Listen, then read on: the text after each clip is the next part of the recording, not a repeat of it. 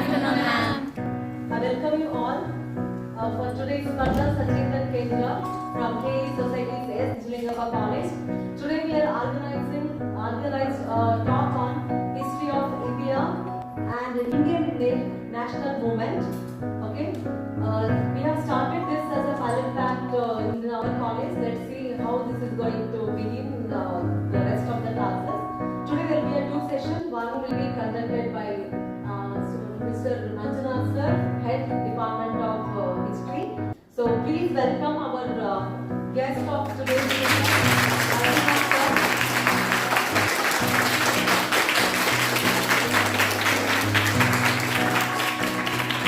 Sir is very interesting, young and energetic students, and he also showed from the beginning that ma'am will take classes. You kindly give us session or allotment so that I can guide it.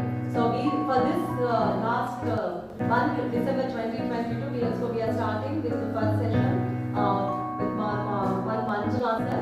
Without further delay, I request Mr. Manjunath sir, Head Department of History, to take over today's program session on behalf of Sparda Sachetan KLE Society's Nijalingappa College. Over to you, sir.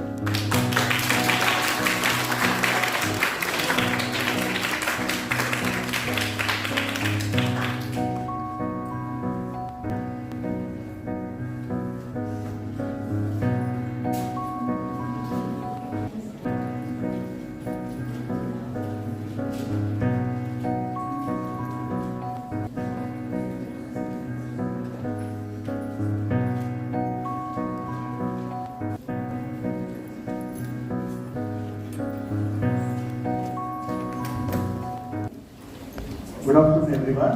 Good afternoon, sir.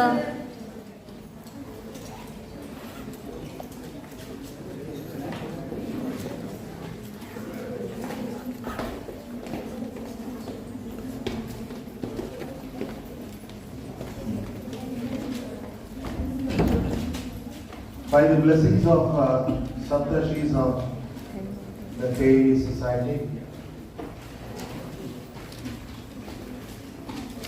I'm here to address you people regarding the UPSC Civil Service competitive examinations.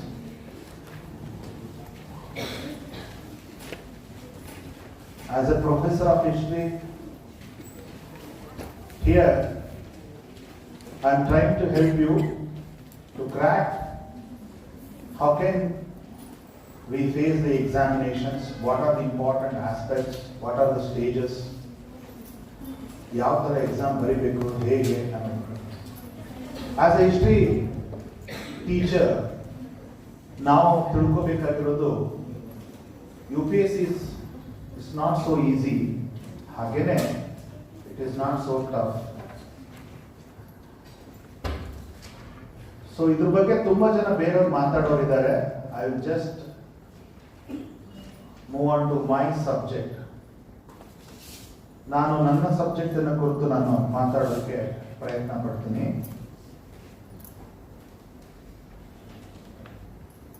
Principal sir ಅವರ ಅನುಮತಿ ಮತ್ತು ಸ್ಪರ್ಧಾ ಸಚೇತನ ಕೇಂದ್ರದ ಮುಖ್ಯಸ್ಥರಾಗಿರ್ತಕ್ಕಂತಹ doctor ಪ್ರತಿಭಾ madam ಅವರ ಅನುಮತಿ ಮೇರೆಗೆ ನಾವು ಈ ಮೊದಲನೇ ಸೀರೀಸ್ ಅನ್ನು ಶುರು ಮಾಡ್ತಾ ಇದ್ದೀವಿ. I have mention here clearly History of India, Indian National Movement, Session 1.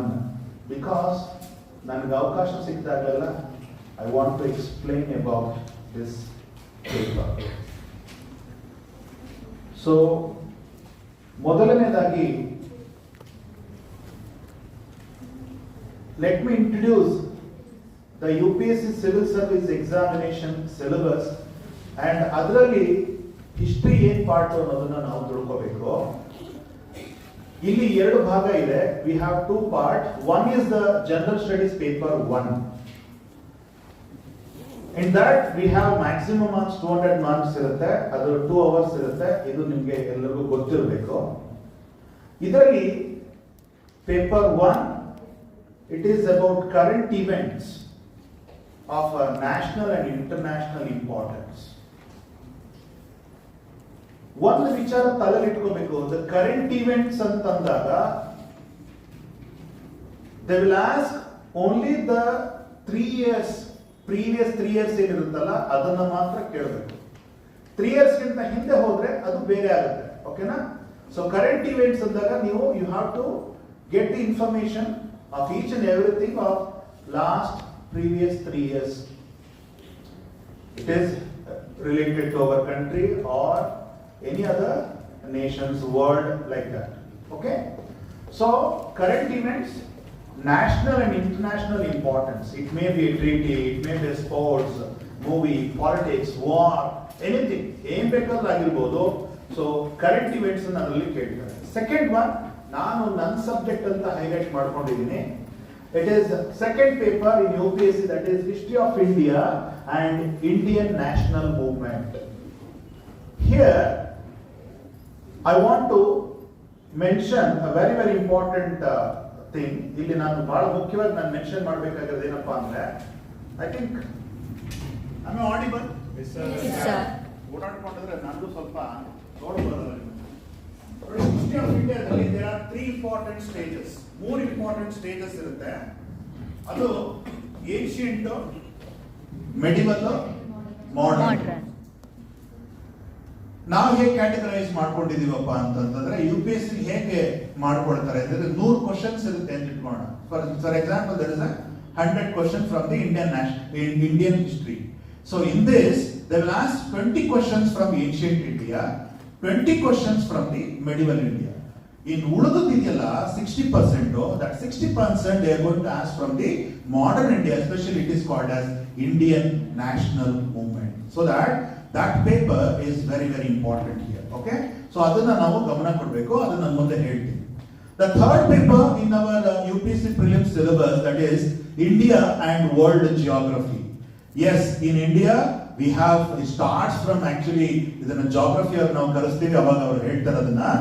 In geography, geographical features, we have so many things in India, minerals ಆಗಿರ್ಬೋದು, rivers, so everything is there. So that is very important here. That is physics, that comes under the physical. Social ಅಂತಂದಾಗ human geography ಅಂತ ಬರುತ್ತೆ, index analysis ಅಂತ ಬರುತ್ತೆ, ಅದ್ರ ಬಗ್ಗೆ ನಿಮಗೆ ಅದನ್ನ ಹೇಳ್ಕೊಡ್ತಾರೆ. Okay, and we are going to study here, that is the Indian and World Geography. ಅದೊಂದು important paper. The fourth one is the Indian polity and governance, and that's why they have the UGC and also the University of Bangalore City University, in all over the university they have made compulsory that Indian Constitution is a compulsory paper, because that we have to study here. ನಾವು ಅದನ್ನ ಓದಲೇಬೇಕು. ನೀವು ಯಾವುದೇ UPSC exam ಅಂತಂದ್ರೆ whatever the state we have, all these people they have to must and study this, the Indian political system, that is Indian Constitution ಆಗಿರಬಹುದು, political system ಅಂತ ತಕ್ಷಣ ಪಂಚಾಯತ್ ರಾಜ್ ವ್ಯವಸ್ಥೆ ಆಗಿರಬಹುದು. We have Lok Sabha and Rajya Sabha, and each and every state we have our own type of government. How these people will be selected, how it is interconnected, ಹೇಗೆ ರಾಜ್ಯ ಸರ್ಕಾರ ಕೇಂದ್ರ ಸರ್ಕಾರ connect ಆಗಿರುತ್ತೆ, how it works, how election works, how rules and regulations starts, how the amendments ಆಗ್ಬೇಕಂದ್ರೆ bill pass ಆಗ್ಬೇಕಂದ್ರೆ what are the procedure, what are the process, all these things we are going to discuss here. Okay? Then the fifth one, that is economic and social development. So here we have a 4 category ಮಾಡ್ಕೊಂಡಿದ್ದೀವಿ. Sustainable development, it is recently we have in 20th century it is started. Poverty, inclusion, demographics is related to the population. Demography ಅಂದ್ರೆ study of population ನೆನಪಿಟ್ಕೊಳ್ಳಿ. Social sector initiatives, ಇವೆಲ್ಲವನ್ನು ಕೂಡ ನಾವು economic centre ನಲ್ಲಿ ಓದ್ತಾ ಇದ್ದೀವಿ. And the sixth one, it is the general issues on environmental ecology, biodiversity, climatic change. Science students, you know very well about all these things, because nimmali even for the art students we have this paper.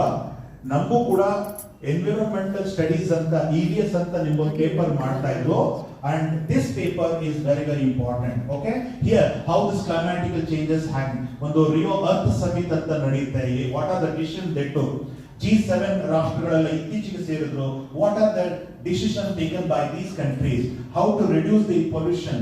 Okay, soil erosion ಏನ್ ಜಾಸ್ತಿ ಆಗ್ತದೆ control ಮಾಡೋದಾಗಿದೆ, ozone layer ನ problem solve ಮಾಡೋದು ಹೇಗೆ, ಈ ತರದ ಅನೇಕ ವಿಚಾರಗಳನ್ನ ಕುರಿತು ಡಿಸ್ಕಸ್ ಮಾಡ್ತಾ ಇದ್ದಾರೆ. Environmental ecology, biodiversity, climatic changes ನೆಲ್ಲ ನಾವು ಮಾಡ್ತಾ ಇದೀವಿ. The last very important topic in general paper 1, GPS 1 ನಲ್ಲಿ ಮೊದಲು ಕೊನೆ paper, that is general science. In this general science we have 48 important topics. ಈ ಜನರಲ್ ಸೈನ್ಸ್ ಅಲ್ಲಿ ಒಟ್ಟು 48 ಇಂಪಾರ್ಟೆಂಟ್ ಟಾಪಿಕ್ಸ್ ಇದೆ. ಆ 48 ಯಾವ್ಯಾವಿದೆ? All these are included physics, chemistry and ನಿಮ್ಮ ಬಾಟನಿ, ಜುವಾಲಜಿ ಏನೇನು ಬರ್ತದಲ್ಲ ಎಲ್ಲವನ್ನೂ ಸೇರಿಸ್ಕೊಂಡು ಒಟ್ಟು 48 ಟಾಪಿಕ್ಸ್ ನ ಇಟ್ಕೊಂಡಿದ್ದಾರೆ. So this is the general paper 1, that is general studies paper 1 for 2 hours maximum. ಇದ್ರಲ್ಲಿ ಏನ್ ಕೇಳ್ತಾರೆ ಯಾವ್ದು ಕೇಳ್ತಾರೆ ಅಂತ ಗೊತ್ತಿಲ್ಲ, but yes we have a syllabus for this. Each and everything ಈ ಇರೋ 7ಕ್ಕೂ ಕೂಡ we have a syllabus. I will give you that. ನಾವು ಮುಂದಿನ ತರಗತಿಗಳಲ್ಲಿ ನಾವು ಅದರ ಸಿಲೆಬಸ್ ನಿಮಗೆ ಹ್ಯಾಂಡ್ ಓವರ್ ಮಾಡ್ತೀವಿ. ಸೊ ಅದನ್ನು ನೀವು ಪ್ರಿಪೇರ್ ಆಗ್ಬೋದು. We will give the materials, we will give the these are the important books and we have plenty of materials in our library. Okay, and this is the first paper. The second paper, ಎರಡನೇ paper CSAT ಅಂತ ಕರೀತೀವಿ. ಎಷ್ಟು ನಮಗೆ ನಾನು CSAT ಅಂತ ಗೊತ್ತಿಲ್ಲ ಅಂತ ಹೇಳ್ತಾರೆ. So it is civil service aptitude test. This is called as CSAT examination. This is general studies paper 2. Actually the paper 1 is easy. Paper 1 ಇದೆಯಲ್ಲ ಅದು ಬಹಳ ಸುಲಭ. But paper 2 is difficult. Paper 2 ಸ್ವಲ್ಪ ಕಷ್ಟ ಇರುತ್ತೆ. ಯಾಕೆ ಕಷ್ಟ ಇರುತ್ತೆ ಅಂತಂದ್ರೆ ಇದನ್ನ ನಾವು ಯೂಶುವಲ್ ಆಗಿ ಓದಿರಲ್ಲ. We have not studied all these things in our high school or primary level, even in PUC and degree ಓದಿರಲ್ಲ. But for science students it is easy. Science ನವರಿಗೆ ಬಹಳ ಕಷ್ಟ ಆಗುತ್ತೆ, ಕಾಮರ್ಸ್ ನವ್ರಿಗೆ ಸ್ವಲ್ಪ ಸುಲಭ ಆಗ್ಬೋದು, ಬಟ್ ಆರ್ಟ್ಸ್ ನವ್ರಿಗೆ ಕಷ್ಟ ಆಗ್ಬಿಡುತ್ತೆ. ಬಟ್ ಮೊದಲನೇ ಪೇಪರ್ ಇದೆಯಲ್ಲ ಅದು ಆರ್ಟ್ಸ್ ನವ್ರಿಗೆ ಸುಲಭ ಆಗ್ಬಿಡುತ್ತೆ. But simultaneously both of you, ಈ ಎರಡೂ ಎಲ್ಲರ ವರ್ಗದವರು ಕೂಡ ಇದನ್ನ ಗಮನ ಕೊಟ್ಟು ತಿಳ್ಕೋಬೇಕಿಲ್ಲ.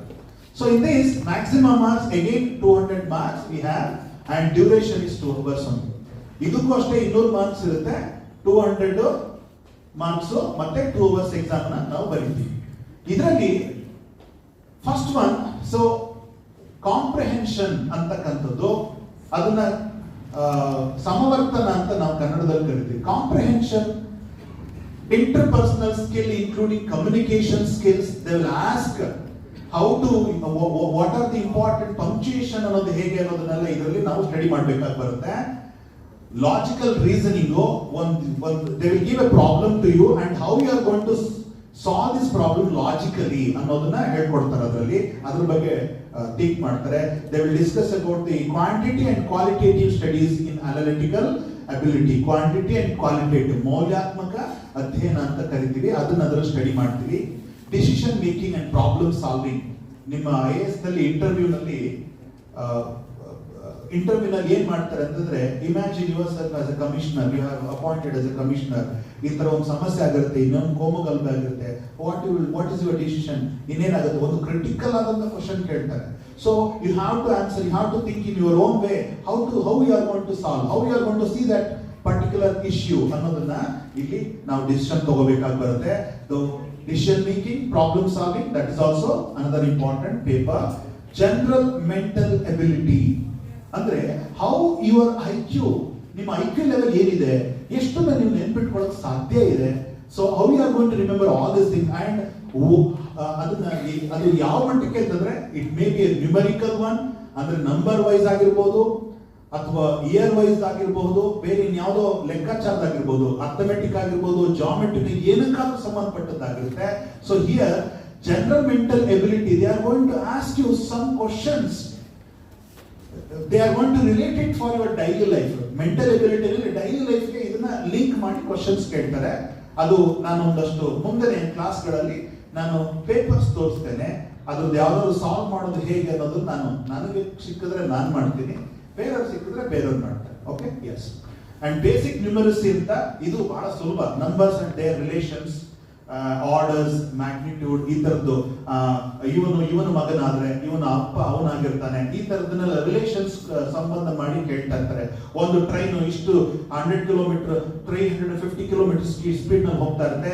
It will take 2 hours to reach that particular place, and then what if suppose if that the same train is reached 180 kilometre speed ನಲ್ಲಿ ಹೋದಾಗ ಎಷ್ಟು ಹೊತ್ತು ತಗೊಳುತ್ತೆ ಅಂತ. ಈ ತರದ್ದು ಸಿಂಪಲ್ ಆಗಿರೋ ನ್ಯೂಮರಸಿ ವಿಚಾರಗಳನ್ನ ಇದರಲ್ಲಿ ಕೇಳ್ತೀವಿ. Data interpretation, charts, graphs, tables, ಈ ಇಷ್ಟರಲ್ಲೂ ಬಹಳ ಸುಲಭವಾದದ್ದು ಅಂದ್ರೆ 7th one.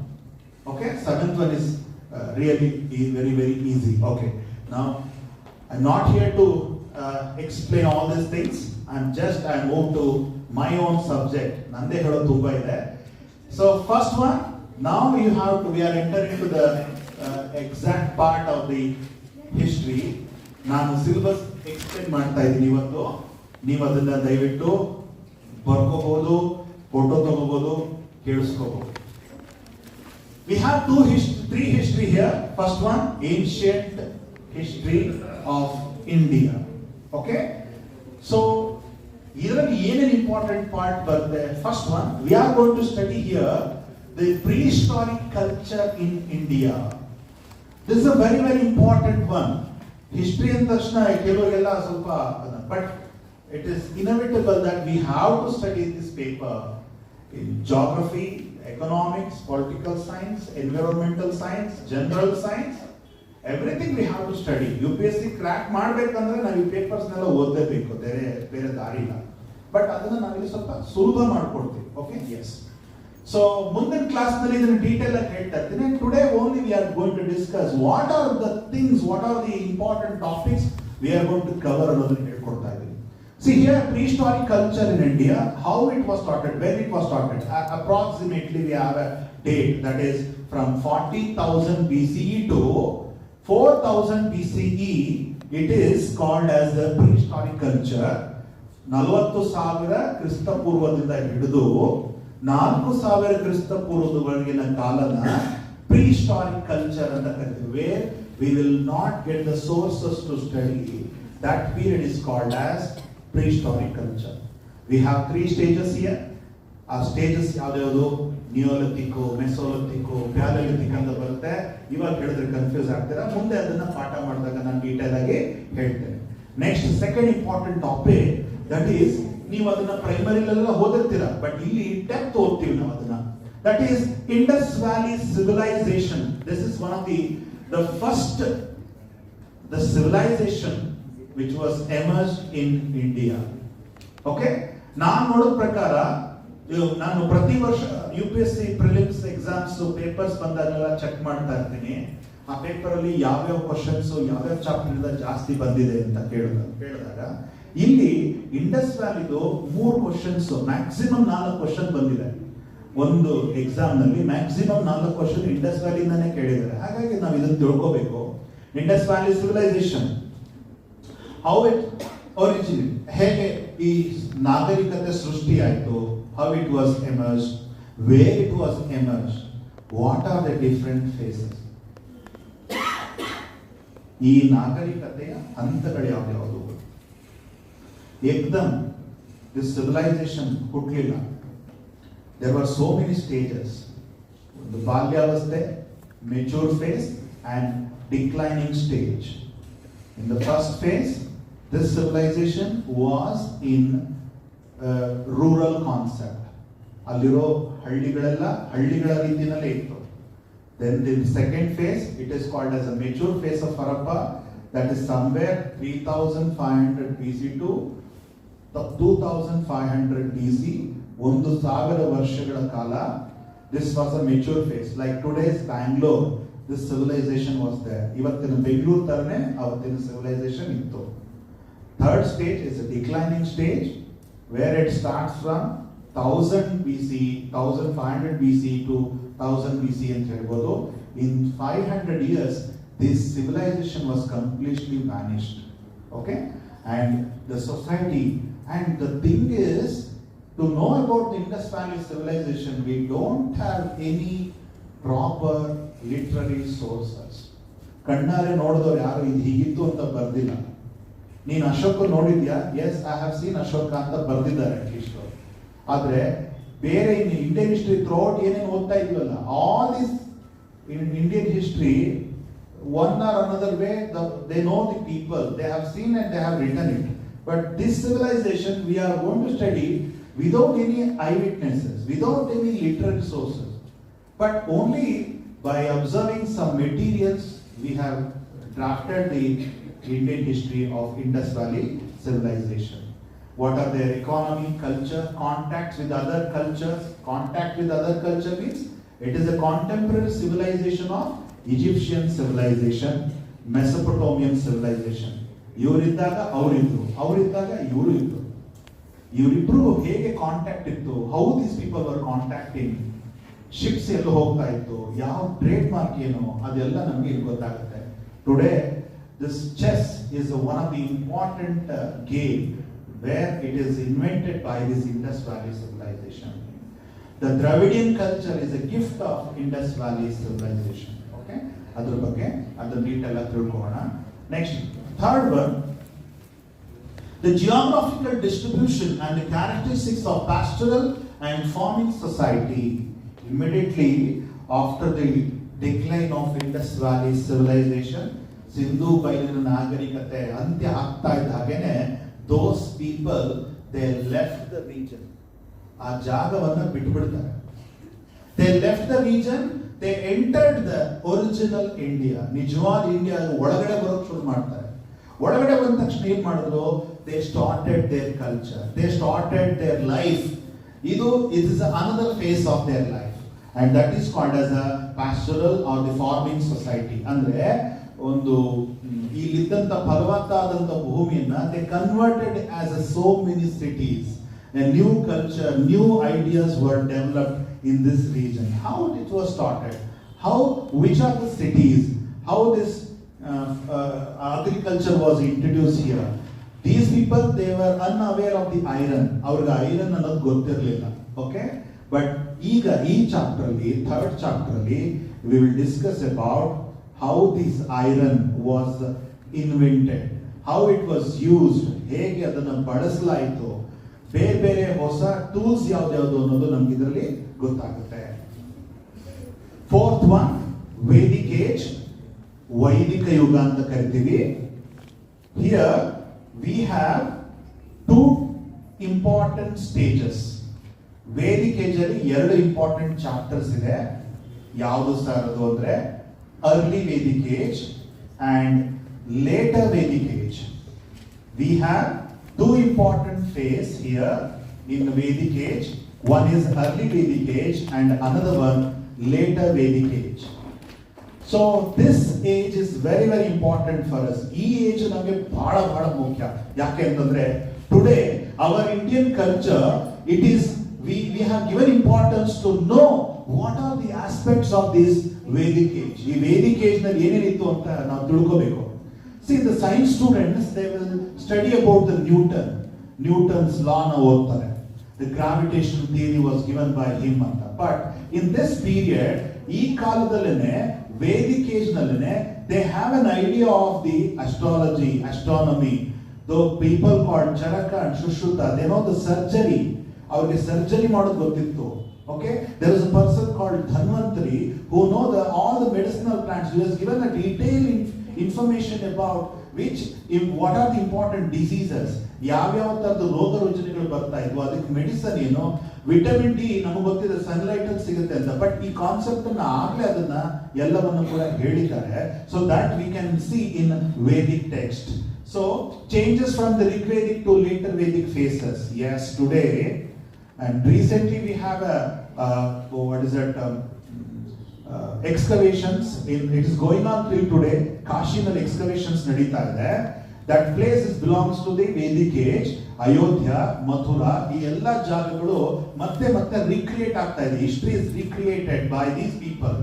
Now they are excavating these places. Now new ideas, new history is rewritten. Really it is destroyed by someone's attack, or what happened to these places? ಈ ತರದ ಜಾಗಗಳನ್ನು ಹುಡುಕ್ತಾ ಇದ್ದಾರೆ. Today so many new types of communities are developing there. ಅಲ್ಲಿ ಹೊಸ ಸಮುದಾಯಗಳು ಹುಟ್ಟುಕೊಳ್ತಾ ಇದೆ. Before that, ಅಂದ್ರೆ ಸುಮಾರು ವರ್ಷಗಳು, ಅಂದ್ರೆ at this time, Rigvedic time ನಲ್ಲಿ, where were these people? They are the people, actually they introduced the muslin cloth in Indian industry. Indian industry muslin cloth ಅನ್ನು ಪರಿಚಯ ಮಾಡಿಕೊಟ್ಟವರು ಇವರೇ. At the same time, this is in China civilization.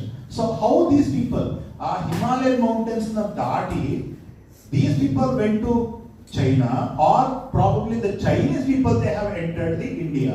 ಇದನ್ನ ಪತ್ತೆ ಮಾಡ್ತಾ ಇದ್ದಾರೆ ಇನ್ನೂ ಕೂಡ ಇನ್ನು ಇದ್ರ ಬಗ್ಗೆ ರಿಸರ್ಚಸ್ ನಡೀತಾ ಇದೆ. ಸೊ ಅದ್ರ ಮೇಲೆ ಒಂದು ಪ್ರಶ್ನೆ ಬಂದಿತ್ತು, ಅದಕ್ಕೋಸ್ಕರ ಅದನ್ನ ಡೀಟೇಲ್ ಆಗಿ ಹೇಳ್ತಾ ಇದ್ದೀನಿ.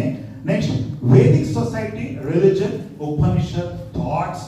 It is very, very tough, Political and social organization. Yes, we have Vidhan Sabha, Vidhana Parishad. ನಾವು ಲೋಕಸಭಾ, ರಾಜ್ಯಸಭಾ ಅಂತ ಓದ್ತೀವಲ್ವಾ, ಹಾಗೇನೆ ಇಲ್ಲೂ ಕೂಡ in Vedic age we have ಸಭಾ, ಸಮಿತಿ ಅಂತ ಎರಡು ಆರ್ಗನೈಸೇಷನ್ಸ್ ಇರುತ್ತೆ, 2 political units. So how these people, they were doing these political activities? What are the political units? How they were doing the administration? Who is helping the ruler? We have a name called Raja. Raja, ಅವನನ್ನ ರಾಜನ್ ಅಂತ ಕರಿಬೇಕು ಅಂತ ಹೇಳ್ಕೊಟ್ಟಿದ್ದೆ ಇವರು Vedic age. So that Vedic age, it gives the information about so many yagas and yagnas. How they were electing a ruler. See, they have mentioned in social organization ಅಲ್ಲಿ ಬರುತ್ತೆ, there is a thing called Vajapeya yaga. Vajapeya yaga ಅಂತಂದ್ರೆ it is a chariot race. Okay? So one question ಕೇಳಿದ್ದಾರೆ, what is Vajapeya yaga ಅಂತ ಕೇಳಿದರೆ, dies game ಅದು ಇದನ್ನ option ಕೊಟ್ಟು ಅದು chariot race. So whoever the person wins in the chariot race, that person is selected as a ruler ಅನ್ನೋದನ್ನ Vedic age ಅಲ್ಲಿ ಮಾಡ್ತಾ ಇದ್ರು. ಸೊ ಒಬ್ಬ ರಾಜನನ್ನು ಸೆಲೆಕ್ಟ್ ಮಾಡೋದಕ್ಕೆ ಏನೇನೆಲ್ಲ ಆಕ್ಟಿವಿಟೀಸ್ ಮಾಡಿಸ್ತಾ ಇದ್ರನ್ನ ಅದನ್ನು ನಾವು ಸೋಷಿಯಲ್ ಆರ್ಗನೈಸೇಷನ್ಸ್ ಅಲ್ಲಿ ಓದ್ತಾ ಇದೀವಿ. And in this very very importantly, how this caste system was emerged by this Varna system. Varna system ಇಂದ caste system ಹೇಗೆ ಬಂತು ಅನ್ನೋದನ್ನ ನಾವು ಇಲ್ಲಿ ಓದ್ತಿರ್ತೀವಿ. There was a status of women. How was the status of women in this Vedic period? First, actually we have a concept called Upanayana. Upa ಅಂದ್ರೆ ಸಬ್, ನಯನ means eye. ಇರೋ 2 ಕಣ್ಣುಗಳು ಸಾಕಾಗಿದೆ, ಎಕ್ಸ್ಟ್ರಾ ಇನ್ನೆರಡು ಕಣ್ಣುಗಳು ಯಾವುದು ಅಂತಂದ್ರೆ ಎಕ್ಸ್ಟ್ರಾ ಇನ್ನೊಂದು ಕಣ್ಣು, that is called as knowledge, education. So now we are eligible to get education. ಅದಕ್ಕೆ ಉಪನಯನ ಕಾರ್ಯಕ್ರಮಗಳನ್ನ ಮಾಡಲಾಗ್ತಾ ಇತ್ತು. We have information, social organization information ಇದೆ, ಹೆಣ್ಣು ಮಕ್ಕಳಿಗೂ ಕೂಡ ಉಪನಯನ ಮಾಡಲಾಗ್ತಾ ಇತ್ತು. In Vedic age ಅವರು ಕೂಡ ಉಪನಯನ ಮಾಡ್ಕೊಳ್ತಾ ಇದ್ರು, ಜನಿವಾರವನ್ನು ಹಾಕೊಳ್ತಾ ಇದ್ರು. But now it is not for the girls. Okay? So ಅಲ್ಲಿ ಮೈತ್ರೇಯಿ, ಗಾರ್ಗೇಯಿ, ಅಪಾಲ, ಗೋಶಾಲ, there are so many women scholars were there that they have mentioned about them. ಅವರೆಲ್ಲ ಎಂತೆಂತ ಬುಕ್ಸ್ ಬರೆದಿದ್ದಾರೆ, ಏನೆಲ್ಲ ಇನ್ಫಾರ್ಮೇಶನ್ ಕೊಟ್ಟಿದ್ದಾರೆ. We have a Gayatri mantra called Om Bhrum Bhuvasvaha Tat Sarvaritu Bhargo Devasya Dhimahi Dhiyo Yona Prachodaya. ಈ ಮಂತ್ರದ ಮೇಲೆ ಇವರು ಎಷ್ಟೆಲ್ಲ ಬರೆದಿರಲ್ಲ, ಅದು ಋಗ್ವೇದಿಕ್ ಟೆಕ್ಸ್ಟ್ ನಲ್ಲಿ ಇರ್ತಕ್ಕಂಥದ್ದು, ಋಗ್ವೇದದಲ್ಲಿ ಇರ್ತಕ್ಕಂಥದ್ದು ಮಂತ್ರಗಳು. ಸೊ ಅದನ್ನ ಬರೆದಿರೋದು ಮೈತ್ರಿ, ಅವಳು ಇದ್ರ ಬಗ್ಗೆ ಡೀಟೇಲ್ ಆಗಿ ಇನ್ಫಾರ್ಮೇಶನ್ ಕೊಡ್ತಾರೆ. ಇದನ್ನ ವೇದಿಕ್ ಟೆಕ್ಸ್ಟ್ ನಲ್ಲಿ ಈ ಚಾಪ್ಟರ್ ನಲ್ಲಿ ನಿಮ್ಗೆ ಕೇಳ್ತಾರೆ. Evolution of varna system. ವರ್ಣ ಅಂದ್ರೆ ಗೊತ್ತಲ್ಲ, ಕಲರ್. ಬ್ರಾಹ್ಮಣ, ಕ್ಷತ್ರಿಯ, ವೈಶ್ಯ, ಶೂದ್ರ, 4 ವರ್ಣಗಳು ಯಾವುದು ಅಂತ ಕೇಳ್ತಾರೆ. ಬಟ್ ನಿಮ್ಗೆ ಕ್ವಶನ್ ಅಷ್ಟೊಂದು ಸುಲಭ ಆಗಿರೋಲ್ಲ. ಕ್ವಶನ್ ಏನು ಅಂತಂದ್ರೆ, who are these Panchalas? They are ಪಾಂಚಾಲರು ಯಾರು ಅಂತ ಕ್ವಶನ್ ಬಂತು, ಅದಕ್ಕೆ ಹೇಳ್ತಾ ಇದ್ದೀವಿ. Panchalas, that is a mixed race of the male Brahmana and female ಕ್ಷತ್ರಿಯ. ಬ್ರಾಹ್ಮಣರ ಪುರುಷನಿಗೆ, ಕ್ಷತ್ರಿಯರ ಸ್ತ್ರೀಗೆ ಹುಟ್ಟಿರ್ತಕ್ಕಂತಹ ಒಂದು ವರ್ಗವನ್ನ ಪಾಂಚಾಲರು ಅಂತ ಕರೀತಾರೆ. ಸೊ ವರ್ಣ system converted as caste system. ಇದ್ರದ್ದು ಇಷ್ಟು ಸಿಂಪಲ್ ಆಗಿ ಕ್ವಶನ್ ಕೇಳೋದಿಲ್ಲ, ಆಯ್ತಾ? ಓಕೆ, ನಾನು ಸುಮ್ಮನೆ ಎಕ್ಸಾಂಪಲ್ ಹೇಳ್ತಾ ಇರೋದು. So evolution of varna system. ಇವತ್ತು ಎಷ್ಟು ಜಾತಿಗಳಿದೆ, we have so many caste in India. ಅದಕ್ಕೆ ಜನ್ಮ ಕೊಟ್ಟಿದ್ದು ದಿಸ್ ವರ್ಣ ಸಿಸ್ಟಮ್.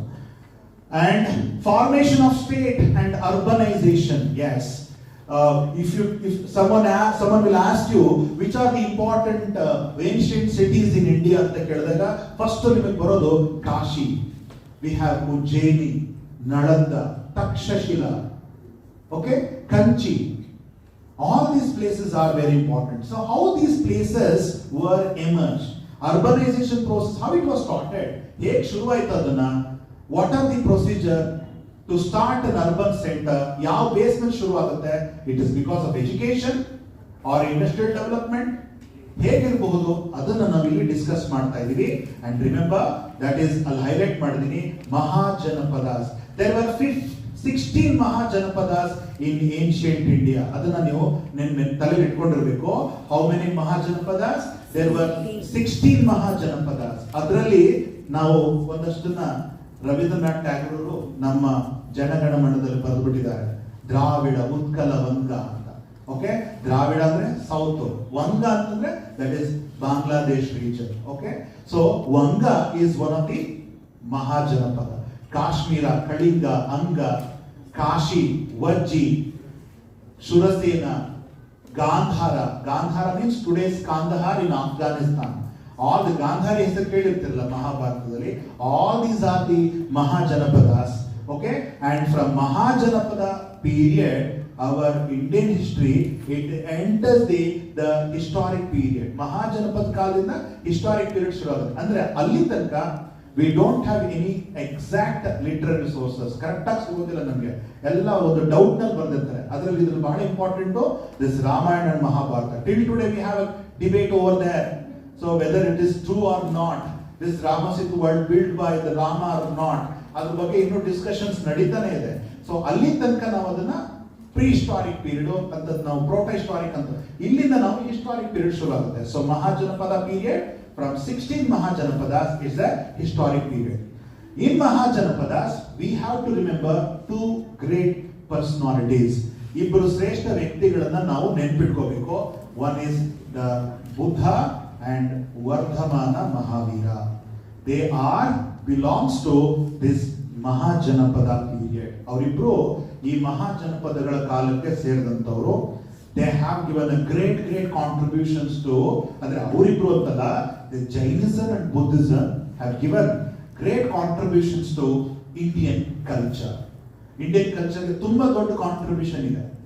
ಓಕೆ, ಅದು ನಮ್ಗೆ ಅದು ಐಡೆಂಟಿಫೈ ಮಾಡಕ್ ಆಗ್ತಲ್ಲ. ಇನ್ನು ಮುಂದೆ ಎಕ್ಸಾಂಪಲ್ ಹೇಳ್ತೀನಿ. We have our national emblem. That our national emblem is purely related to that Buddhism. 4 lions, it is the 4 basic principles of Buddha. We have a horse that indicates the Mahaparityaga of Buddha. The chakra, that is Dharma Chakra Pravartana, his first sermon. ತಾನು ಮೊದಲು ಬೋಧನೆ ಮಾಡಿದಂತ ಸಾರನಾಥನ ತಿಳಿಸ್ಕೊಡಕ್ಕೆ ಚಕ್ರನ adapt ಮಾಡ್ಕೊಂಡಿದ್ದೀವಿ. We have bull in our national emblem that indicates he was born in Vrishabha Rashi. Inverted lotus, ಕಮಲದ ಹೂ ತಲೆ ಕೆಳಕಾಗಿರುವಂತದ್ದು, that gives the information about the death of Buddha. So ನಮ್ಮ ನ್ಯಾಷನಲ್ ಎಂಬ್ಲಮ್ ಬುದ್ಧಿಸಮ್ದು ವಿಚಾರಗಳು. They have given great contribution to the art and architecture. Ajanta, ಎಲ್ಲೋರ್ ಆಗಿರ್ಬೋದು, ನಳಂದ, ಸಾಂಚಿ ಆಗಿರ್ಬೋದು. Nalanda is one of the ancient Buddhist university and recently 12 years ಆಗಿದೆ. We have restarted this university in Bihar. ಓಕೆನಾ? So ಈ ತರದೆಲ್ಲ develop ಆಗಿದ್ದು ಈ ಬುದ್ಧಿಸಮ್ ಮತ್ತು ಜೈನಿಸಮ್ ಇಂದ. Unfortunately, the Buddhism was emerged in India, but it has not survived in India. But Jainism ಹುಟ್ಟಿತು ಇಲ್ಲೇನೆ, ಆದ್ರೆ Jainism ಹೇಗೋ ಉಳ್ಕೊಂಡಿದೆ. ಓಕೆನಾ? ಅದು ಯಾಕೆ, ಏನು ಅಂತ ಅನ್ನೋದನ್ನ ನಾವು ತಿಳ್ಕೋಬೇಕು. In ancient India, the second part, that is the Mauryan Empire. ಯಾರಾದ್ರೂ ನಿಮ್ಮನ್ನ ಅಪ್ಪಿತಪ್ಪಿ ಪ್ರಶ್ನೆ ಕೇಳಿದ್ರೆ which was the first empire established in India ಅಂತ ಕೇಳಿದ್ರೆ you should say that is Mauryan Empire, and the first ruler is Chandragupta Maurya. Okay, so ಅದು ನಿಮ್ಗೆಲ್ರಿಗೂ ಗೊತ್ತಿರುತ್ತೆ. So ಆ ಒಂದು ಎಂಪೈರ್ ನ ಕಾಂಟ್ರಿಬ್ಯೂಷನ್ ಏನು ಅನ್ನೋದು ನಾವು ತಿಳ್ಕೋಬೇಕು. These are the people who introduced so many important new concepts to India. Actually, we were not knowing about the judicial system. Court system ನಮಗೆ ಗೊತ್ತಿರಲಿಲ್ಲ. ಕೋರ್ಟ್ ಅಂತಂದ್ರೆ ಈ ತರ ನ್ಯಾಯಾಲಯ ಇರುತ್ತೆ ಅಂತ. But this was introduced here. ಧರ್ಮಸ್ಥೇಯ, ಕಂಟಕ ಶೋಧನ. What is ಧರ್ಮಸ್ಥೇಯ ಅಂತಂದ್ರೆ? It is a civil court. ಕಂಟಕ ಶೋಧನ ಅಂದ್ರೆ ಕ್ರಿಮಿನಲ್ ಕೋರ್ಟ್. ಈ ತರದನ್ನ ಕೋರ್ಟ್ ಗಳ ಸಿಸ್ಟಮ್ ಅನ್ನು ಶುರು ಮಾಡಿದ ಇಂಡಿಯಾದಲ್ಲಿ, that is by the Mauryans. To select a ruler, what are the criteria? ಇವತ್ತು ನಾವು ಎಲೆಕ್ಷನ್ ಮಾಡ್ತಾ ಇದೀವಲ್ವಾ, ಆ ಎಲೆಕ್ಷನ್ ಮಾಡೋದಕ್ಕೆ ಒಂದಷ್ಟು ಪ್ರೊಸೀಜರ್, ಕ್ರೈಟೀರಿಯಾ ಇದೆ ಅಲ್ವಾ. ಅದನ್ನ ಮೊದಲು ಹೇಳ್ಕೊಟ್ಟಿದ್ದು ಯಾರು ಅಂದ್ರೆ, we have a person called Kautilya who wrote ಅರ್ಥಶಾಸ್ತ್ರ. Okay, and we are going to discuss all these things in this chapter.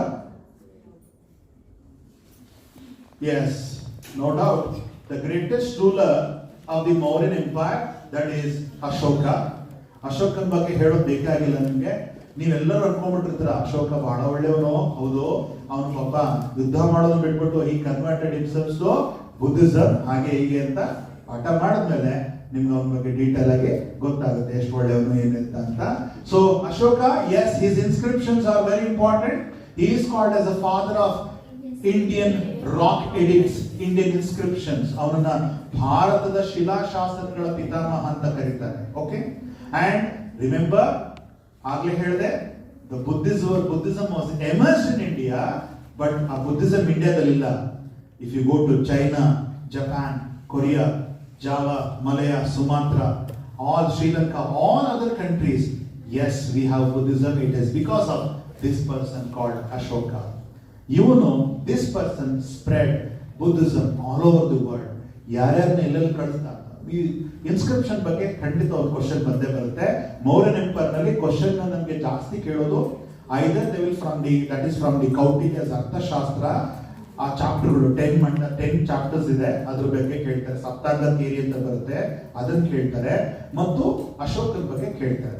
ನಾನು ಮುಂದಿನ ಸೆಷನ್ಗಳಲ್ಲಿ ಯಾವ್ಯಾವ ಚಾಪ್ಟರ್ ಏನೇನು ಇಂಪಾರ್ಟೆಂಟ್ ಟಾಪಿಕ್ಸ್ ಅದನ್ನ ಮಾತ್ರ ಹೈಲೈಟ್ ಮಾಡಿ ಪಾಠ ಮಾಡಿದ್ದಾರೆ. Okay, S.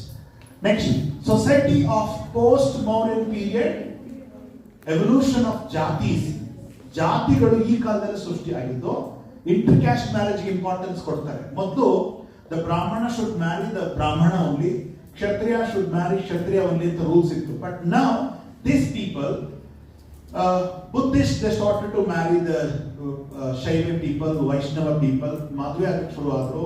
ಹಾಗಾಗಿ ಇಂಟರ್ ಕ್ಯಾಸ್ಟ್ ಮ್ಯಾರೇಜ್ಗಳು ಶುರು ಆದ್ವಲ್ವಾ, so that gave birth for the evolution of the jatis here. Okay, 11th one, the Shatavahanas, they are the feudatories.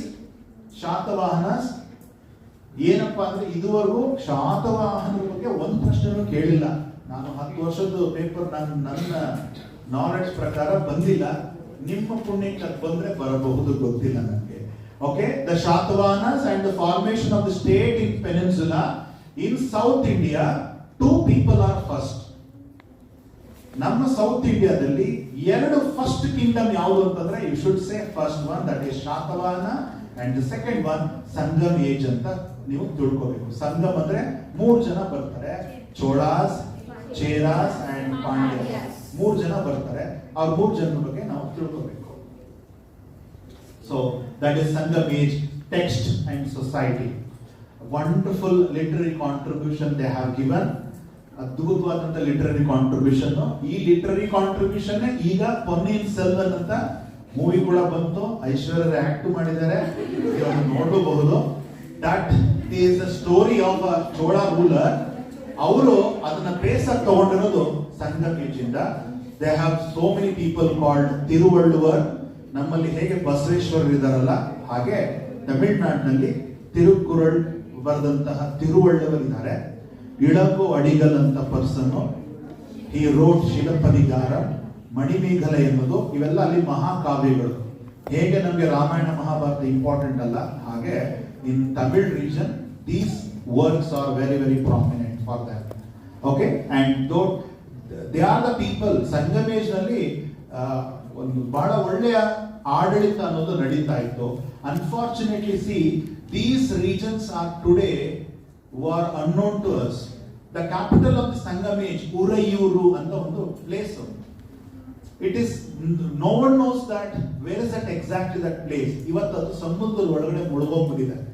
It is inside the ocean today. Bay of Bengal ಅಲ್ಲಿ ಮುಳುಗೋಗ್ಬಿಟ್ಟಿದೆ ಉರೈಯೂರು. ಅದನ್ನ excavate ಮಾಡೋಕೆ try ಮಾಡ್ತಾ ಇದ್ರೆ ಆಗ್ತಾ ಇಲ್ಲ. Because the land is so steep, ಬಹಳ ಆಳದಲ್ಲಿದೆ. That was the capital of these people. Okay, ನಮ್ಗೆ ಆರ್ಕಿಯಾಲಜಿ ಡಿಪಾರ್ಟ್ಮೆಂಟ್ ಮಾತ್ರ ರಿಮೈನಿಂಗ್ಸ್ ಸಿಕ್ಕಿದೆ, ಅದ್ರ ಬಗ್ಗೆ ತಿಳ್ಕೊಂಡಿರ್ಬೇಕು. 13th, Indo-Greeks. Today we are using coins, my dear students. ಇವತ್ತು ನೀವೆಲ್ಲ ನಾಣ್ಯಗಳು ಬಳಸ್ತಾ ಇದ್ರಲ್ಲ, ಆ ನಾಣ್ಯಗಳನ್ನ ಬಳಸೋ ಐಡಿಯಾ ಕೊಟ್ಟಿದ್ದೆ Greeks. So the Greeks, that is the first great contribution. But according to me, the second great contribution by them is the making of or the sculpture of India. No one has seen that how was this Lord Shiva, Lord Buddha, Lord Vishnu. ನಾವು ಯಾರು imagination ಮಾಡ್ಕೊಂಡಿಲ್ಲ ಬುದ್ಧ ಹೇಗಿರ್ತಾನೆ, ಶಿವ ಹೇಗಿರ್ತಾನೆ, ವಿಷ್ಣು ಹೇಗಿರ್ತಾನೆ ಅಂತ. ಅದನ್ನೆಲ್ಲ imagine ಮಾಡಿಕೊಂಡು ಕೆತ್ತಿದ್ದು ಯಾರು sir ಅಂತಂದ್ರೆ it was done by this Greeks. We introduce them those cultures to India. ನಾವಿಲ್ಲಿ ಬಂದ್ಬಿಟ್ಟು ಬುದ್ಧ ಹೀಗಿದ್ದ ಅಂತ ಕತೆ ಹೇಳಿದ್ವಿ. We said all these things about to them and they started to carve and now we have those photos. ಇವತ್ತು ನೀವು ಯಾರು ಹಿಂದೂ ಧರ್ಮದ ದೇವತೆಗಳನ್ನ ನೋಡ್ತಿರಲ್ಲ, ಅವರೆಲ್ಲ ಕಾಸ್ಟ್ಯೂಮ್ ತೆಗೆದ್ಬಿಟ್ರೆ, ಆಭರಣಗಳನ್ನ ತೆಗೆದ್ಬಿಟ್ರೆ, they looks like the Greek gods. ಓಕೆನಾ? ಅಲ್ಲಿ ಗ್ರೀಕ್ ಅಲ್ಲಿ Apollo, Athena, Zeus, all these God's and goddesses are there. That culture we have adopted from the Greeks. So the sculpture of India, it was introduced, it was started by the Greeks. After that followed by them Shakas, they are the followers. Parthians, Kushanas, Kanishka. Kanishka is very very important for us. Yes, he is the one ruler. Nammalli Shaka anno calendar shuru agutte. Though Hindu calendar Shaka, that is 78 CE, it was started by Kanishka. ನೀವು ಯಾರು ಮದುವೆಗಳದ್ದು card ನೋಡಿ, invitation card ನೋಡಿದ್ರೆ ಶಾಲಿವಾಹನ ಶಕ ಅಂತ ಶುರು ಆಗುತ್ತಲ್ಲ, that is belongs to him. Okay, and contacts with the outer world, ಬೇರೆ ಜಗತ್ತಿನೊಂದಿಗೆ ಇವ್ರದೆಲ್ಲ contacts ಏನಿತ್ತು? What are the contribution of these? We have a Cambodia ಅಂತ ಕರಿತೀವಿ. That is the world, the largest monument. That was the contribution in this period. ಈ ಕಾಲದಲ್ಲಿ ಅದು ಶುರುವಾಗಿತ್ತು. Different religion, and that is Bhagavatism. This is the one important religion which was emerged in ancient India to compete with the Jainism and Buddhism. Buddhism and Jainism ತುಂಬಾ popular ಆಗಿಬಿಡುತ್ತೆ. ಅದನ್ನ ಪಾಪ್ಯುಲಾರಿಟಿನ ತಡೆಯೋದಕ್ಕೋಸ್ಕರ we started this Bhagavatism. This was emerged. The Lord Krishna, Lord Rama, this concept was emerged, and that is called as Bhagavatism. Bhagavata ಪುರಾಣಗಳನ್ನ ಈ ಕಾಲದಲ್ಲಿ ಬರೆದ್ರು. ಇನ್ನೊಂದು information, good information ಕೊಡ್ತಾ ಇದ್ದೀನಿ. Ramayana and Mahabharata was return in this period, not in Vedic age. ಅದು ಆ ಕಾಲದಲ್ಲಿ ನಡೆದಿರಬಹುದು. ಅದನ್ನ ರಿಟರ್ನ್ ಫಾರ್ಮೆಟ್ ತಂದಿದ್ದು ಯಾವ ಕಾಲದಲ್ಲಿ ಸರ್ ಅಂದ್ರೆ that is the different, that is Bhagavata period. Bhagavata period ಅಂತಂದ್ರೆ ಸಮ್ವೇರ್ ಇನ್ ಗುಪ್ತ ಪೀರಿಯಡ್. ಹೇಳ್ತೀನಿ ಅದ್ರ ಬಗ್ಗೆ. Okay, next Shaivism. Lord Shiva, ಇವನ ಅನುಯಾಯಿಗಳು ತುಂಬಾ ಜನ ಇದ್ದಾರೆ. ಇದರಲ್ಲಿ ಸೆಕ್ಸ್ ಓದ್ತಾ ಇದ್ವಿ ನಾವು. ಇದ್ರ ಬಗ್ಗೆ ಪ್ರಶ್ನೆ ಬರುತ್ತೆ. ಕಾಳಾಮುಖಾಸ್, ಕಾಪಾಲಿಕಾಸ್, ಲಘುಲೀಶ ಅಂತೆಲ್ಲ ಬರ್ತಾರೆ.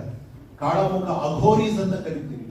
ದೇ ಆರ್ ಆಲ್ ದಿ ಶೈವ ಪೀಪಲ್. ಓಕೆ, ನಮ್ಮ ಕರ್ನಾಟಕದಲ್ಲಿ ವಿ ಹ್ಯಾವ್ ಲಿಂಗಾಯತ್, ವೀರಶೈವ, ಕಾಳಾಮುಖರಿದ್ದಾರೆ, ಲಘುಲೀಶರಿದ್ದಾರೆ, ಪಾಶುಪತರು ಇದ್ದಾರೆ. ಬಟ್ ಅಘೋರಿಗಳು ಜಾಸ್ತಿ ಇರೋದು ನಾರ್ತ್ ಇಂಡಿಯಾದಲ್ಲಿ. ಈ ಕಲ್ಟ್ ಎಲ್ಲ ಹೇಗೆ ಡೆವಲಪ್ ಆಯಿತು, how it was emerge, that we have. ಇದ್ರ ಬಗ್ಗೆ ಒಂದು 3 ಪ್ರಶ್ನೆಗಳನ್ನ ನಾನು ನೋಡಿದ್ದೀನಿ. ಒಂದು, the centres of the Shaivism, Kalamukha centres of Shaivism ಅಂತ ಕೇಳಿದ್ದಾರೆ, ಒಂದು ಪ್ರಶ್ನೆ ಕೇಳಿದ್ದಾರೆ. ಸೊ ಅದು ನಾವು ಆ ತರ ಕ್ವಶನ್ಸ್ ಬರ್ತಾ ಇರುತ್ತೆ, ಹೇಳ್ತೀನಿ ಡೀಟೇಲ್ ಆಗಿ. Next Hinayana, Mahayana, that is the sects of Buddhism. Shwetambar, Digambara, sects of Jainism. ಇದೆಲ್ಲ ಮಕ್ಕಳು ಕೇಳುವಂತ ಪ್ರಶ್ನೆಗಳು. ಬಟ್ ನಿಮಗೆ we have to know there are 24 Tirthankaras in Jainism. There is only one Buddha in for Buddhism. ಇದನ್ನು ತಲೆ ಇಟ್ಕೋಬೇಕು. ಬಟ್ ಆ 24 Tirthankaras, how to identify all these 24 Tirthankaras? Neminatha ಅಂತ ಒಬ್ಬ ಇದ್ದಾನೆ, 22. ಹೆಂಗಪ್ಪ ಐಡೆಂಟಿಫೈ ಮಾಡ್ತೀನಿ ನೀನು? ಅವ್ನಿಗೆ ಯಾವುದೋ ಒಂದು ಸರ್ಫೆಂಟ್ ಕೊಡ್ತಾರೆ. So he is Neminatha. ಎಲ್ಲರೂ ಕೂತ್ಕೊಂಡಿರೋ ಪೊಸಿಷನ್ ಒಂದೇ ತರ ಇರುತ್ತೆ, ನಿಂತ್ಕೊಂಡಿರೋ ಪೊಸಿಷನ್ ಒಂದೇ ಇರುತ್ತೆ. But how to identify these people? We have a temple called Mount Abu, Dilwara temple, Rajasthan alide. Ali we have all these 24 tirthankaras idol. But how to identify? Adinatha ಅವನು ಋಷಭ ಇರುತ್ತೆ, ಪಾರ್ಶ್ವನಾಥ ಇನ್ನೇನೋ ಇರುತ್ತೆ, ಸುಪಾರ್ಶ್ವನಾಥ ಇನ್ನೇನೋ ಐಡಲ್ಸ್ ಇರುತ್ತೆ. So all this things, it is very very important. ಈ culture, art ಅದೆಲ್ಲ ಶುರುವಾಗಿದ್ರ ಬಗ್ಗೆ detail. Next, the golden age of the Indian history. Ancient ಇಂಡಿಯಾದಲ್ಲಿ ಗೋಲ್ಡನ್ ಏಜ್ ಇದು ಬಹಳ ಬಹಳ ಇಂಪಾರ್ಟೆಂಟ್. ಈ ಗುಪ್ತ ಏಜ್ ಬಗ್ಗೆ ಮ್ಯಾಕ್ಸಿಮಮ್ 4 ಕ್ವಶನ್ಗಳನ್ನ ಕೇಳಿದ್ದಾರೆ. ಒಂದು ವರ್ಷದಲ್ಲಿ 4 ಕ್ವಶನ್ಗಳು ಇದರಿಂದ ಕೂಡ ಬಂದಿದೆ. ಇದರ ಯಾಕೆ ಬಂದಿದೆ sir, why it is very very important ಅಂತಂದ್ರೆ, see our Brahmagupta, who is called as Indian Newton, he belongs to this period. Our Indian Shakespeare, Kalidasa, belongs to this period. Your Aryabhatta belongs to this period. The person who gave a Leelavati Grantha, Bhaskaracharya, was a famous mathematician who belongs to this period. Okay? ಇವರೆಲ್ಲರೂ ಕೂಡ ಈ ಸೈಂಟಿಸ್ಟ್ಗಳು ಏನಿದ್ರಲ್ಲ ಅವರೆಲ್ಲ ಈ ಕಾಲದವರು, golden age ಅಂತ ನಾವು ಅದಕ್ಕೋಸ್ಕರನೇ ಕರಿತೀವಿ. They gave birth for the important religion in India. Rebirth, Hinduism ನ ರೀಬರ್ತ್ ಮಾಡಿದ ಯಾರಪ್ಪ ಅಂದ್ರೆ the Guptas. Otherwise probably the Buddhism would have been over ಅಂದ್ರೆ ನಮ್ಮನ್ನ ಅದನ್ನ ಓವರ್ಟೇಕ್ ಮಾಡಿ ಬುದ್ಧಿಸಮ್ ಬಂದ್ಬಿಡ್ತಾ ಇತ್ತೋ ಏನೋ. But Hinduism survived because of these people ಅಂತ ಹೇಳ್ಬೋದು. And more over, before this we used to speak Pali and Prakruta language. So in the place of those languages, our own language was emerged, that is Sanskrita. And later we realized, British nವರು ಅದನ್ನು ಹೇಳ್ಕೊಡ್ತಾರೆ, ಅರೆ our Sanskrita is the birth for all the European languages. They identified that. Max Muller, a great historian, he gave the theory about that. Yes, we call it in Sanskrita Matru, in German mother, English mother. In Sanskrita Pitru, Pratar, father. Bratru, brother, brother. Cow ಅಂತ ನಾವು ಕರಿತೀವಿ English ನಲ್ಲಿ, ಸಂಸ್ಕೃತದಲ್ಲಿ ಗೋವು ಅಂತಾರೆ. English ನಲ್ಲೂ ಸಂಸ್ಕೃತದಲ್ಲೂ ತ್ರಿವೇದ, ತ್ರಿಮೂರ್ತಿ ಅಂತಾನೆ ಬರೋದು. ಇದನ್ನ ಮ್ಯಾಕ್ಸಿಮಮ್ ಈ identify how it is so similar. All these languages ಹೆಂಗ್ ಸಿಮಿಲರ್ ಆಗ ಸಾಧ್ಯ? Either these German, French and English people they probably they belongs to India, ಅವ್ರು ಇಂಡಿಯಾದವ್ರು ಆಗಿರ್ಬೇಕಾಗಿತ್ತು, ಅಥವಾ these people they should belongs to from that region. But Max Muller gave the theory that yes, we the Indo-Aryans, they were from that region. ಹಾಗಾಗಿ ಈ ಕಾಲ ಇದೆಲ್ಲ ಇದನ್ನೆಲ್ಲ ಹೇಳ್ಕೊಟ್ಟಿದ್ದು ಈ ಕಾಲದಲ್ಲಿ. ಇಲ್ಲೇ ಸಂಸ್ಕೃತ ಅನ್ನೋದು ಹೆಚ್ಚಾಗಿ ಬಳಕೆಗೆ ಬರೋಕ್ ಶುರು ಆಗಿತ್ತು. And Indian art and architecture, our own Indian architecture, that is Nagara style of architecture, temple architecture. ಒಂದು ದೇವಸ್ಥಾನಕ್ಕೆ ಒಂದು ಟೆಂಪಲ್ ಕಟ್ಟಬೇಕು ಅನ್ನೋ ಕಾನ್ಸೆಪ್ಟ್ ಬಂದಿದೆ, that is from the Gupta period. Okay, so that's why these people in literature, in science, in everything. See, one technology, wonderful technology. We have a Mehroli pillar inscription in Delhi. It is an iron pillar. Even today, this pillar is not rusted. Ivattu aa kabbinada aa stamba tukku hididilla. What kind of technology they have used, we don't know. ಯಾವ technology ಬಳಸಿದ್ರು ಗೊತ್ತಿಲ್ಲ ಅವ್ರು ನಮಗೆ. Aryabhata pi theorem ಕೊಟ್ಟಿದ್ದಾನೆ ಅಂತ ನೀವು ಓದ್ತಿರಲ್ಲ. ಆ ಕಾಲದಲ್ಲಿ ಅದನ್ನ ಹೇಗೆ ಡಿಸ್ಕಸ್ ಮಾಡಿದ್ರು, ಬರೀ ಕಣ್ಣಿನ ಅಳತೆ ಗಣ್ಗಳಲ್ಲಿ ಆಂಗಲ್ ನ ಲೆಕ್ಕ ಹಾಕೊಂಡು this planet is here, this is the star, ಇದನ್ನೆಲ್ಲ ಡೀಟೇಲ್ಸ್ ಬರೆದ್ರಲ್ಲ, that is in this period. ಈ ಕಾಲದಲ್ಲೇ ಬರ್ತಿದ್ರು. ಅದಕ್ಕೋಸ್ಕರ ಇಂಥ ನಾಲೆಡ್ಜ್ ಕೊಟ್ಟಂತಹ ಜಾಗ ಅಥವಾ ಈ ಸ್ಥಳಗಳು ಪಾಟಲಿಪುತ್ರ, ನಳಂದ, ಕಾಶಿ, ಉಜ್ಜಯಿನಿ ಇವೆಲ್ಲ ಇದರ ಅಡ್ಮಿನಿಸ್ಟ್ರೇಟಿವ್ ಸೆಂಟರ್ ಆಗಿತ್ತು. So that's why it is called as a golden age. ಅದ್ರ ಬಗ್ಗೆ ನಾವು ಡೀಟೇಲ್ ಆಗಿ ತಿಳ್ಕೊಳ್ತಾ ಇದ್ವಿ. The last part of in ancient India, that is literature, science, arts, economy, the society, modification in the political organisation of empire. ಈ ಕಾಲದಲ್ಲಿ administration is very, very important here. Council of Minister, the concept was introduced in Indian administration, that is in this period, because they are the largest empire ruled in India. ತುಂಬಾ ಅತ್ಯಂತ ವಿಸ್ತಾರವಾದ ಸಾಮ್ರಾಜ್ಯ ಯಾವುದು sir ಅಂತಂದ್ರೆ ಮೊದಲು ಅಶೋಕರದಾಗಿತ್ತು, but now it is Samudragupta's period. How they were doing the administration, we have so many names. Kotwala ಅಂತ ಒಂದು word use ಮಾಡ್ತೀವಿ. We have head constable. ಹೌದಾ? ಆ ಹೆಡ್ ಕಾನ್ಸ್ಟೇಬಲ್ ಹೇಗೆ ವರ್ಕ್ ಮಾಡ್ತಾ ಇದೆ ತಿಳ್ಕೋಬೇಕಾ ನಾವು? We have to study the Kotwala in Gupta period. ಅಲ್ಲಿ ಹೆಸರುಗಳನ್ನ ಚೇಂಜ್ ಮಾಡಿದ್ರು, ಬಟ್ ಅವರ ಅಡ್ಮಿನಿಸ್ಟ್ರೇಷನ್ ತುಂಬಾ ಚೆನ್ನಾಗಿತ್ತು. ಮಹಾಸಂಧಿ ನಿಗ್ರಹಿ, ರಾಯಲ್ ಅಂಬಾಸಿಡರ್, ಬೇರೆ ದೇಶಕ್ಕೆ ಅಂಬಾಸಿಡರ್ ನ ಕಳಿಸ್ಕೊಡ್ತಾ ಇದ್ರು. And some other countries also they use to visit the India. So here we have a Fahien called a Chinese traveller who came to India. Itsing ಅಂತಕ್ಕಂಥ ಬರ್ತಾನೆ. ಸೊ ಇವರೆಲ್ಲ ಅವರು ಮಹಾಸಂಧಿ ವಿಗ್ರಹಿಗಳು. ನಮ್ಮ ದೇಶದಲ್ಲೂ ಕೂಡ ಬೇರೆ ಬೇರೆ ದೇಶಕ್ಕೆ ಇದೇ ಟೈಮ್ನಲ್ಲಿ ಕಳಿಸ್ಕೊಡ್ತಾರೆ. ಲಾಸ್ಟ್ ಇಲ್ಲಿ ಸೊಸೈಟಿ ವಾತ್ಸಾಯನ ಅಂತಕ್ಕಂಥವನು ಕಾಮಸೂತ್ರ ಅನ್ನೋ ಪುಸ್ತಕ ಬರೆದಿದ್ದಾನೆ. ಅಂಡ್ ಅದೊಂದು it is an erotic work, but ನಾವು ಅದನ್ನ ತುಂಬಾ ಮುಜುಗರ ಪಟ್ಕೊಳ್ತೀವಿ. ಬಟ್ ಆಕ್ಚುಲಿ ಏನ್ ಹೇಳಿದ್ದಾನೆ ಅಂತಂದ್ರೆ, he discussed about the nature, relationship between the man and the nature. ಮನುಷ್ಯ ಮತ್ತು ಪ್ರಕೃತಿ ನಡುವೆ ಸಂಬಂಧಗಳ ವಿಚಾರಗಳನ್ನ ಬಹಳ ನೀಟಾಗಿ ಡೀಟೇಲ್ ಆಗಿ ಎಕ್ಸ್ಪ್ಲೈನ್ ಮಾಡ್ತಾನೆ. ಪಂಚತಂತ್ರ ನಿಮ್ಗೆಲ್ಲ ಗೊತ್ತೇ ಇದೆ. ವಿಷ್ಣು ಶರ್ಮಾ ರೋಟ್ ಪಂಚತಂತ್ರ. ಮಕ್ಕಳು ಸ್ಟೋರಿ, ಇದು ಮಕ್ಕಳ ಕತೆ. But this Vishnu Sharma wants to give an idea of the judicial system. ಈ ಸಮಸ್ಯೆ ಬಂದ್ರೆ ಹೇಗೆ ಬಗೆಹರಿಸೋದು, ಅದನ್ನ ಮಕ್ಕಳಿಗೆ ಕತೆ ಹೇಳ್ದಂಗೆ ಹೇಳೋ ಮೂಲಕ ಅವನು ಜುಡಿಷಿಯಲ್ ಸಿಸ್ಟಮ್ ಐಡಿಯಾಸ್ ಕೊಡಕ್ಕೆ ಟ್ರೈ ಮಾಡಿದ್ದಾನೆ. ಓಕೆ, ಕರ್ನಾಟಕ ದಮನಗಳು ಅಂತ ಸ್ಟೋರಿಗಳನ್ನು ಕೇಳಿದ್ರೆ ಯಾವುದು ಒಳ್ಳೇದು ಯಾವ್ದು ಕೆಟ್ಟದು ಅಂತ ಮಕ್ಕಳು ಗೊತ್ತಾಗೋದಿಲ್ಲ. ಅದಕ್ಕೆ ಅವನು ಮಕ್ಕಳಿಗೆ ಕತೆ ಹೇಳೋ ರೀತಿಯಲ್ಲಿ ಕತೆಗಳನ್ನ ಹೇಳಿಸಿದ್ದಾನೆ. ಅದಕ್ಕೆ ನಮಗೆ ಈ ಕಾಲ ಗೋಲ್ಡನ್ ಏಜ್ ಅಂತ ನಮ್ಗೆ ಇಷ್ಟ ಆಗೋದು. ಈ literature, science, arts, economy, society ಇದಿಷ್ಟು ಕೂಡ golden age concept, Gupta period. Medieval Indian history, we have two parts. Medieval Indian history ನಲ್ಲಿ early medieval India. ಇಲ್ಲಿ ನಿಮ್ಗೆಲ್ಲ ಗೊತ್ತಿದೆ, ಏನ್ ಸರ್ ನಮ್ಮ ಇಂಡಿಯನ್ ಇಷ್ಟೊಂದು ಜನ ಬಂದು ಅಟ್ಯಾಕ್ ಮಾಡಿದ್ದಾರೆ ಅಂತ ನಿಮ್ಗೆ ಅನಿಸ್ಬಿಡುತ್ತೆ ಒಂದೊಂದ್ಸರಿ. ಓಕೆ, ನಾವು 4 ಜನ ನೆನ್ಪಿಟ್ಕೋಬೇಕು ಮಕ್ಕಳೇ. ಒಂದು the Arabs, second one the Persians, third one the Turks and the fourth one is Afghans. 4 ಜನರ ಹೆಸರು ಬರ್ಕೊಡಿ.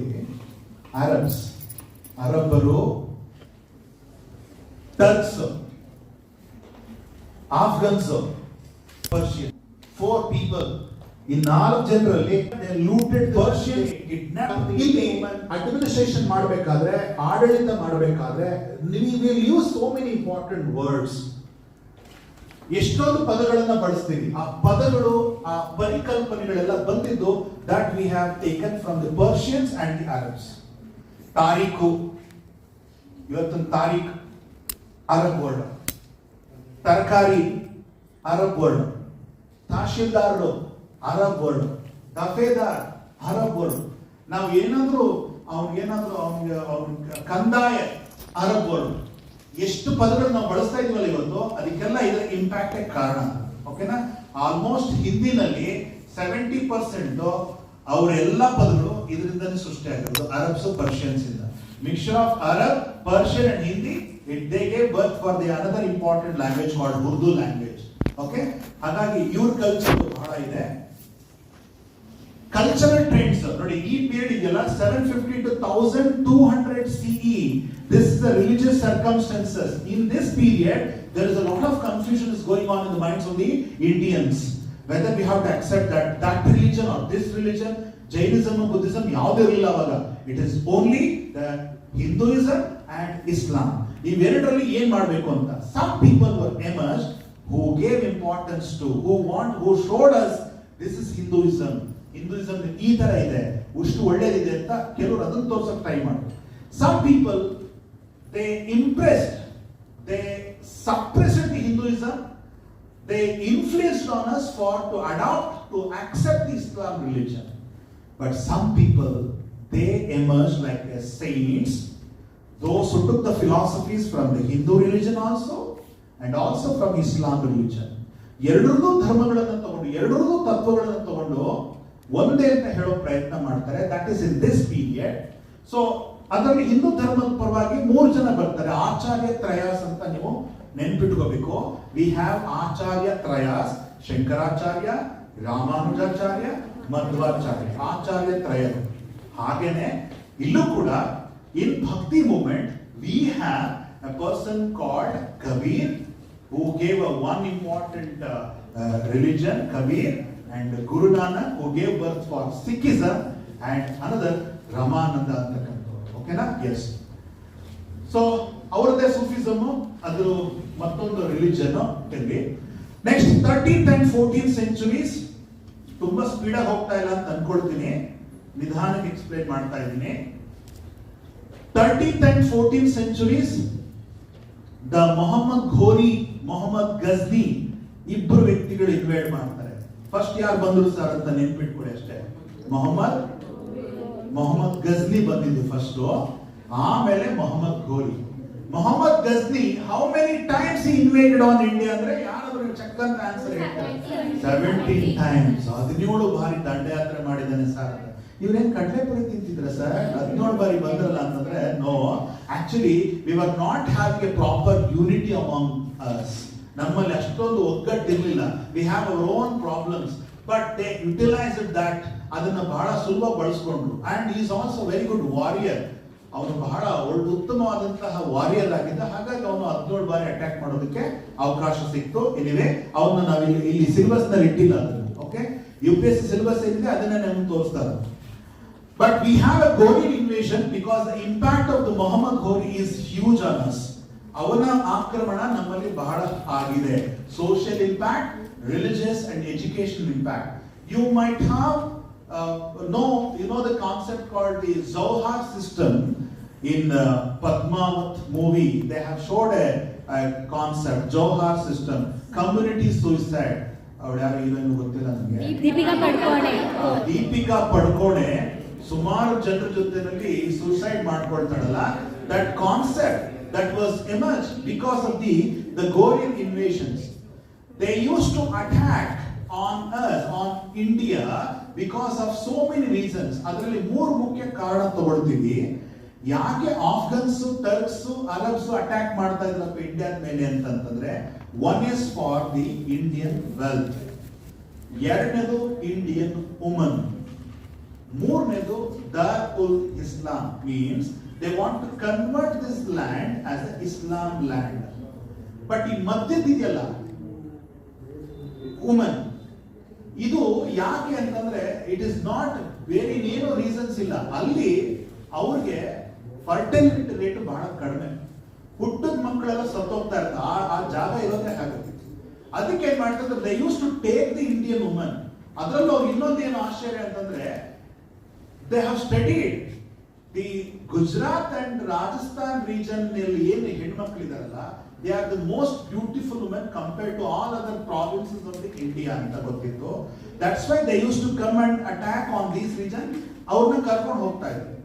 ಇದನ್ನ ಅವಾಯ್ಡ್ ಮಾಡೋದಕ್ಕೆ in those region our social imbalance ಅನ್ನೋ ಶುರು ಆಗುತ್ತೆ. ಅಂದ್ರೆ ಹೇಗೆ, their education was stopped.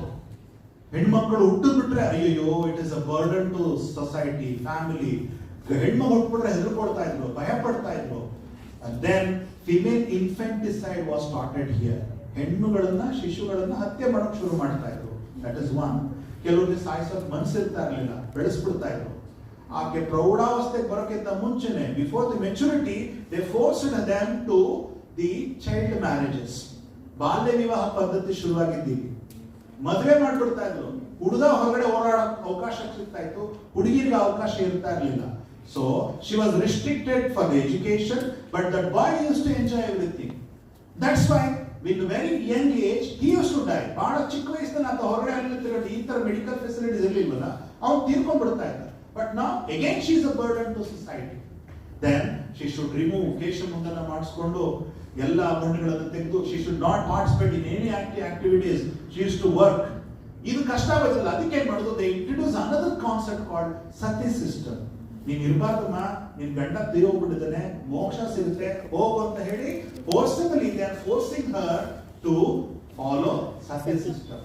ಇದೆಲ್ಲ ಬೆಳೆದಿದ್ದು ಎಲ್ಲಿ sir? That is in Gujarat and Rajasthan region, because that is the first place where they use to attack on India. ಅದ್ರ ಮೇಲೆ ಫಸ್ಟ್ ಅವರು ಅಟ್ಯಾಕ್ ಮಾಡ್ತಾ ಇದ್ರು. ಓಕೆನಾ? Even today if you observe properly, they will cover their faces with their pallu. ನೀವು ಮಾರ್ವಾಡೀಸು ಅಥವಾ Rajasthan Gujarat region ಜನರನ್ನ ನೋಡಿದ್ರೆ ಗೊತ್ತಾಗುತ್ತೆ, ತಮ್ಮ ಮುಖಗಳನ್ನು complete ಮುಚ್ಕೊಳ್ತಾರೆ.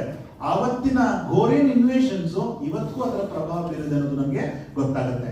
And the consequences just now we discuss, ಅದ್ರ ಬಗ್ಗೆ ಇನ್ನು ಡೀಟೇಲ್ಸ್ ಹೇಳ್ತೀನಿ. ಇದ್ರ ಬಗ್ಗೆ ತುಂಬಾ ಜನ ಬುಕ್ಸ್ ಬರೆದಿದ್ದಾರೆ.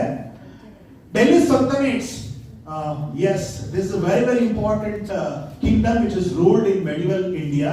ಡೆಲ್ಲಿ ಸುಲ್ತಾನೇಟ್ಸ್ 5 ಜನ ರೂಲ್ ಮಾಡ್ತಾರೆ. 5 ಡೈನಾಸ್ಟೀಸ್ ಇದೆ. Slave dynasty, Khilji dynasty, Tughlaq dynasty, Sayyid dynasty, Lodi dynasty. Slave ಗುಲಾಮಿ ಸಂತತಿ ಅಂತ ಕರಿತೀವಿ. ಎರಡನೇದು ಖಿಲ್ಜಿ. ಖಿಲ್ಜಿ ಅಂತ ತಕ್ಷಣ ಒಂದು ಹೆಸರು ನೆನಪು ಬರ್ಬೇಕಲ್ಲ, ಅಲಾವುದ್ದೀನ್ ಖಿಲ್ಜಿ. ಮೂರನೇದು Tughlaq dynasty, Mohammed bin Tughlaq. And fourth one Sayyid dynasty, fifth one Lodi dynasty. ಈ ಇಷ್ಟು 5 ಡೈನಾಸ್ಟಿಗಳು ಡೆಲ್ಲಿ ಸುಲ್ತಾನೇಟ್ ನ ರೂಲ್ ಮಾಡಿದೆ. Yes, there is a great contribution by them. ಬಹಳ ದೊಡ್ಡ ಕಾಂಟ್ರಿಬ್ಯೂಷನ್ಸ್ ಇದೆ ನಾರ್ತ್ ಇಂಡಿಯಾದಲ್ಲಿ. ಸೌತ್ ಇಂಡಿಯಾದಲ್ಲಿ ಹಾಳು ಮಾಡಿದೆ ಹೆಚ್ಚು. They have ruined so many beautiful temples in South India. Alauddin Khilji's invasions, iದ್ರ ಬಗ್ಗೆ ಪ್ರಶ್ನೆ ಕೇಳಿದರೆ his market regulations are really amazing. ಎಂತ ಅಡ್ಮಿನಿಸ್ಟ್ರೇಟರ್ ಅಂತಂದ್ರೆ ಸಿಸ್ಟಮ್ ಹೇಗೆ ಮಾಡಿದ್ದ ಮಾರ್ಕೆಟ್ ರೆಗ್ಯುಲೇಷನ್ಸ್ ಅಂತ ಹೇಳಿದ್ರೆ ನಿಮ್ಗೆ ಇಲ್ಲಿ ಕೊಡ್ತಾರೆ ಡೆವಲಪ್ಮೆಂಟ್ ಅರ್ಬನೈಸೇಷನ್ ಕಾಮರ್ಸ್ ಅಂತ ಬರುತ್ತಲ್ಲ ಅದರಲ್ಲಿ ಬರುತ್ತದು ಸುಲ್ಹಿ ಕುಲ್ ಅಂತ ಒಬ್ಬ ವ್ಯಕ್ತಿನ ಅಥವಾ ಇನ್ನೊಬ್ಬ ಸದರನ್ನು ಒಬ್ಬ ವ್ಯಕ್ತಿನ ಅಪಾಯಿಂಟ್ ಮಾಡಿರ್ತಾರೆ ಮಿನಿಸ್ಟರ್. ಸಿಸ್ಟಮ್ ಹೇಗೆ ಅಂತಂದ್ರೆ they use to go to the market. ಆ ಮಿನಿಸ್ಟರ್ಗಳು ಮಾರ್ಕೆಟ್ ಹೋಗ್ಬೇಕು, ವೇಟ್ಸ್ ಮೆಷರ್ಸ್ ಕರೆಕ್ಟ್ ಆಗಿ ಕೊಡ್ತಾ ಇದಾರೆ ಅಂತ ಚೆಕ್ ಮಾಡಬೇಕು. Suppose a person will come and he will buy the 1 kilo of ಏನಂತಾರೆ ರೈಸ್, 1 kg ಅಕ್ಕಿ ತಗೊಳ್ತಾನೆ ಅಂತ ಇಟ್ಕೊಳ್ಳೋಣ. ಅವನು ಶಾಪ್ ಓನರ್ ಏನ್ ಮಾಡ್ತಾನೆ, ಮೋಸ ಮಾಡ್ತಾನೆ. Instead of 1 kilo he will give 700 grams or 800 grams.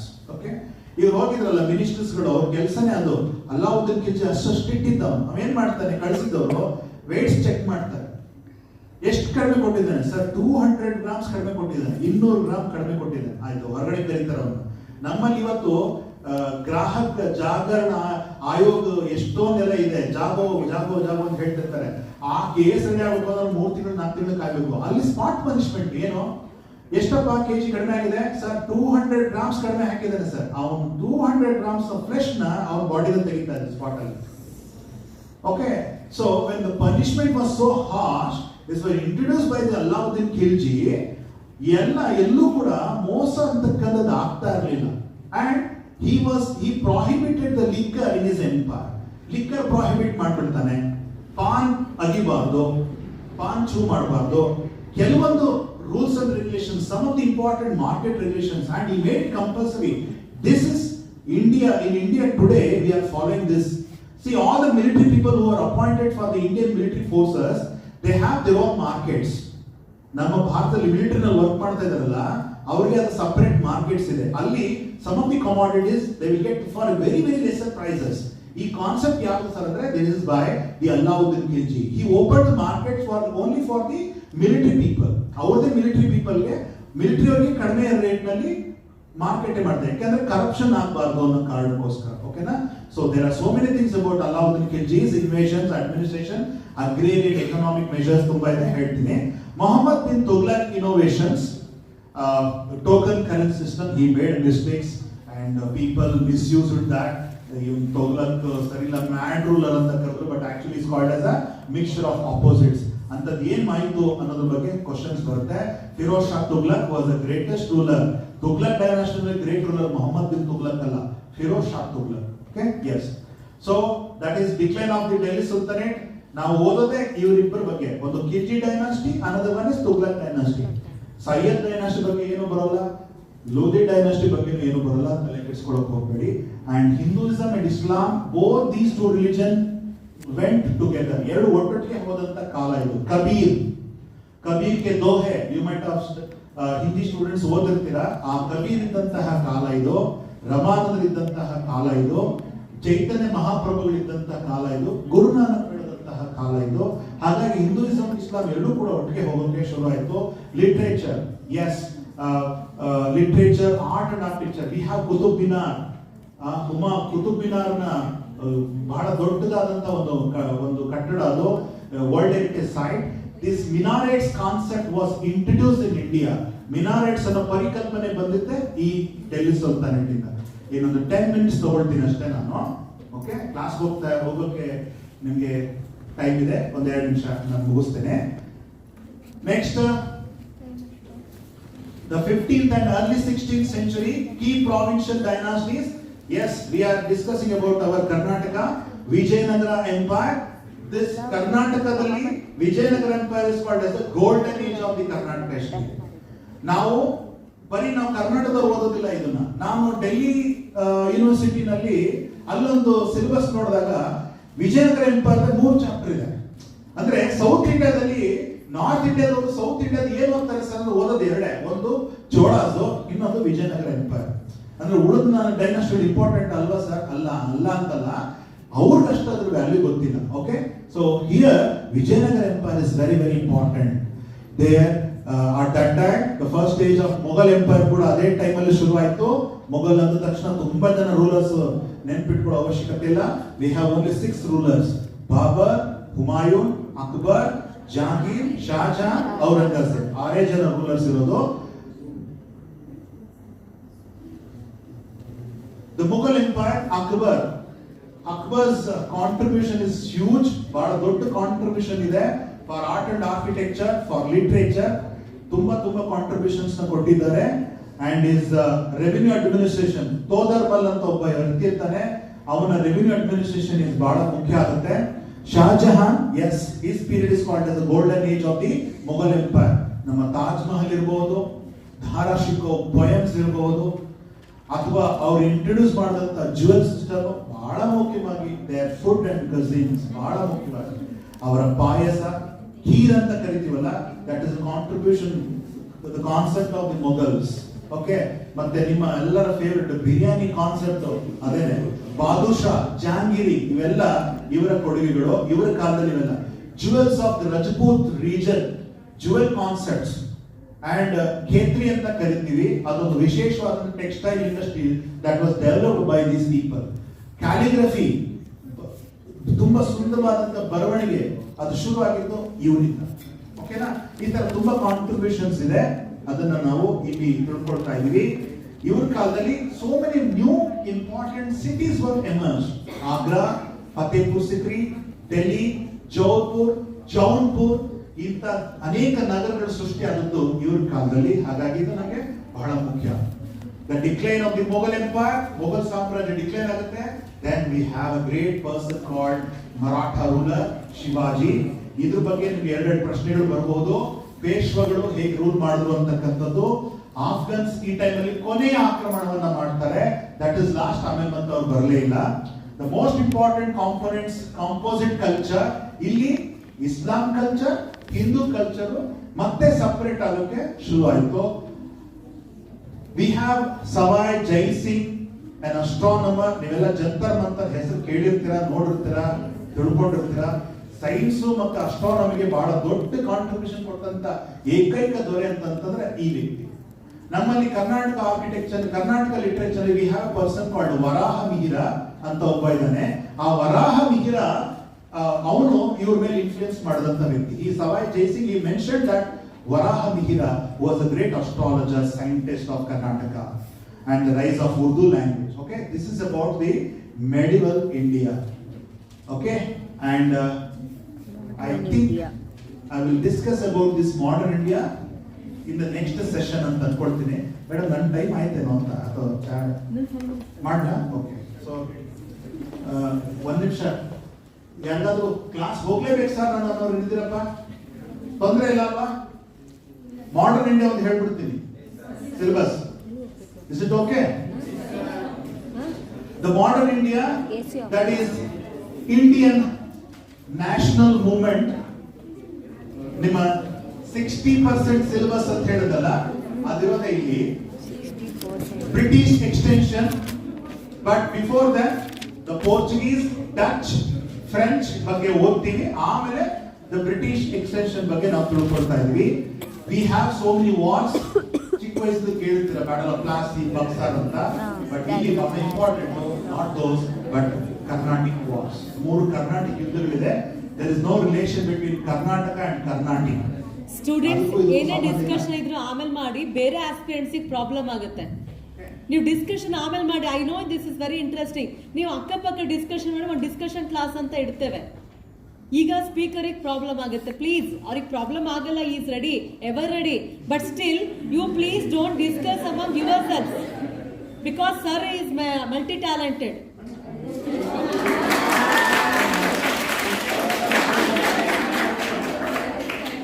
ಸುಸ್ತಾಗ್ತಾ ಇತ್ತು, ಸ್ವಲ್ಪ ಎನರ್ಜಿ ಬರುತ್ತೆ. Okay, don't worry, don't discuss. ನಿಮ್ಮ ಕ್ವಶನ್ಗಳಿಗೆ ನಾನು ಆಮೇಲೆ ಉತ್ತರ ಹೇಳ್ತೀನಿ, ಕೇಳಿಸ್ಕೊಂಡ್ಬಿಡಿ ಬೇಗ. These Britishers, when they started to rule in India, there are so many changes. ಅದು ಪಾಸಿಟಿವ್, ಇದು ಅಷ್ಟೇ ಪಾಸಿಟಿವ್ ಆಗಿದೆ, ನೆಗೆಟಿವ್ ಆಗಿದೆ. ನಾನು ಅವರಿಂದ ಜಾಸ್ತಿ ಪಾಸಿಟಿವಿಟಿನ ತಗೊಂಡು ಅದರಲ್ಲಿ ನಾವು ಡಿಸ್ಕಸ್ ಮಾಡ್ಬೋದು. ಇಲ್ಲಿ Carnatic wars invasion of Bengal ಅಂತ, ಇಲ್ಲಿ ಒಂದಷ್ಟು ಜನ ಹೆಸರು ರಾಬರ್ಟ್ ಕ್ಲೈವ್ ಹೆಸರು ಕೇಳಿರ್ತಾರೆ ನೀವು. ರಾಬರ್ಟ್ ಕ್ಲೈವ್ ಅಂತ. What are the acts introduce, what are the contribution of those people? ನಮ್ಮ ಇಂಡಿಯಾದಲ್ಲಿ first court was introduced by these people, that is what Hastings regulating act ಬರುತ್ತೆ. ಅವಾಗಿಂದ ನಮ್ಮಲ್ಲಿ ಕೋರ್ಟ್ ಸಿಸ್ಟಮ್ ಶುರು ಆಯ್ತು.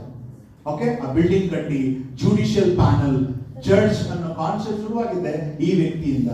ಸೊ ಮೈಸೂರ್ ಅಂಡ್ ಕನ್ಫರ್ಮೇಶನ್ ನೋಡಿ, Mysore is only one province in India where the British East India Company said you can rule your province. ಇಡೀ ಇಂಡಿಯಾದಲ್ಲಿ 562 States ಇರುತ್ತೆ. ಇಡೀ ಬ್ರಿಟಿಷ್ನವರು ಮೈಸೂರಿಗೆ ಮಾತ್ರ ನಿಮ್ ಪ್ರಾವಿನ್ಸ್ ನೀವು ರೂಲ್ ಮಾಡ್ಕೊಳ್ಳಿ ಸರ್ ಅಂತ ಕೊಟ್ಟಿದ್ದು ಅದೊಂದೇ ಪ್ರಾಂತ್ಯ. ಆ ಪ್ರಾಂತ್ಯದ ಇಂಪಾರ್ಟೆನ್ಸ್ ಏನು ಅನ್ನೋದನ್ನ ನಾವು ತಿಳ್ಕೋಬೇಕು ಮುಂದೆ. Okay, the 3 Anglo Maratha wars, 3 ಯುದ್ಧಗಳು ನಡೆದಿದೆ. ಇವು ನಮ್ಗೆ 2 ಪಾಣಿಪಟ್ ಯುದ್ಧ ಕೇಳ್ತೀವಿ, first battle of Panipat, second battle of Panipat ಅಂತ. But we have third battle of Panipat also, that is in Anglo Maratha war. Regulating Pitt's India acts ಇವೆರಡೂ ಕೂಡ ನಮ್ಮ ಇಂಡಿಯನ್ ಕಾನ್ಸ್ಟಿಟ್ಯೂಷನ್ ಅಲ್ಲಿ ಅಡಾಪ್ಟ್ ಮಾಡ್ಕೊಂಡಿರ್ತಕ್ಕಂಥ ಅಂಶಗಳಲ್ಲಿ ಮೊದಲನೇ point. Economic impact of the British Raj.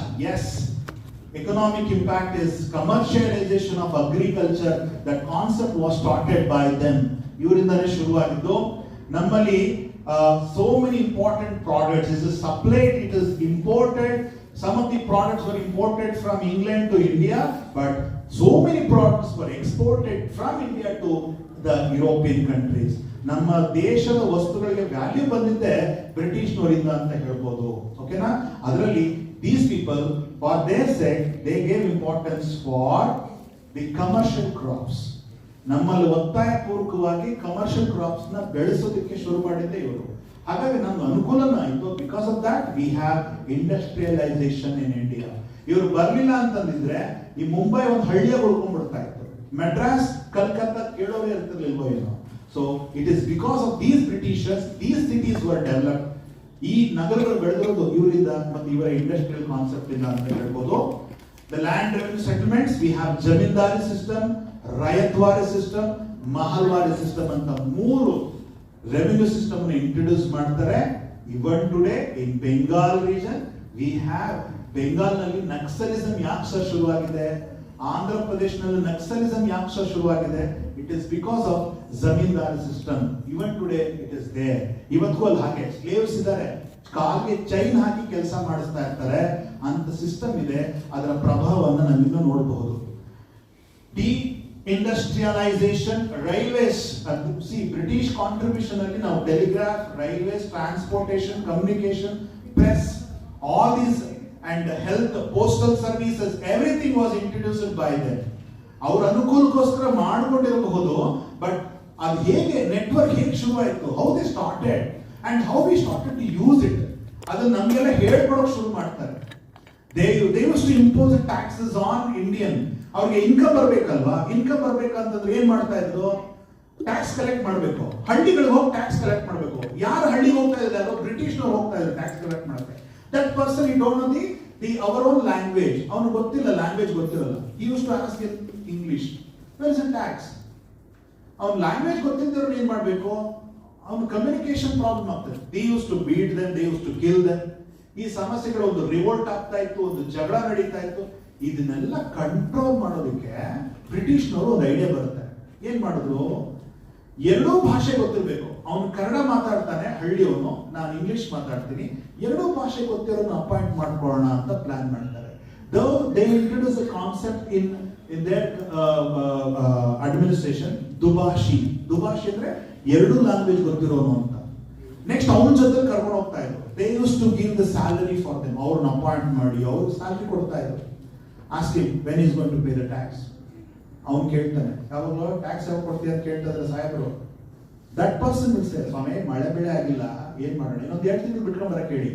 Okay, this person is giving the same message. But think here what's happening. The corruption was started. ಭ್ರಷ್ಟಾಚಾರ ಶುರುವಾಗಕ್ಕೆ ಶುರು ಆಯ್ತು. ಈ ಮಧ್ಯವರ್ತಿ ಇದ್ನಲ್ಲ ಅವನೇನ್ ಮಾಡ್ತಾ ಇದ್ದ ತನ್ನ ಅನುಕೂಲಕ್ಕೆ sir is asking 4 months time, so he is not getting proper rain it seems, he is having a problem of irrigation and all. ಈ ವ್ಯಕ್ತಿ ಏನ್ ಮಾಡ್ತಾ ಇದ್ದ, ಇವನು ಹೇಳ್ತಿದ್ದ ಅನ್ಕೊಂಡು okay I have granted it ಅಂತ ಹೇಳ್ತಾ ಇದ್ರಲ್ಲ, ಆ ವ್ಯಕ್ತಿ ಏನ್ ಮಾಡ್ತಾ ಇದ್ದ, ಅವನಿಗೆ ನೋಡೋ ನಿಮ್ಗೆ 2 ತಿಂಗಳ 4 ತಿಂಗಳದು ಪರ್ಮಿಷನ್ ಕೊಡ್ಸಿದೀನಿ, ನನ್ನ ಮನೆಗೆ ಇಷ್ಟು ಬರಬೇಕು, ನನಗಿಷ್ಟು ಆದಾಯ ತಂದು ಕೊಡ್ಬೇಕು, ನನ್ಗೆ ಸ್ವಲ್ಪ ಇದು ಭಾಗ ಕೊಡ್ಬೇಕು ಅಂತೆಲ್ಲ ಕೇಳ್ಕೊಳ್ತಾ ಇದ್ರಲ್ಲ. Somehow the Britishers they came to know about this. Corruption ಇದು ಗೊತ್ತಾಯ್ತಲ್ಲ, ಅದು ಗೊತ್ತಾಗಿದ್ದೇ ಒಳ್ಳೇದಾಯ್ತು. Next step, what they did, directly these Britishers they started to give the education to these people who are in village areas in India. Direct ಆಗಿ ಅವರಿಗೆ education ಶಿಕ್ಷಣ ಕೊಟ್ಬಿಟ್ರೆ, English ಅವ್ರಿಗೆ ಕಳಿಸ್ಬಿಟ್ರೆ, hey where is tax sir, no rain, come next month. ಅವನೇ direct ಆಗಿ ಹೇಳೋಕೆ ಶುರು ಮಾಡಿದ್ಮೇಲೆ so the administrative problem was solved. With this reason the Britishers they introduced the western education in India. ಈ ಕಾರಣಕ್ಕೋಸ್ಕರನೇ ಭಾರತದಲ್ಲಿ ಬ್ರಿಟಿಷ್ನವರು ಪಾಶ್ಚಿಮಾತ್ಯ ಶಿಕ್ಷಣ, ಆಂಗ್ಲ ಶಿಕ್ಷಣವನ್ನ ಭಾರತದಲ್ಲಿ ಪರಿಚಯ ಮಾಡಿಕೊಡ್ತಾರೆ. ಅದಕ್ಕೆ ಹಲವಾರು ಇದೆ, ರೈಲ್ವೆ ಅದರಲ್ಲಿ ಇದರಲ್ಲೆಲ್ಲ ಬರುತ್ತದೆ. ಅದನ್ನ cultural encounter, social changes. When Britishers introduced the education system in India, ಆ ಎಜುಕೇಶನ್ ಸಿಸ್ಟಮ್ ನ ಇಂಟ್ರೊಡ್ಯೂಸ್ ಮಾಡಿದ್ಮೇಲೆ ಅವರ social strata was changed. Upper class, middle class, lower class ಅನ್ನೋದು ಹೊರಟಾಯ್ತು. ಇವಾಗ ಏನಾಯ್ತು, ಲರ್ನ್ಡ್ ಕ್ಲಾಸ್, ಒಂದು ಓದದಂತಹ ವರ್ಗ, ಅದರಲ್ಲೂ ಹಲವಾರು ವರ್ಗಗಳು. ಈಸ್ ಡಾಕ್ಟರ್ ಆಗೋದು ಇವತ್ತಿನ ಸಿಸ್ಟಮ್ ಬೇರೆ, ಇವತ್ತಿನ ಎನ್ಇಪಿನೇ ಬೇರೆ ಇದೆ, ಆಗಿನ ಕಾಲದ ಬೇರೆ ಇದೆ. ಆಗ even the person there is no concept like arts, science, commerce ಅನ್ನೋದು ಏನಿರಲಿಲ್ಲ, ಎಲ್ಲರೂ ಓದ್ಬೋದಾಗಿತ್ತು ಆ ತರದ್ದು. ಓಕೆ, ಸೊ ಇಲ್ಲಿ ಆ ಸೋಷಿಯಲ್ ಚೇಂಜಸ್ ಅನ್ನೋದು ಯಾವ್ದ್ರಿಂದ ಆಯ್ತು ಅಂದ್ರೆ it is because of education. With the education system of the Britishers there are so many strata was developed. Inception of western education, modern thoughts, ಹೊಸ ಹೊಸ ಆಲೋಚನೆಗಳು ಬಂತು. Even we came to know that what is liberty, equality and fraternity. We don't have an idea about that. ನಮ್ಗೆ ideas ಇರಲಿಲ್ಲ. ನಮ್ಗೆ ಅದನ್ನ ಹೇಳ್ಕೊಟ್ಟಿದ್ದು ಯಾರು ಸರ್ ಅಂತಂದ್ರೆ ಇವರು. We came to know, we studied the American War of Independence, French Revolution. ಈ ಐಡಿಯಾಗಳೆಲ್ಲ ನಮ್ಗೆ ಬಂದಿದ್ದಾನೆ. ನಾವು ಸುಮ್ಮನೆ ಕೈಯಲ್ಲಿ ಬಡೆ ತೊಡ್ಕೊಂಡು ಕೂತ್ಕೊಂಡ್ರೆ ಆಗೋದಿಲ್ಲ. We have to fight ಅಂತ ಹೇಳ್ಕೊಟ್ಟಿದ್ದೆ ಈ ಒಂದು informations. Indian Renaissance, Raja Ram Mohan Roy who wrote an article about the prohibition of sati system. ತಾಯಿ ಕಳ್ಕೊಂಡ್ಬಿಟ್ಟಿರ್ತಾನೆ, ಹೆಂಡತಿ ಇರ್ತಾಳೆ, ಸತ್ತೋಗ್ಬಿಡ್ತಾಳೆ, ಚಿಕ್ಕ ವಯಸ್ಸಿನ ಅವಳು ಸತ್ತೋಗ್ಬಿಡ್ತಾಳೆ, ಅತ್ತಿಗೆ ಸಾಕ್ತಾ ಇದ್ದು, ಊಟ ಹಾಕೊಡ್ತಾ ಇತ್ತು. ಇವನು ಗೊತ್ತಿಲ್ಲ, Rajaram Mohan Roy was unaware of that. What is sati system? He don't know about that. One day he got a message when he was at school ಅಲ್ಲಿ ಇರ್ಬೇಕಾದ್ರೆ ಮೆಸೇಜ್ ಬರುತ್ತೆ, ನಿಮ್ಮ ಅತ್ತಿಗೆ ತೀರ್ಕೊಂಡ್ಬಿಟ್ರು. He went. Everyone in the procession they are going, ಹೋಗ್ತಾರೆ, ಇವರು ಕೂಡ ಜೊತೆಲಿ ಹೋಗ್ತಾರೆ, ನೋಡ್ತಾ ನಿಂತ್ಕೊಳ್ತಾರೆ. ಕ್ರಿಮಿಷನ್ ಅಣ್ಣ ಸತ್ತೋಗಿರ್ತಾನೆ, ಇವನು ಅಳ್ತಾ ಇರ್ತಾನೆ ನಿಂತ್ಕೊಂಡು. ಸಡನ್ ಆಗಿ ಅವನೊಂದು ಸ್ವಲ್ಪ ದೂರಕ್ಕೆ ಕಳಿಸ್ತಾರೆ. ನೋಡ್ತಾ ಇದ್ದಾಗೆ ಸಿಸ್ಟರ್ ಇಲ್ಲ, ಆ ಅತ್ತಿಗೆ ಇರ್ತಾರಲ್ಲ, ಅವಳನ್ನ ಜೋರಾಗಿ ಹಿಂದೆಗಡೆಯಿಂದ ತಳ್ತಾರೆ. ಒಂದು ಹಳ್ಳ, ದೊಡ್ಡ ಹಳ್ಳ, ಅಲ್ಲಿ ಅಣ್ಣನ ಸುಡ್ತಾ ಇರ್ತಾರೆ, ಅವಳನ್ನು ತಳ್ತಾರೆ. ತಳ್ಳಿದ ತಕ್ಷಣ ಏನಾಗುತ್ತೆ, these people, those are surrounding the people, ಅವರು ಜೋರಾಗಿ ಈ ವಾದ್ಯಗಳನ್ನ ನುಡ್ಸೋಕ್ ಶುರು ಮಾಡ್ತಾರೆ. ಅಂದ್ರೆ ಒಳಗಡೆ ಬೆಂಕಿ ಅಲ್ಲ, ಸುಟ್ರೆ ಏನಾಗುತ್ತೆ ಅಂತ ನಮ್ಗೆ ಗೊತ್ತಿದಲ್ಲ, ಅವ್ರು ಕಿರ್ಚ್ಕೊಳ್ಳೋ ಶಬ್ದ ಹೊರಗಡೆ ಬರಬಾರ್ದು ಅಂತ. This person Rajaram Mohan Roy was waiting, ಅರೆ ಯಾಕೆ ಇವಳನ್ನ ತಳ್ಬಿಟ್ರು ಅಂತ. ಅವ್ನು ಎಷ್ಟು ಇನ್ನೋಸೆಂಟ್ ಇದ್ದ ಅಂತಂದ್ರೆ ಏನಾಗ್ತಾ ಇದೆ, ಸತಿ ಸಿಸ್ಟಮ್ ಕಾನ್ಸೆಪ್ಟ್ ಅವ್ನು ನೋಡೇ ಇರಲಿಲ್ಲ ಯಾವತ್ತೂ. When he came back, he asked his father, ಅಪ್ಪ ಯಾಕೆ ಅವಳನ್ನ ತಡೆದ್ರಿ, ನನ್ಗೆ ಊಟ ಕೊಡೋದು ಯಾರು, ಹಾಗೆ ಹೇಗೆ ಅಂತ. Then he asked so many people, what is this sati system, why we are following, is it written anywhere, ಎಲ್ಲಾದ್ರೂ ನಮ್ಮ ಸ್ಕ್ರಿಪ್ಚರ್ಸ್ ನಲ್ಲಿ ಗ್ರಂಥಗಳಲ್ಲಿ ಬರ್ತಿದ್ಯಾ, ಅದನ್ನ ಇನ್ಫಾರ್ಮೇಶನ್ ಇದೆಯಾ ಅಂತ ಹೇಳಿದಾಗ no one is there to answer. So that he wrote so many articles about that. ಯಾವ ಪದ್ಧತಿ ನಮ್ಮಲ್ಲಿ ಎಲ್ಲಿದೆ, ಯಾರು ಶುರು ಮಾಡಿದ್ರು ಅಂತಾನೆ ಗೊತ್ತಿಲ್ವೋ, then why we have to follow it. Then he wrote so many articles and it was read by the Lord William Bentinck. Then that person officially he passed an act called prohibition of sati system. ಒಂದ್ ವೇಳೆ ಅವನವರು ಅದು act ಬರಲಿಲ್ಲ ಅಂದಿದ್ರೆ ಎಷ್ಟು ಹೆಣ್ಮಕ್ಳ ಮಾರಣಹೋಮ ಆಗ್ತಿತ್ತು ಅಂತ ಗೊತ್ತಾಗುತ್ತೆ. ಅಂತ ನಾಲೆಡ್ಜ್ ಬಂದಂತಹ ಕಾಲ ಇಂಡಿಯನ್ ರೆನೆಸಾನ್ಸ್. ಅದಕ್ಕೆ ನಾವು ಅದನ್ನ ಭಾರತದ ಪುನರುಜ್ಜೀವನ, ಹಳೆದೆಲ್ಲ ಅದನ್ನ ತೆಗೆದು ಹೊಸ ರೀತಿಯಲ್ಲಿ ಆಲೋಚನೆ ಮಾಡೋಕೆ ಶುರು ಮಾಡ್ತಾರೆ. ವೆಸ್ಟರ್ನ್ ಥಾಟ್ಸ್ ನ ಇಲ್ಲಿ ಇಂಪ್ಲಿಮೆಂಟ್ ಮಾಡ್ಕೊಳ್ತಾರೆ. ವಿಡೋರಿ ಮ್ಯಾರೇಜ್ ಅನ್ನೋ ಕಾನ್ಸೆಪ್ಟ್ ಬರೋಕೆ ಶುರು ಆಗುತ್ತೆ. Next, religious and social reform movements, social reforms events before 1857, development of Indian middle class, vernacular press. Yes, vernacular ಅಂದ್ರೆ ಬೇರೆ ಬೇರೆ ಭಾಷೆಗಳು ಅಂತ ಅರ್ಥ. Earlier we were having only the Persian, Arabic language, Urdu language, English ಇದೇ ಇತ್ತು, Sanskrit, Hindi ಇಷ್ಟೇ. But ಬೇರೆ ಬೇರೆ ದ್ರಾವಿಡಿಯನ್ ಲ್ಯಾಂಗ್ವೇಜಸ್ ಯಾವುದೂ ಇರಲಿಲ್ಲ. ಅಂತ ಭಾಷೆಗಳಲ್ಲಿ ಪ್ರಿಂಟಿಂಗ್ ಪ್ರೆಸ್ ಗಳನ್ನ ಬರೋಕ್ ಶುರುವಾಯಿತು. They started to write in articles, novels ಬರೆಯಕ್ಕೆ ಶುರು ಮಾಡಿದ್ರು, ಡ್ರಾಮಾಸ್ ಬರೆಯಕ್ಕೆ ಶುರು ಮಾಡಿದ್ರು. ಇದರಿಂದ the social awareness, the concept of nationalism was emerged. this is my country, ಇದು ನನ್ನ ದೇಶಪ್ಪ. Britishers they have come to India for trade purpose. ಎಷ್ಟೋ ಜನ ಏನು ಕಲ್ಪನೆಯಲ್ಲಿ ಇರ್ತಾರೆ ಅಂದ್ರೆ, ನಾವು ಇಂಗ್ಲೆಂಡ್ ಅವರು ಆಳ್ವಿಕೆ ಮಾಡ್ತಾ ಇರ್ತಕ್ಕಂಥ ದೇಶದಲ್ಲಿ ಇದು ಇಂಗ್ಲೆಂಡ್ ದೇಶದಲ್ಲಿ ನಾವಿದೀವಿ ಅಂತ ಅನ್ಕೊಂಡ್ಬಿಟ್ಟಿರ್ತಾರೆ. ಅವ್ರು ಗೊತ್ತೇ ಇರೋದಿಲ್ಲ ಇಂಡಿಯಾಗ ಅವ್ರು ಬಂದಿದ್ದಾರೆ ಅಂತ ಗೊತ್ತಿರೋದಿಲ್ಲ.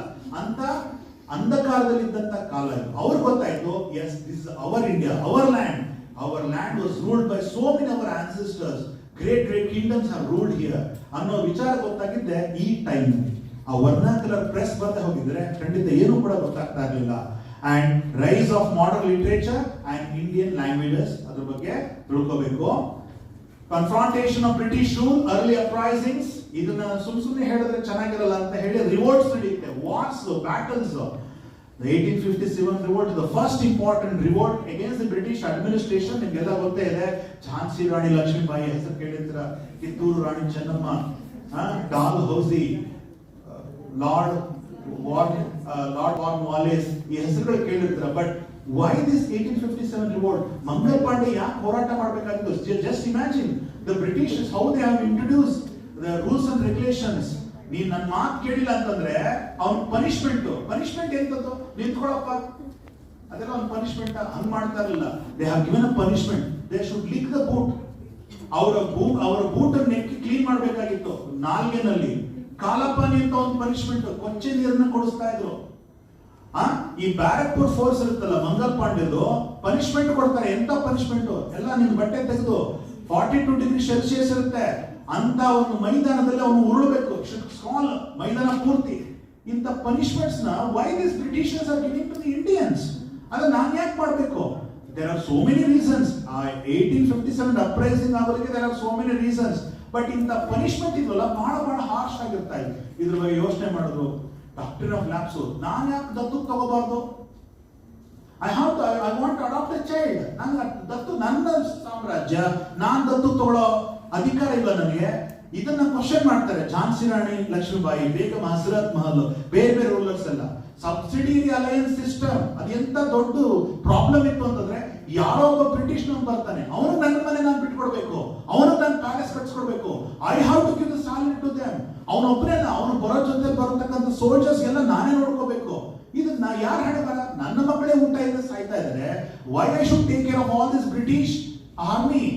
ಇದನ್ನ ಸಬ್ಸಿಡಿಯರಿ ಅಲಯನ್ಸ್, ಇದ್ರ ವಿರುದ್ಧವಾಗಿ ಎಲ್ಲ 1857 ರಿವೋಲ್ಟ್ ಅಲ್ಲಿ ಯುದ್ಧ ಶುರುವಾಗ್ಬಿಡುತ್ತೆ. Next the last part, Indian freedom struggle. ಅದರಲ್ಲಿ ಎರಡು, ಒಂದು ಎಕ್ಸ್ಟ್ರೀಮಿಸ್ಟ್ಸ್ ಮತ್ತೆ ಮಾಡರೇಟ್ಸ್ ಅಂತ ಕರಿತೀವಿ. ಬ್ರಿಟಿಷರ ಪರವಾಗಿ ಯೋಚನೆ ಮಾಡ್ತಾ ಇದ್ದಂತವರು ಮಾಡರೇಟ್ಸ್, ಬ್ರಿಟಿಷರ ವಿರುದ್ಧವಾಗಿ ಯೋಚನೆ ಮಾಡ್ತಾ ಇದ್ದಂತವರು ಎಕ್ಸ್ಟ್ರೀಮಿಸ್ಟ್ಸ್. ಅಂದ್ರೆ ಮಾಡರೇಟ್ಸ್ ಏನು ಅಂತಂದ್ರೆ, ಅವ್ರು ಕೇಳ್ತಿದ್ದ ರೀತಿ, ಅವ್ರಿಗೂ ಸ್ವಾತಂತ್ರ್ಯ ಬೇಕು, even they want independence. But how? ಈ ಕೈ ಕಟ್ಕೊಂಡು, ಸರ್ ಪ್ಲೀಸ್ ಸ್ವಾತಂತ್ರ್ಯ ಕೊಡ್ತೀರಾ? ಯಾವಾಗ ಕೊಡ್ತೀರಾ? ಹೇಗೆ ಕೊಡ್ತೀರಾ sir? How you will give? Sir please give us to rule with you people. ನಿಮ್ ಜೊತೆ ಸ್ವಲ್ಪ ಅವಕಾಶ ಮಾಡ್ಕೊಡಿ. ಈ ತರ ಅಪ್ರೋಚ್ ಮಾಡೋದಿದೆಯಲ್ಲ, that is called as moderate approach. But extremists, they're extremely, they are going that. Why I should ask you to give independence? ನಾನು ಯಾಕೆ ನಿನ್ನ ಕೇಳಬೇಕು ಸ್ವಾತಂತ್ರ್ಯ ಕೊಡು ಅಂತ? It's my country and you have to take the permission from us. ನನ್ನ ದೇಶ ನೀನ್ ಇರೋದಕ್ಕೆ ನೀನ್ ಪರ್ಮಿಷನ್ ತಗೋಬೇಕು, ಆಯ್ತಾ? ನಾನು ಕೇಳೋದಿಲ್ಲ, ಏನಿಲ್ಲ. ನೀನು ಟಾರ್ಗೆಟ್, ನೀನ್ ಟೈಮ್ ಕೊಡ್ತಾ ಇದೀನಿ, ಅಷ್ಟೊಳಗೆ ನೀನ್ ಇಂಡಿಯಾ ಬಿಡಬೇಕು. Why I should use your products? ನಿನ್ನ ವಸ್ತುಗಳನ್ನು ನಾನೇ ಬಳಸಬೇಕು. I will produce my own products. So Swadeshi movement, the khadi materials, national schools, national colleges, all this concept was emerged because of these extremist concept. Okay na? So adali Swadeshi movement, economic nationalism, the develop illi Indian industries ಅನ್ನೋ concept ಬಂದಿದೆ. Indian cottage industries develop ಆಗಿದೆ ಈ ಒಂದು ಕಾಲದಲ್ಲಿ. Gandhian thoughts, the techniques of mass mobilization. Gandhi ನಿರ ಅಂತಾನೆ ಕರಿತೀವಿ. From 1919 to 1947 it is Gandhi ನಿರ. ಅದು ತುಂಬಾ ಇದೆ. ಅಂಡ್ ರೆವಲ್ಯೂಷನರೀಸ್ ತುಂಬಾ ಜನ ಇದ್ದಾರೆ. ರೆವಲ್ಯೂಷನರೀಸ್ ನಾವೆಲ್ಲ ರೆವಲ್ಯೂಷನರೀಸ್ ಬರೀ ಭಗತ್ ಸಿಂಗ್ ಆಜಾದ್ ಅಂತ ಮಾತ್ರ ಹೇಳ್ಬಿಡ್ತೀವಿ. There are so many people. ತುಂಬಾ ಜನ ಇದ್ದಾರೆ. ಅವರ ಒಬ್ಬೊಬ್ಬರದ್ದು ಕಾಂಟ್ರಿಬ್ಯೂಷನ್ ಹೇಳ್ತಾ ಹೋದ್ರೆ ತುಂಬಾ ಇದೆ. ಅದನ್ನು ತಿಳ್ಕೊಳ್ಳೋಣ. ಅದರಲ್ಲಿ ಬಹಳ ಮುಖ್ಯವಾಗಿ ಸುಭಾಷ್ ಚಂದ್ರ ಬೋಸ್ INA ಸ್ಥಾಪಕರು. ಅವ್ರ ಬಗ್ಗೆ ಕ್ವಶನ್ಸ್ ತುಂಬಾ ಇರುತ್ತೆ. ಸೆಪರೇಟಿಸ್ಟ್ ಮೂವ್ಮೆಂಟ್ ಇಂಡಿಯನ್ ಪಾಲಿಟಿಕ್ಸ್ ನಲ್ಲಿ ಹೇಗೆ, how we got Indian independence, why this Pakistan was emerged, who is behind this, what are the important meetings held, and how we, when we got the independence ಕೊಟ್ಟ ತಕ್ಷಣ celebrate ಮಾಡಿದ್ವಾ, problems ಏನಿತ್ತು ಅಷ್ಟು ಸುಲಭ ಆಗಿರಲಿಲ್ಲ. there are a lot of problems. ಆ problems ಏನು, how it was solved by the Nehru, all these things we are going to discuss. So this is the last concept of Indian history. ಇಷ್ಟು ಓದಿದ್ರೆ Indian history UPSC civil service ಎಕ್ಸಾಮ್ಗೆ ಇದಿಷ್ಟು ಇರುತ್ತೆ. Okay, ಮುಂದಿನ ತರಗತಿಗಳಲ್ಲಿ ನಾವು ಇಷ್ಟರ ಬಗ್ಗೆನೂ ಒಂದೊಂದಾಗಿ ನಾವು ತಿಳ್ಕೊಳ್ತೇವೆ. Okay, thank you everyone.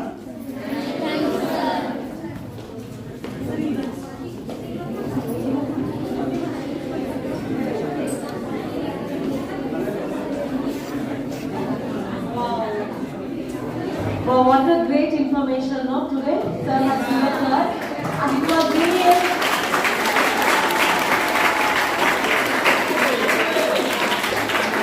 today it was really a wonderful session on history of India, and sir has given very meaningful way, and also he has defined everything, each and everything.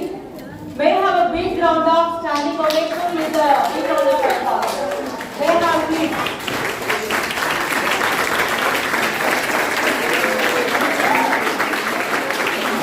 Thank you everyone, please be seated. Thank you sir. I express my sincere thanks and gratitude on behalf of KLE Society, yes, Nijalingappa College, Sparda, Sachetan, principal, and also on my behalf. Really, it was really great session sir, and it's really wonderful to hear all these things and to prepare all these slides. Sir has taken too much time, and it also shows very hard work also. It's very difficult to come with all put together in one particular platform, but sir has elaborated everything very neatly. So next week we'll see which particular session. Next week we'll see which particular session can be taken. Otherwise, I'll request sir to further continue. And now we are going for the second session. We have with us Srimati Emma Chaya Madam to talk very in a brief way, writing notes very effectively. How we can make the notes and within short period of time, all these notes. So over to ma'am. Madam is going to brief you all that.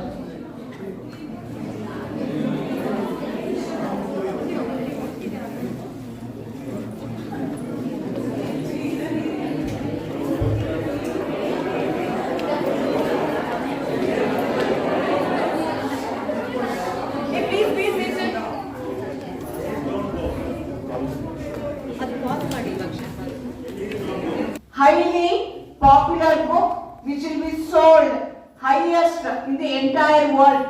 That book, Shelley O'Hara, it is available everywhere. It's a very famous book. He is going to discuss all the study skills, how we are going to strengthen your study skills using technology, how we are going to work effectively, how we are going to study smart and study less. ಓದದ ಎರಡು ತರ ಹೇಳ್ತಾರೆ, ಕತ್ತೆ ತರ ಓದ್ಬೋದು, ಕುದುರೆ ತರ ಓದ್ಬೋದು ಅಂತ. ಕತ್ತೆ ಅಂದ್ರೆ ಏನ್ ಮಾಡುತ್ತೆ, ಭಾರನ ತನ್ನ ಮೇಲೆ ಹೊತ್ಕೊಂಡು ಹೋಗುತ್ತೆ. ನಾವು ಎಲ್ಲಾ ಭಾರ ನಮ್ಮ ಮೇಲೆ ಹಾಕೋಬಹುದು. ಇಲ್ಲ ಅಂದ್ರೆ ಸ್ಮಾರ್ಟ್ ಆಗಿ ಕತ್ತೆ ತರ, ಕುದುರೆ ತರ ಸ್ಮಾರ್ಟ್ ಆಗಿ ನಾನು ಏನ್ ಬೇಕೋ ಅದನ್ನ ನಾನು ಮಾಡ್ಕೋಬಹುದು. ಹೇಗೆ ಅಂತಂದ್ರೆ ನೋಡಿ, ಕುದುರೆಗೆ ಹಿಂಗ್ ಸಾಕ್ತಾರೆ, ಕತ್ತೆಗೆ ಒಳ್ಳೆ ಊಟ ಗೀಟ ಕೊಡಲ್ಲ. ಜಾಸ್ತಿ ಭಾರ ಹೊಡೋದು ಯಾವ್ದು, ಕತ್ತೆನೆ. ಆದ್ರೆ ಕತ್ತೆಗೆ ಯಾರು ಊಟ ಚೆನ್ನಾಗಿ ಊಟ ಕೊಡಲ್ಲ, ಅದಕ್ಕೆ ಚೆನ್ನಾಗಿ ಟ್ರೀಟ್ಮೆಂಟ್ ಮಾಡಲ್ಲ. ಆದ್ರೆ ಕುದುರೆಗೆ ಮಾಡ್ತಾರೆ. ಆ ರೀತಿ ನಾವು ಓದ್ಬೇಕಾದ್ರೆ ಏನಾಗಿರ್ಬೇಕು, we have to be smart like a horse. ಆ ರೀತಿಯಾಗಿ ನಾವು ಪ್ಲಾನ್ ಮಾಡ್ಕೋಬೇಕು. ಅವನು he has mentioned many skills, study skills. Already one of the study skill is nothing but how we are going to take the notes taking ಏನಿದೆಯಲ್ಲ, ಅದು important ಅಂತ ಹೇಳ್ತಾರೆ. It's an academic survival skill ಅಂತ ಹೇಳ್ತಾನೆ, essential study skill ಅಂತ ಹೇಳ್ತಾರೆ. Okay, ಹಾಗಾದ್ರೆ notes taking ಅಂದ್ರೆ ಏನು? ಏನ್ ಬೇಕೋ ಕ್ಲಾಸ್ ಕೂತ್ಕೊಳ್ಳೋದು, ಟೀಚರ್ ಹೇಳ್ತಾರೆ ಬರೀತಾರೆ, ನಮ್ಮನ್ನ ನೋಡ್ತಾ ಇದಾರೆ ಅಂತ ಏನೋ ಬಿಡಿಸ್ಕೊಳ್ಳೋದು, ಏನೋ ಸ್ಕ್ರಿಬಲ್ ಮಾಡೋದು, ಯಾವ್ದೋ ಚಿತ್ರ ಬರೆಯೋದು, ಏನೋ ಮಾಡೋದು ಮಾಡ್ತಿರ್ತೀವಿ. That's not the way. So it's a technique. When you go to internet, there are thousands of papers have been published based on this particular topic. That means in the entire world, everybody is studying how we can improve the study skills. One of the greatest study skill is how we are going to take the notes. Once you have a notes with you, it will be easy for you to prepare for your final examination. That's why it requires active listening. ನಿಮಗೆ ಏನು ಹೇಳ್ತಾರೆ, human brain can concentrate only for 20 minutes ಅಂತ ಹೇಳ್ತಾರೆ. 20 ನಿಮಿಷ ಆದ್ಮೇಲೆ ನಮ್ಗೆ concentrate ಮಾಡಕ್ ಆಗಲ್ಲ ಅಂತ ಹೇಳ್ತಾರೆ. ಡೈವರ್ಟ್ ಆಗಬೇಕು for few second, again we have to come back and we are going to listen what the teacher is going to tell in a class or whatever it is where you are listening into a presentation. Today when sir was explaining, nobody was taken the paper and you have not make a note of the explanation sir has given. That's the drawback of this particular generation. So ಯಾರು ಬಂದಿದ್ರು, ಯಾವಾಗ ಬಂದಿದ್ರು, at least ಈಗ ಯಾರು ಮಾತಾಡ್ತಿದ್ರು ಅವ್ರನ್ನ ಕಲಿತೀನಿ, they are going to tell the explanation. ನಾವು ನಿಮ್ಮನ್ನ ಫೋರ್ಸ್ ಮಾಡಿ ಕರ್ಕೊಂಡ್ ಬಂದಿಲ್ಲ, ಬಂದಿದ್ದೀರಾ ಹೇಳೋದನ್ನ ಕೇಳಿಸ್ಕೊಳ್ಳಿ.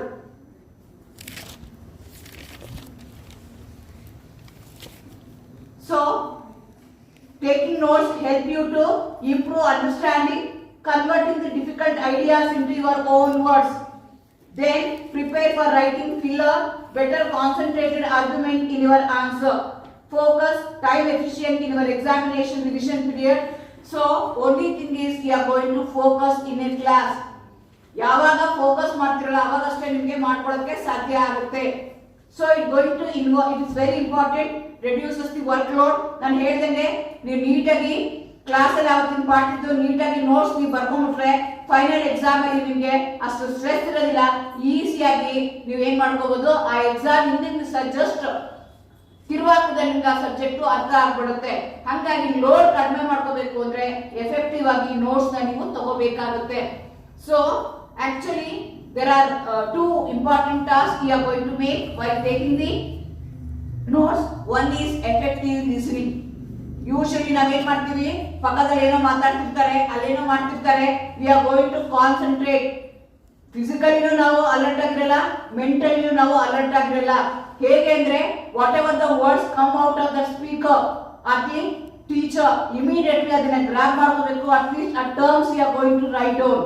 ಅವಾಗಷ್ಟೇ ನಿಮಗೆ ಫೈನಲ್ ಎಕ್ಸಾಮ್ ಅಲ್ಲಿ ಈಸಿ ಆಗುತ್ತೆ. ಇಲ್ಲದ್ರೆ ಇಲ್ಲ. Again teachers they going to tell you ಇದು ಇಂಪಾರ್ಟೆಂಟ್, ಇದು 2 marks ಕ್ವಶನ್, ಇದರಲ್ಲಿ this is a active word you are going to write. If you write that word then only you are going to get the marks. ಎಲ್ಲರೂ ಹೇಳ್ತಿರ್ತಾರೆ, ಕೇಳಿಸ್ಕೊತೀರಾ, ತಲೆಯಲ್ಲಿ ಆಡಿಸ್ಕೊತೀರಾ, ಹೋಗ್ತೀರಾ, ಮತ್ತೆ exam ದಿವಸ WhatsApp ಅಲ್ಲಿ ಯಾವ್ದು ಇಂಪಾರ್ಟೆಂಟ್ ಕ್ವಶನ್ ಅದ್ ಕಳಿಸಿ, ಇದು ಕಳಿಸಿ, ಸ್ಕೀಮ್ ಕಳಿಸಿ ಅಂತ ಕೇಳ್ತಿರ್ತೀರಾ.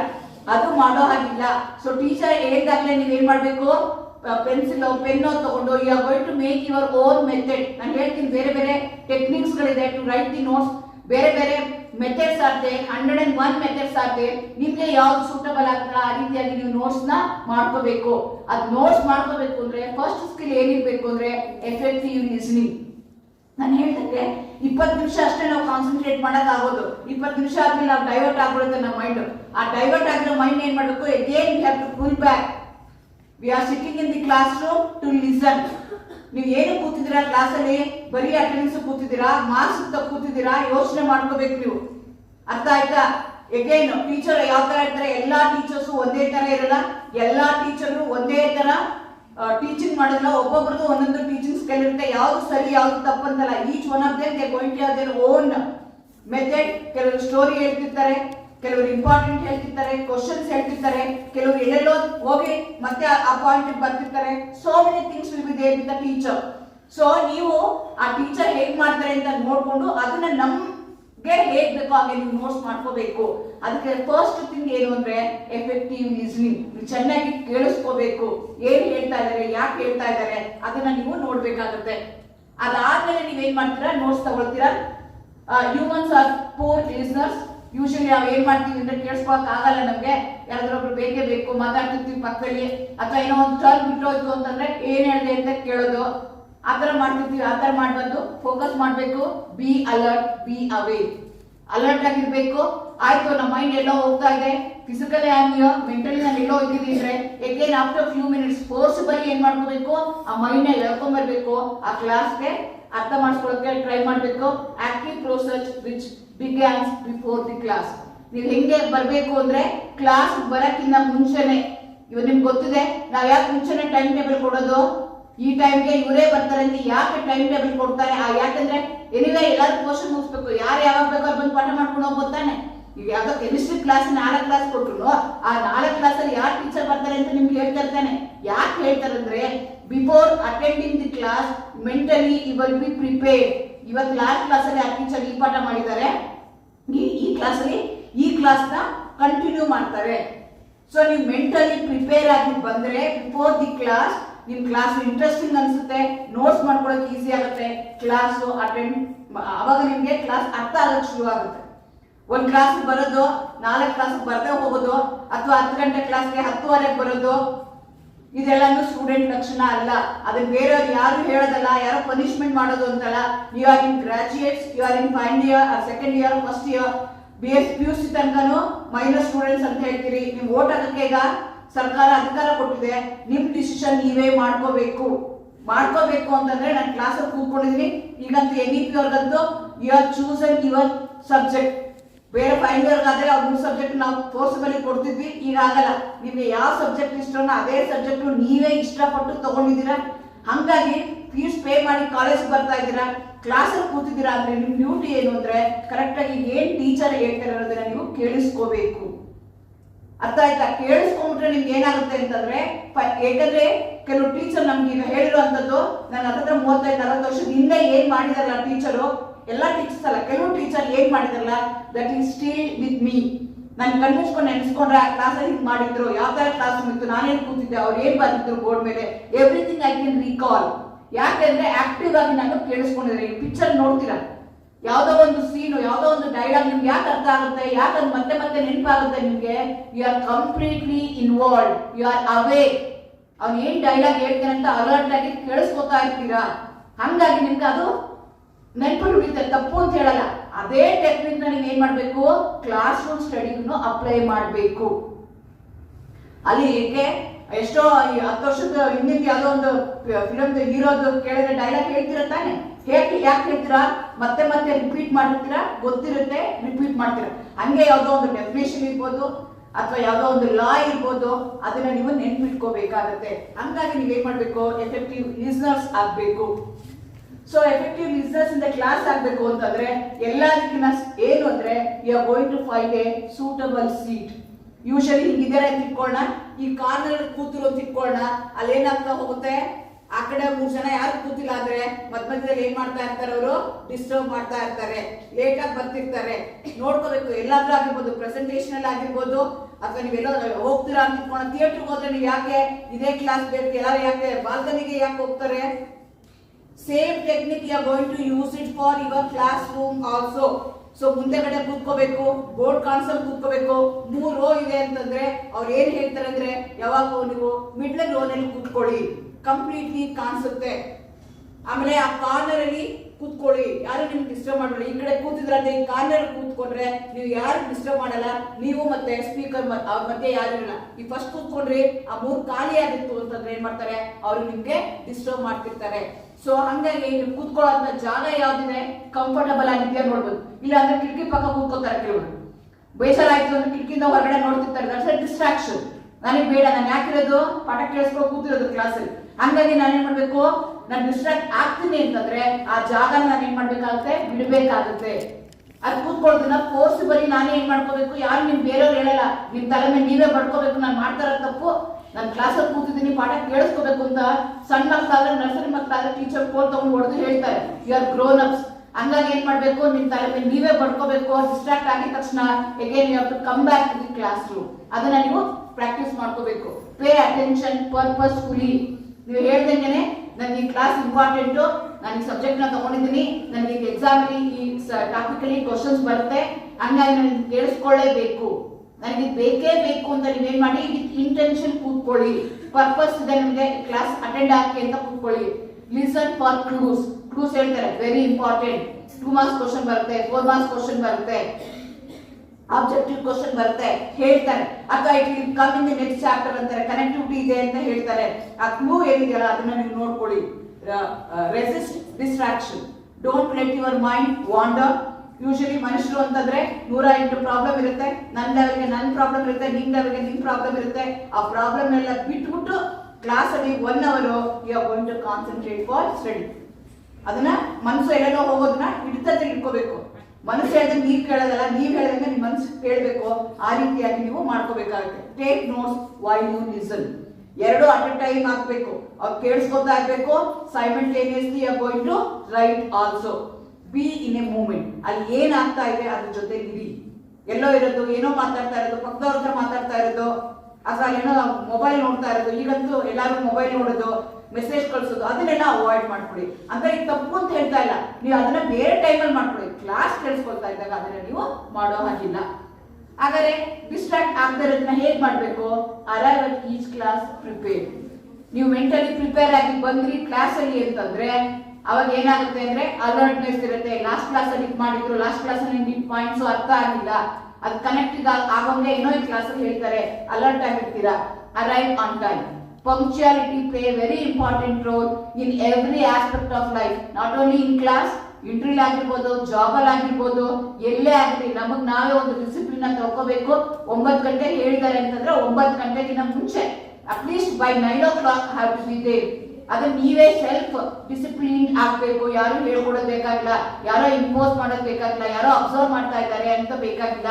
ನಿಮಗ್ ನೀವೇ ಅದನ್ನ ಏನ್ ಮಾಡ್ಕೋಬೇಕು? ಡಿಸಿಪ್ಲಿನ್ ಮಾಡ್ಕೋಬೇಕು. ಅವಾಗ ಅಷ್ಟೇ ನಿಮ್ಗೆ ಸಾಧ್ಯ ಆಗುತ್ತೆ. ಆಮೇಲೆ ಸಿಟ್ ನಿಯರ್ ದಿ ಫ್ರೆಂಡ್. ಸಾಧ್ಯ ಆದಷ್ಟು ಮುಂದೆ ಕೂತ್ಕೊಳ್ಳಿ, ಹಿಂದೆ ಬೆಂಚ್ ಹೋಗಬೇಡಿ, ಡಿಸ್ಟ್ರಾಕ್ಷನ್ ಆಗೋದು, ಕಿಟಕಿ ಪಕ್ಕ ಕೂತ್ಕೋಬೇಡಿ. ಇದನ್ನೆಲ್ಲ ಅವಾಯ್ಡ್ ಮಾಡಿ. Do not doodle. ಕೆಲವರು ಕೂತ್ಕೊಂಡು ಡ್ಯಾನ್ಸ್ ಮಾಡ್ತಾ ಇರೋದು, ಕೈ ಅಲಾಡಿಸ್ತಾ ಇರೋದು, ತಲೆ ಅಲಾಡಿಸ್ತಾ ಇರೋದು, ಕೂದಲು ಹೆಂಗೋ ಮಾಡ್ಕೊಳ್ತಾ ಇರೋದು, so many things they are going to do it. ಅದನ್ನೆಲ್ಲ ತಪ್ಪದು.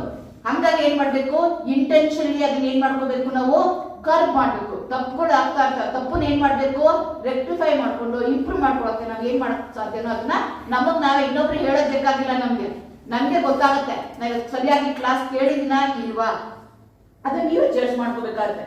Stop day dreaming. ಕೂತ್ಕೊಂಡಿರ್ತಾರೆ, ಏನೋ ಯೋಚನೆ ಮಾಡ್ತಿರ್ತಾರೆ, ಅದು ವರ್ಕೌಟ್ ಆಗಲ್ಲ. Look at the teacher. ಸಾಧ್ಯ ಆದಷ್ಟು ಕಣ್ಣು ಅವ್ರು ನೋಡಿ, ಹುಡುಗ 2 ಕಣ್ಣು ಇದ್ ಮಾಡ್ಕೊಂಡ್ಬಿಟ್ಟಿರ್ಲಿಲ್ಲ, ಆ ರೀತಿಯಾಗಿ ನೀವು ಟೀಚರ್ ಕಡೆ ಕಣ್ಣಲ್ಲಿ ಕಣ್ಣಿಟ್ಟು ನೋಡಿ. Okay okay. Before note taking, notes ತಗೊಳಕ್ಕಿಂತ ಮುಂಚೆ ನೀವೇನ್ ಮಾಡ್ಬೇಕು? Be positive. ಯಾಕಂದ್ರೆ ಎಲ್ಲಾ ಸಬ್ಜೆಕ್ಟ್ ಎಲ್ಲರಿಗೂ ಇಂಟ್ರೆಸ್ಟ್ ಇರೋದಿಲ್ಲ.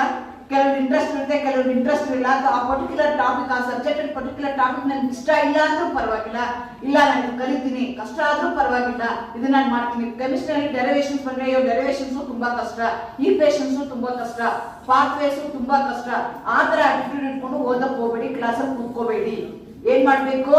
I can learn it. ಅದ್ರಲ್ಲಿ 10 ಪಾಯಿಂಟ್ ಹೇಳಿದ್ರೆ ನನ್ಗೆ 5 ಪಾಯಿಂಟ್ ಅಂದ್ರೂ ಅರ್ಥ ಆಗುತ್ತೆ. ಪಾಸಿಟಿವ್ ಆಟಿಟ್ಯೂಡ್ ಅಲ್ಲಿ ನೀವ್ ಏನ್ ಮಾಡ್ಕೊಳ್ಳಿ, ಅದನ್ನ ಕೇಳಿಸ್ಕೊಳಕ್ ಶುರು ಮಾಡಿ. Find a style that fits you. ನಾನು ಹೇಳ್ದಂಗೆ ಒಬ್ಬೊಬ್ಬರದ್ದು ಟೀಚರ್ ಒಂದೊಂದು ಸ್ಟೈಲ್ ಇದ್ದಂಗೆ each student they going to have their own style. ಈಗ ಅಸೈನ್ಮೆಂಟ್ ಕೊಟ್ರೆ ಒಬ್ರು ಕೊಟ್ಟಿದ್ದನ್ನ ಎಲ್ಲರೂ ಕುತ್ಕೊಂಡು ಕಾಪಿ ಮಾಡ್ಕೊಂಡು ತಗೊಂಡ್ಬರ್ತೀರಾ. That is not the way. ಪ್ರತಿಯೊಂದು ಕ್ವಶನ್ಗೆ ಒಬ್ಬೊಬ್ರು ಆನ್ಸರ್ ಮಾಡೋ ರೀತಿ ಏನಾಗ್ಬೇಕು? ಬೇರೆ ಆಗ್ಬೇಕು. ಒನಾಟನಸ ಆಗಬಾರ್ದು. ನಮಗ್ ನಾವು ಬೆಳೆಸ್ಕೋಬೇಕು, ನಮಗ್ ನಾವು ಗ್ರೋ ಆಗ್ಬೇಕು, ನಮಗ್ ನಾವೇ ಎನ್ರಿಚ್ ಮಾಡ್ಕೋಬೇಕು. Day by day you are going to compete with yourself only. ನೀವು ಯಾರೋ ನಿಮ್ ಫ್ರೆಂಡ್ಸ್ ಜೊತೆ ಕಾಂಪೀಟ್ ಮಾಡಂಗಿಲ್ಲ. ಲಾಸ್ಟ್ ಇಯರ್ ನನ್ನ ಮಾರ್ಕ್ಸ್ ಕೆಮಿಸ್ಟ್ರಿ ಇಷ್ಟು ಬಂದಿತ್ತು, ನನಗೆ ಈ ಸೆಮಿಸ್ಟರ್ ಅಲ್ಲಿ ಇಷ್ಟು ಬರ್ಬೇಕು, ಅದಕ್ಕೆ ನಿಮಗ್ ನೀವೇ ಕಾಂಪಿಟೇಷನ್ ಮಾಡ್ಕೋಬೇಕು. ಆ ತರ ಮಾಡಿದ್ರೆ ಸಾಧ್ಯ ಆಗುತ್ತೆ, ಇಲ್ಲಾಂದ್ರೆ ಆಗೋದಿಲ್ಲ. Then prepare the list of questions. Be prepared. Class ಬರೋಕ್ಕಿಂತ ಮುಂಚೆ, ಆ ಟೀಚರ್ ಬರೋಕ್ಕಿಂತ ಮುಂಚೆ ನೀವೇನ್ ಮಾಡ್ಬೇಕಾಗುತ್ತೆ? ಇದನ್ನೆಲ್ಲ ನೀವು ಮೆಂಟಲಿ ಪ್ರಿಪೇರ್ ಮಾಡ್ಕೋಬೇಕಾಗತ್ತೆ. Then during. Important ideas only. ಅಲ್ಲಿ ಎಷ್ಟೊಂದು ಹೇಳ್ತಿರ್ತಾರೆ, ಕ್ಲಾಸಲ್ಲಿ ಎಲ್ಲಾನ ಬರ್ಕೊಳಕ್ಕಾಗಲ್ಲ. ಹಂಗಾಗಿ ಯಾವ್ದು ಇಂಪಾರ್ಟೆಂಟ್ ಅನ್ಸುತ್ತಲ್ಲ ಅದನ್ನ ನೀವು ನೋಟ್ ಮಾಡ್ಕೋಬೇಕು. Listen and look for clues. ನಾನು ಹೇಳ್ತೇನೆ ತುಂಬಾ important. This is the term you are going to write. ಈ ಟರ್ಮ್ ಇದ್ರೆ ಮಾತ್ರ ಮಾರ್ಕ್ಸ್ ಕೊಡ್ತಾರೆ. ಈ ತರ ಕ್ವಶನ್ಸ್ ಕೇಳ್ತಾರೆ. So many things the teacher would have been explain. ಅಥವಾ ಈ ಕಾನ್ಸೆಪ್ಟ್ ಇನ್ನೊಂದು ಯಾವ್ದೋ ಚಾಪ್ಟರ್ ಅಲ್ಲಿ ಬರುತ್ತೆ. ಆತರ ಏನೇನೋ ಕ್ಲೂಸ್ ಕೊಡ್ತಾರೆ. ಆ ಕ್ಲೂಸ್ ನೆಲ್ಲ ನೀವು ನೀಟಾಗಿ ಕೇರ್ಫುಲಿ ಲಿಸನ್ ಮಾಡ್ಕೊಂಡು ಅದನ್ನೆಲ್ಲ ಬರ್ಕೋಬೇಕಾಗುತ್ತೆ. Leave open spaces if you get behind. ನಾನು ಹೇಳ್ತೇನೆ ಮೈಂಡ್ ಎಲ್ಲ ಹೋಗ್ತಾ ಇರುತ್ತೆ, ಅವ್ರು ಹೇಳೋದು ಕೇಳಿಸ್ಕೊಳ್ಳಲ್ಲ. ಆ ಪಕ್ಕದಲ್ಲಿ ನೋಡೋದು ಅವ್ರಿಗೂ ಡಿಸ್ಟರ್ಬ್ ಮಾಡಿದ್ರೆ ಅಷ್ಟು ಜಾಗ ಬಿಟ್ಬಿಟ್ಟು ಅದು ಹೋಗ್ಲಿ, ಒಂದ್ ಲೈನ್ ಹೋದ್ರೆ ಹೋಗ್ಲಿ, ನೆಕ್ಸ್ಟ್ ಲೈನ್ ಇಂದ ನಾನು ಏನ್ ಮಾಡ್ಕೋಬಹುದು, ನೆಕ್ಸ್ಟ್ ಸೆಂಟೆನ್ಸ್ ಇಂದ ಏನ್ ಮಾಡ್ಕೋಬಹುದು, ನೆಕ್ಸ್ಟ್ ಟಾಪಿಕ್ ಏನಿದೆಯಲ್ಲ ನಾನು ಅರ್ಥ ಮಾಡ್ಕೊಳಕ್ ನಾನು ಟ್ರೈ ಮಾಡ್ತೀನಿ. ಮಧ್ಯದಲ್ಲಿ ಸ್ಪೇಸಸ್ ನ ಬಿಡಿ. ಆಗ್ಲಿಲ್ಲ, ಫಾಸ್ಟ್ ಆಗಿ ಬರ್ಕೊಳಕ್ ಆಗ್ಲಿಲ್ಲ ಅಂದ್ರೆ ಯೂಸ್ ಅಬ್ರಿವೇಷನ್ಸ್. ನಿಮ್ಗೆ ಅಗೇನ್ ನಿಮ್ದು ಸ್ಟೈಲ್ ಇರುತ್ತೆ, ಇದೇ ಸರಿ ಇದೇ ತಪ್ಪು ಅಂತಲ್ಲ, ನಿಮಗೆ ಬೇಕಾದ್ರೆ ನಿಮ್ಗೆ ಅಬ್ರಿವೇಷನ್ಸ್ ನ ಯೂಸ್ ಮಾಡ್ಕೋಬಹುದು. Record the question. ಅದನ್ನ ಪಾಠ ಕೇಳ್ತಾ ಇದ್ದೇನೆ, ನಿಮ್ಗೆ ಎಷ್ಟೊಂದು ಕ್ವಶನ್ಸ್ ಬರುತ್ತೆ, ಆ ಕ್ವಶನ್ಸ್ ನ ಅಲ್ಲೇ ರೆಕಾರ್ಡ್ ಮಾಡಿ. ಅದಕ್ಕೆ ಉತ್ತರ ಗೊತ್ತಿದ್ಯೋ ಇಲ್ವೋ ಸೆಕೆಂಡ್ರಿ, ಆ ಕ್ವಶನ್ ಏನ್ ಬಂತಲ್ಲ ರೆಕಾರ್ಡ್ ಮಾಡಿ, ಅದ್ ಉತ್ತರನ ನೀವು ತಿಳ್ಕೊಳಕ್ಕೆ ಟ್ರೈ ಮಾಡಿ. ಎಲ್ಲ ಆಯ್ತು, ಪಾಠ ಎಲ್ಲ ಆಯ್ತು. ಈಗ ಏನ್ ಮಾಡ್ಬೇಕು, ನೀವು ನೋಟ್ಸ್ ಮಾಡ್ಬೇಕು. Verbalise your understanding to another student. ಈಗ ನೀವು ಬರ್ಕೊಂಡಿರೋದಿನ ನಾನು ಈಗಿನ ಸ್ಟೂಡೆಂಟ್ಸ್ ಎಲ್ಲ ಅದನ್ನ ನೋಡಿಲ್ಲ, ಬಟ್ ಹಳೆ ಕಾಲದ ಸ್ಟೂಡೆಂಟ್ಸ್ ಏನ್ ಮಾಡ್ತಿದ್ರು ಅಂದ್ರೆ ಇಬ್ಬರು ನೋಟ್ಸ್ ಇಟ್ಕೊಂಡು ಓದ್ತಾ ಇದ್ರು. ನಾನು ಈ ಪಾಯಿಂಟ್ ನ ಬರ್ಕೊಂಡಿದೀನಿ, ನೀನ್ ಈ ಪಾಯಿಂಟ್ ನ ಬರ್ಕೊಂಡಿದೀನಿ, ನಾನು ಇದನ್ನ ಬರ್ಕೊಂಡಿಲ್ಲ. This the way I have understood that concept. ನೀನ್ ಹೇಗೆ ಅರ್ಥ ಮಾಡ್ಕೊಂಡಿದ್ಯಾ? That's the way they use to chart with each other. ಈಗ ಏನು ಅಂದ್ರೆ ನೀವು ತುಂಬಾ ಮೊನಾಟನಸ್ ಆಗಿದ್ದೀರಾ. ಆ ತರ ಇರಬಾರ್ದು. ಇಂಡಿವಿಜುವಾಲಿಟಿನ ಬೆಳೆಸ್ಕೋಬೇಕು. ನನ್ನ ಸ್ಟೈಲೇ ಬೇರೆ, ನಾನೇ ಬೇರೆ. ಬರೀ ಪಿಕ್ಚರ್ ಡೈಲಾಗ್ ಹೇಳೋದಿಲ್ಲ. ಎಲ್ಲಾ ಆಕ್ಟಿವಿಟಿಗಳಲ್ಲೂ ನೀವೇನಾಗಿರ್ಬೇಕು, ನಾನು ಅಂದ್ರೆ ಇವ್ರಂದ್ರೆ ಇವ್ರು ಇಂಡಿಪೆಂಡೆಂಟ್ ಅಂತ ಅನ್ನಿಸ್ಬೇಕು ನಮ್ಗೆ. ಇಂಡಿಪೆಂಡೆಂಟ್ ಆಗಿ ಏನೋ ಮಾಡ್ತಾ ಇದ್ದಾರೆ. ಈಗ ರೆಕಾರ್ಡ್ ಬರೀತಾ ಇದ್ರೆ ಕೆಲವರು ತುಂಬಾ ಚೆನ್ನಾಗಿ ರೆಕಾರ್ಡ್ ಬರೀತಾರೆ, ಲ್ಯಾಬ್ ಅಲ್ಲಿ ಏನೋ ಮಾಡ್ತಾ ಇದ್ರೆ ತುಂಬಾ ಚೆನ್ನಾಗಿ ಮಾಡ್ತಾರೆ. ಆ ಇಂಡಿವಿಜುವಲ್ ಆಗಿ ಅವ್ರದೇ ಆದಂತ ಸ್ಕಿಲ್ಗಳು ಅದು ಒಂದೇ ದಿವಸಕ್ಕೆ ಬರಲ್ಲ. ಬಟ್ ಸ್ಲೋಲಿ ನೀವೇನ್ ಮಾಡ್ಕೋಬೇಕು, ನಿಮ್ದೇ ಆದಂತ ಸ್ಟೈಲ್, ನಿಮ್ದೇ ಆದಂತ ಸ್ಕಿಲ್ ನ ನೀವು ಡೆವಲಪ್ ಮಾಡ್ಕೋಬೇಕಾಗುತ್ತೆ. Compare with the classmate, revise notes as appropriate, review your notes, clarify, research alone. So ಯಾವಾಗ ಏನ್ ಮಾಡ್ತೀರಾ, ಏನ್ ಬರ್ಕೊಂಡಿರೋದನ್ನ ಜೋರಾಗಿ ಓದಿ, ಬಾಯ್ ಬಿಟ್ಟು ಓದ್ಬೇಕು. ಅವಾಗಷ್ಟೇ ನಿಮ್ಗೆ ಉಳಿಯುತ್ತೆ ಮನ್ಸಲ್ಲಿ, ಇದರೆ ಇಲ್ಲ. ಬಟ್ ನಾವು ನೌಡೇಸ್ I sea the student mobile ಅಲ್ಲೇ ಇರುತ್ತೆ, ಅದನ್ನ ಅಲ್ಲೇ ಕಣ್ಣಾಡಿಸ್ತಾ ಇರ್ತಾರೆ. ಬರ್ದು ಯಾವಾಗ ಓದ್ಬೇಕು, ಬರೀ ಹಂಗೆ ಓದ್ತೀನಿ ಅಂದ್ರೆ ಮರ್ತೋಗುತ್ತೆ. ಸೊ ಏಕೇನ್ ಹೈಲೈಟ್ ಅನ್ನ ಯೂಸ್ ಮಾಡ್ಕೊಂಡು ನೀವು ಹೈಲೈಟ್ ಮಾಡ್ಕೋಬಹುದು ಯಾವ್ಯಾವ ಇಂಪಾರ್ಟೆಂಟ್ ಪಾಯಿಂಟ್ ಇದೆ ಅಂತ. ಓಕೆ, ನೋಟ್ ಟೇಕಿಂಗ್ ಎಷ್ಟೊಂದು ಮೆಥಡ್ಸ್ ಇದೆ. ನೋಟ್ ಟೇಕಿಂಗ್ ನಾನು ಹೇಳಿದಲ್ಲ, ನಾನು ಸ್ಟಾರ್ಟ್ ಮಾಡೋದು ಅದನ್ನ ನೋಡೋಣ ಅಂತ ಶುರು ಮಾಡಿದ್ರೆ more than 150 different methods are there to take notes. ಪ್ರತಿಯೊಂದಕ್ಕೂ ತಂದೆ ಆದಂತ ಮೆರಿಟ್ಸ್ ಇದೆ, ತಂದೆ ಆದಂತ ಡಿಮೆರಿಟ್ಸ್ ಇದೆ. ನಾವು ಯಾವ್ದು ಬೇಕಾದ್ರೂ ಮಾಡ್ಕೋಬಹುದು. ನಾನೊಂದು 3-4 ಮೆಥಡ್ ನಾನು ಇವತ್ತು ನಿಮ್ಗೆ ಹೇಳ್ತಾ ಇದ್ದೀನಿ. ಫಸ್ಟ್ ಒನ್ ಮೆಥಡ್ ಏನಿದೆಯಲ್ಲ, ಕಾರ್ನೆಲ್. ನಾನು ಫಸ್ಟ್ ಬುಕ್ ಹೇಳಿದಲ್ಲ, ಆ ಬುಕ್ ಅಲ್ಲಿ ಇದನ್ನ ಮೆನ್ಷನ್ ಮಾಡಿದ್ದಾರೆ ಅವರು. ಹಂಗಾಗಿ ಆ ಮೆಥಡ್ ನ ತಗೊಂಡಿದ್ದೀನಿ, which is more popular throughout the world. Notes taking method ಅಲ್ಲಿ ಯಾವ ಟೆಕ್ನಿಕ್ ಯೂಸ್ ಮಾಡ್ತಾರೆ ಅಂದ್ರೆ this is the technique they going to use. ನೋಡ್ಕೊಳ್ಳಿ ಹೇಗಿದೆ. ನಿಮ್ದು ಪೇಪರ್ ಏನಿದೆಯಲ್ಲ, ಆ ಪೇಪರ್ ಅಲ್ಲಿ ಮೇಲ್ಗಡೆ ಟೈಟಲ್ ಬರ್ಕೋಬೇಕು ಅಂತ ಹೇಳ್ತಾರೆ. ನಿಮ್ ಪೇಜ್ ನ 3 ಭಾಗ ಮಾಡ್ಕೋಬೇಕು ಅಂತ ಹೇಳ್ತಾರೆ. Again they going to tell me the next slide ಅಲ್ಲಿ ತೋರಿಸ್ತೀನಿ ಎಷ್ಟು ಜಾಗ ಬಿಡಬೇಕು ಅಂತ. Clue questions, main points, key thoughts. ಅದು ನೀವು ಕ್ಲಾಸ್ ಅಲ್ಲಿ ಡ್ಯೂರಿಂಗ್ ದಿ ಇದು ಏನ್ ಮಾಡ್ತೀರಾ, ಕ್ಯೂ ಕ್ವಶನ್ಸ್ ಏನಿದೆಯಲ್ಲ, this you are going to write before your class. Class ಬರೋಕ್ಕಿಂತ ಮುಂಚೆ ಅದನ್ನ ನೀವು ಪ್ಲಾನ್ ಮಾಡ್ಕೊಂಡು ಬರ್ತೀರಾ. ಅದಾದ್ಮೇಲೆ ಡ್ಯೂರಿಂಗ್ ಕ್ಲಾಸ್ ಇದು ಮಾಡ್ತೀರಾ. ಕೊನೆಗೆ ಏನ್ ಮಾಡ್ತೀರಾ, ನೀವು ಸಮ್ಮರಿನ ಬರೀತೀರಾ. ನೋಡಿ ಅವ್ರು ಹೇಳ್ತಾರೆ 2.5 ಒಂದು ಶೀಟ್ ಅಲ್ಲಿ ಏನ್ ಮಾಡ್ಕೋಬೇಕು, ಆ ಕಡೆಗೆ 2.5 ಇಂಚಸ್ ನ ಬಿಡ್ಬೇಕು, ಈ ಕಡೆಗೆ 6 ಇಂಚ್ ಇರ್ಬೇಕು ಅಂತ ಹೇಳ್ತಾರೆ. ಸಮ್ಮರಿಗೆ ಎಷ್ಟಿರ್ಬೇಕು ಅಂತ ನಿಮ್ಗೆ ಹೇಳ್ತಾರೆ. ಪ್ರತಿಯೊಂದ್ಸಲ ನೀವು ನೋಟ್ಸ್ ತಗೋಬೇಕಾದ್ರೆ it's given by that person, ಅವ್ನು ಆ ರೀತಿಯಾಗಿ ಮಾಡ್ಬೇಕು ಅಂತ ಹೇಳ್ತಾರೆ. ನೋಡಿ ಮೇನ್ ಪಾಯಿಂಟ್ಸ್ ಏನಿದೆ, ಬುಲೆಟ್ ಪಾಯಿಂಟ್ಸ್ ಏನಿದೆ, ಅದನ್ನೆಲ್ಲ ನೀವು ಹಾಕೊಳ್ಳಿ. ಒಂದು ಎಕ್ಸಾಂಪಲ್ ತಗೊಳ್ಳೋದಾದ್ರೆ ನೋಡಿ, ಅಬೌಟ್ ದಿ ಪ್ಲಾನೆಟ್ ಏನೋ ಓದ್ತಾ ಇದೀವಿ ಅಂತ ಇಟ್ಕೊಂಡು, ಎಷ್ಟೊಂದು ಪ್ಲಾನೆಟ್ ಇದೆ. ಆ ಪ್ಲಾನೆಟ್ ಹೇಳಿದಾಗ ಆ ಸೈಡ್ ಪಾಯಿಂಟ್ ಅಲ್ಲಿ ಏನ್ ಮಾಡ್ತೀರಾ, ಯಾವ ಪ್ಲಾನೆಟ್ ಅಂತ ಬರೀತೀರಾ, ಅದಕ್ಕೆ ರಿಲೇಟೆಡ್ ಆಗಿರೋದು ಬರೀತೀರಾ. ಅಥವಾ ನಾವು ಸಾಲಿಡ್ಸ್, ಲಿಕ್ವಿಡ್, ಗ್ಯಾಸಿಯಸ್ ಸ್ಟೇಟ್ ಹೇಳ್ತೀವಿ, ಅಥವಾ ಯಾವುದೋ ಒಂದು ರೂಲ್ ಹೇಳ್ತೀವಿ, ಅವಾಗ ಅದನ್ನೆಲ್ಲ ಆ ಕಡೆ ಬರ್ಕೊಳ್ಳೋದು ಅದಕ್ಕೆ ರಿಲೇಟೆಡ್ ಆಗಿರುವಂತದ್ದು. ಎನಾನ್ಶಮರ್ಸ್ ಅಂತ ಹೇಳ್ತೀವಿ, ಡಯಾಸ್ಟಿಲೋಮರ್ಸ್ ಅಂತ ಹೇಳ್ತೀವಿ, ಮಿಸೋ ಕಾಂಪೌಂಡ್ಸ್ ಅಂತ ಹೇಳ್ತೀವಿ, ಅದನ್ನೆಲ್ಲ ಬರ್ಕೊಳ್ಳೋದು ಅದ್ರದ್ದು ಎಕ್ಸ್ಪ್ಲನೇಷನ್ ನೀವು ಇಲ್ಲಿ ಬರ್ಕೋಬೇಕಾಗುತ್ತೆ. ನೆಕ್ಸ್ಟ್ ಅದಾದ್ಮೇಲೆ ಅವ್ನ ಹೇಳ್ತಾನೆ 5 R ಹೇಳ್ತಾನೆ. ಮೊದಲನೇದು ರೆಕಾರ್ಡ್. ನೀವು ಹೇಳ್ತಾ ಇದ್ದಲ್ಲ, ಕ್ಲಾಸ್ ಕೇಳಿಸ್ಕೊತಾ ಇದ್ದಲ್ಲ, ಬರ್ಕೋತೀರಾ ಎಲ್ಲಾನು ರೆಕಾರ್ಡ್ ಮಾಡ್ಕೊಳ್ಳಿ. ಆಮೇಲೆ ರೆಡ್ಯೂಸ್, ಯಾಕಂದ್ರೆ ನಾವು ಜಾಸ್ತಿ ಬರ್ತಿರ್ತೀವಿ, ಅಷ್ಟು ನನಗೆ ಎಕ್ಸಾಮ್ ಹಿಂದಿನ ಓದ್ಕೊಳ್ಳೋದು ಕಷ್ಟ ಆಗುತ್ತೆ. ಹಂಗಾಗಿ ಅದನ್ನ ಏನ್ ಮಾಡ್ಬೇಕಾಗುತ್ತೆ, ನಾನು ರೆಡ್ಯೂಸ್ ಮಾಡ್ಬೇಕಾಗುತ್ತೆ ನೋಟ್ಸ್ ನ. Next recite. ನಾನು ಹೇಳ್ದಂಗೆ ಬಂದಿರೋಂಥ ನೋಟ್ಸ್ ನ ಜೋರಾಗಿ ವಾಯ್ಸ್ ಅಲ್ಲಿ ನೀವು ಓದ್ಬೇಕಾಗುತ್ತೆ. Next reflect, think about the work with the information in a new way. Then ಕೊನೆಗೆ ನೀವು ರಿವ್ಯೂ ಮಾಡ್ಬೇಕಾಗತ್ತೆ. ಇದು ಒಂದು ಮೆಥಡ್. ಎರಡನೇ ಮೆಥಡ್ ಅಲ್ಲಿ ಅವ್ನು ಏನ್ ಹೇಳ್ತಾನೆ, ಔಟ್ಲೈನಿಂಗ್ ಮೆಥಡ್ ಅಂತ ಹೇಳ್ತಾರೆ. ಇದನ್ನ ಹೆಂಗ್ ಮಾಡ್ತಾರೆ ಅಂದ್ರೆ ಮೇನ್ ಪಾಯಿಂಟ್ ನ ಒಂದ್ ಕಡೆ ಬರ್ಕೊಳ್ಳಿ ಅಥವಾ ಅದನ್ನ ಥಿಕ್ ಲೈನ್ಸ್ ಬರ್ಕೊಳ್ಳಿ. ಅದಾದ್ಮೇಲೆ ಹೇಳ್ತೇನೆ, ಇದುವರೆಗೂ ಹೇಳಿದ್ದೇನು, 2 ಸ್ಕಿಲ್ ಬೇಕು ಫಾರ್ ನೋಟ್ಸ್ ಟೇಕಿಂಗ್. ಏನು, effective listening, effective note taking. Next ಯಾವ್ಯಾವ ಮೆಥಡ್ಸ್ ಇದೆ, ಒಂದ್ 5-6 ಮೆಥಡ್ ಬರ್ತೀನಿ. ಈ ರೀತಿಯಾಗಿ ಮಾಡ್ಕೊಳ್ಳಿ. ಈ ರೀತಿ ಬರ್ಕೊಂಡ್ರೆ ಏನಾಗುತ್ತೆ ಅಂದ್ರೆ it's easy to remember. Points ತರ ಬರ್ಕೊಂಡ್ರೆ ನಿಮ್ಗೆ ಈಸಿ ಆಗುತ್ತೆ rather than using a sentences. ಹಾಗಾಗಿ ಆ ಮೆಥಡ್ ನ ನೀವು ತಗೋಬಹುದು. ಇಲ್ಲ ಅಂದ್ರೆ ಮ್ಯಾಪಿಂಗ್ ಮೆಥಡ್ ಅಂತ ಹೇಳ್ತಾರೆ. ಪರ್ಟಿಕ್ಯುಲರ್ಲಿ ಆರ್ಟ್ಸ್ ಸ್ಟೂಡೆಂಟ್ಸ್ ಗೆ ಈ ಮೆಥಡ್ ತುಂಬಾ ಸೂಟಬಲ್ ಅಂತ ಅನ್ಸುತ್ತೆ. ಎಂಟೈರ್ ಚಾಪ್ಟರ್ ಏನಿದೆಯಲ್ಲ, ಎಂಟೈರ್ ಚಾಪ್ಟರ್ ನ ನೀವ್ ಏನ್ ಮಾಡ್ಕೋಬಹುದು ಅಂದ್ರೆ ಏನೇನ್ ಆಗಿದೆ 1 2 3 4 5 ಅಂತ ಕೊಟ್ಟಿದ್ದಾರೆ ನೋಡಿ, ಆ ರೀತಿಯಾಗಿ ನೀವ್ ಏನ್ ಮಾಡ್ಕೋಬಹುದು, ಟೀಮ್ ಮ್ಯಾಪಿಂಗ್ ಮೆಥಡ್ ಅಂತ ಹೇಳ್ತಾ ಇದಾರೆ, ಆ ತರ ಮಾಡ್ಕೋಬಹುದು. ಇಲ್ಲ ಕೆಮಿಸ್ಟ್ರಿ ಅವ್ರು ಮಾಡ್ತೀನಿ ಅಂತಂದ್ರೆ ನೋಡಿ ಮೈಂಡ್ ಮ್ಯಾಪಿಂಗ್. ಈಗ ಆಲ್ಕಿನ್ಸ್ ಇದೆ, ಆಲ್ಕಿನ್ಸ್ ಯಾವ್ಯಾವ ರಿಯಾಕ್ಷನ್ಸ್ ಇದೆ ನಿಮ್ ಸಿಲೆಬಸ್ ಪ್ರಕಾರ ಎಲ್ಲ ಆಲ್ಕಿನ್ಸ್ ಮೆಕ್ಯಾನಿಸಮ್ಸ್ ಅಲ್ಲಿ ಬರ್ಕೊಂಡಿದೀನಿ. ಇಷ್ಟು ನಾನು ಏನ್ ಮಾಡ್ಬೇಕಾಗುತ್ತೆ, ಓದ್ಕೋಬೇಕಾಗುತ್ತೆ.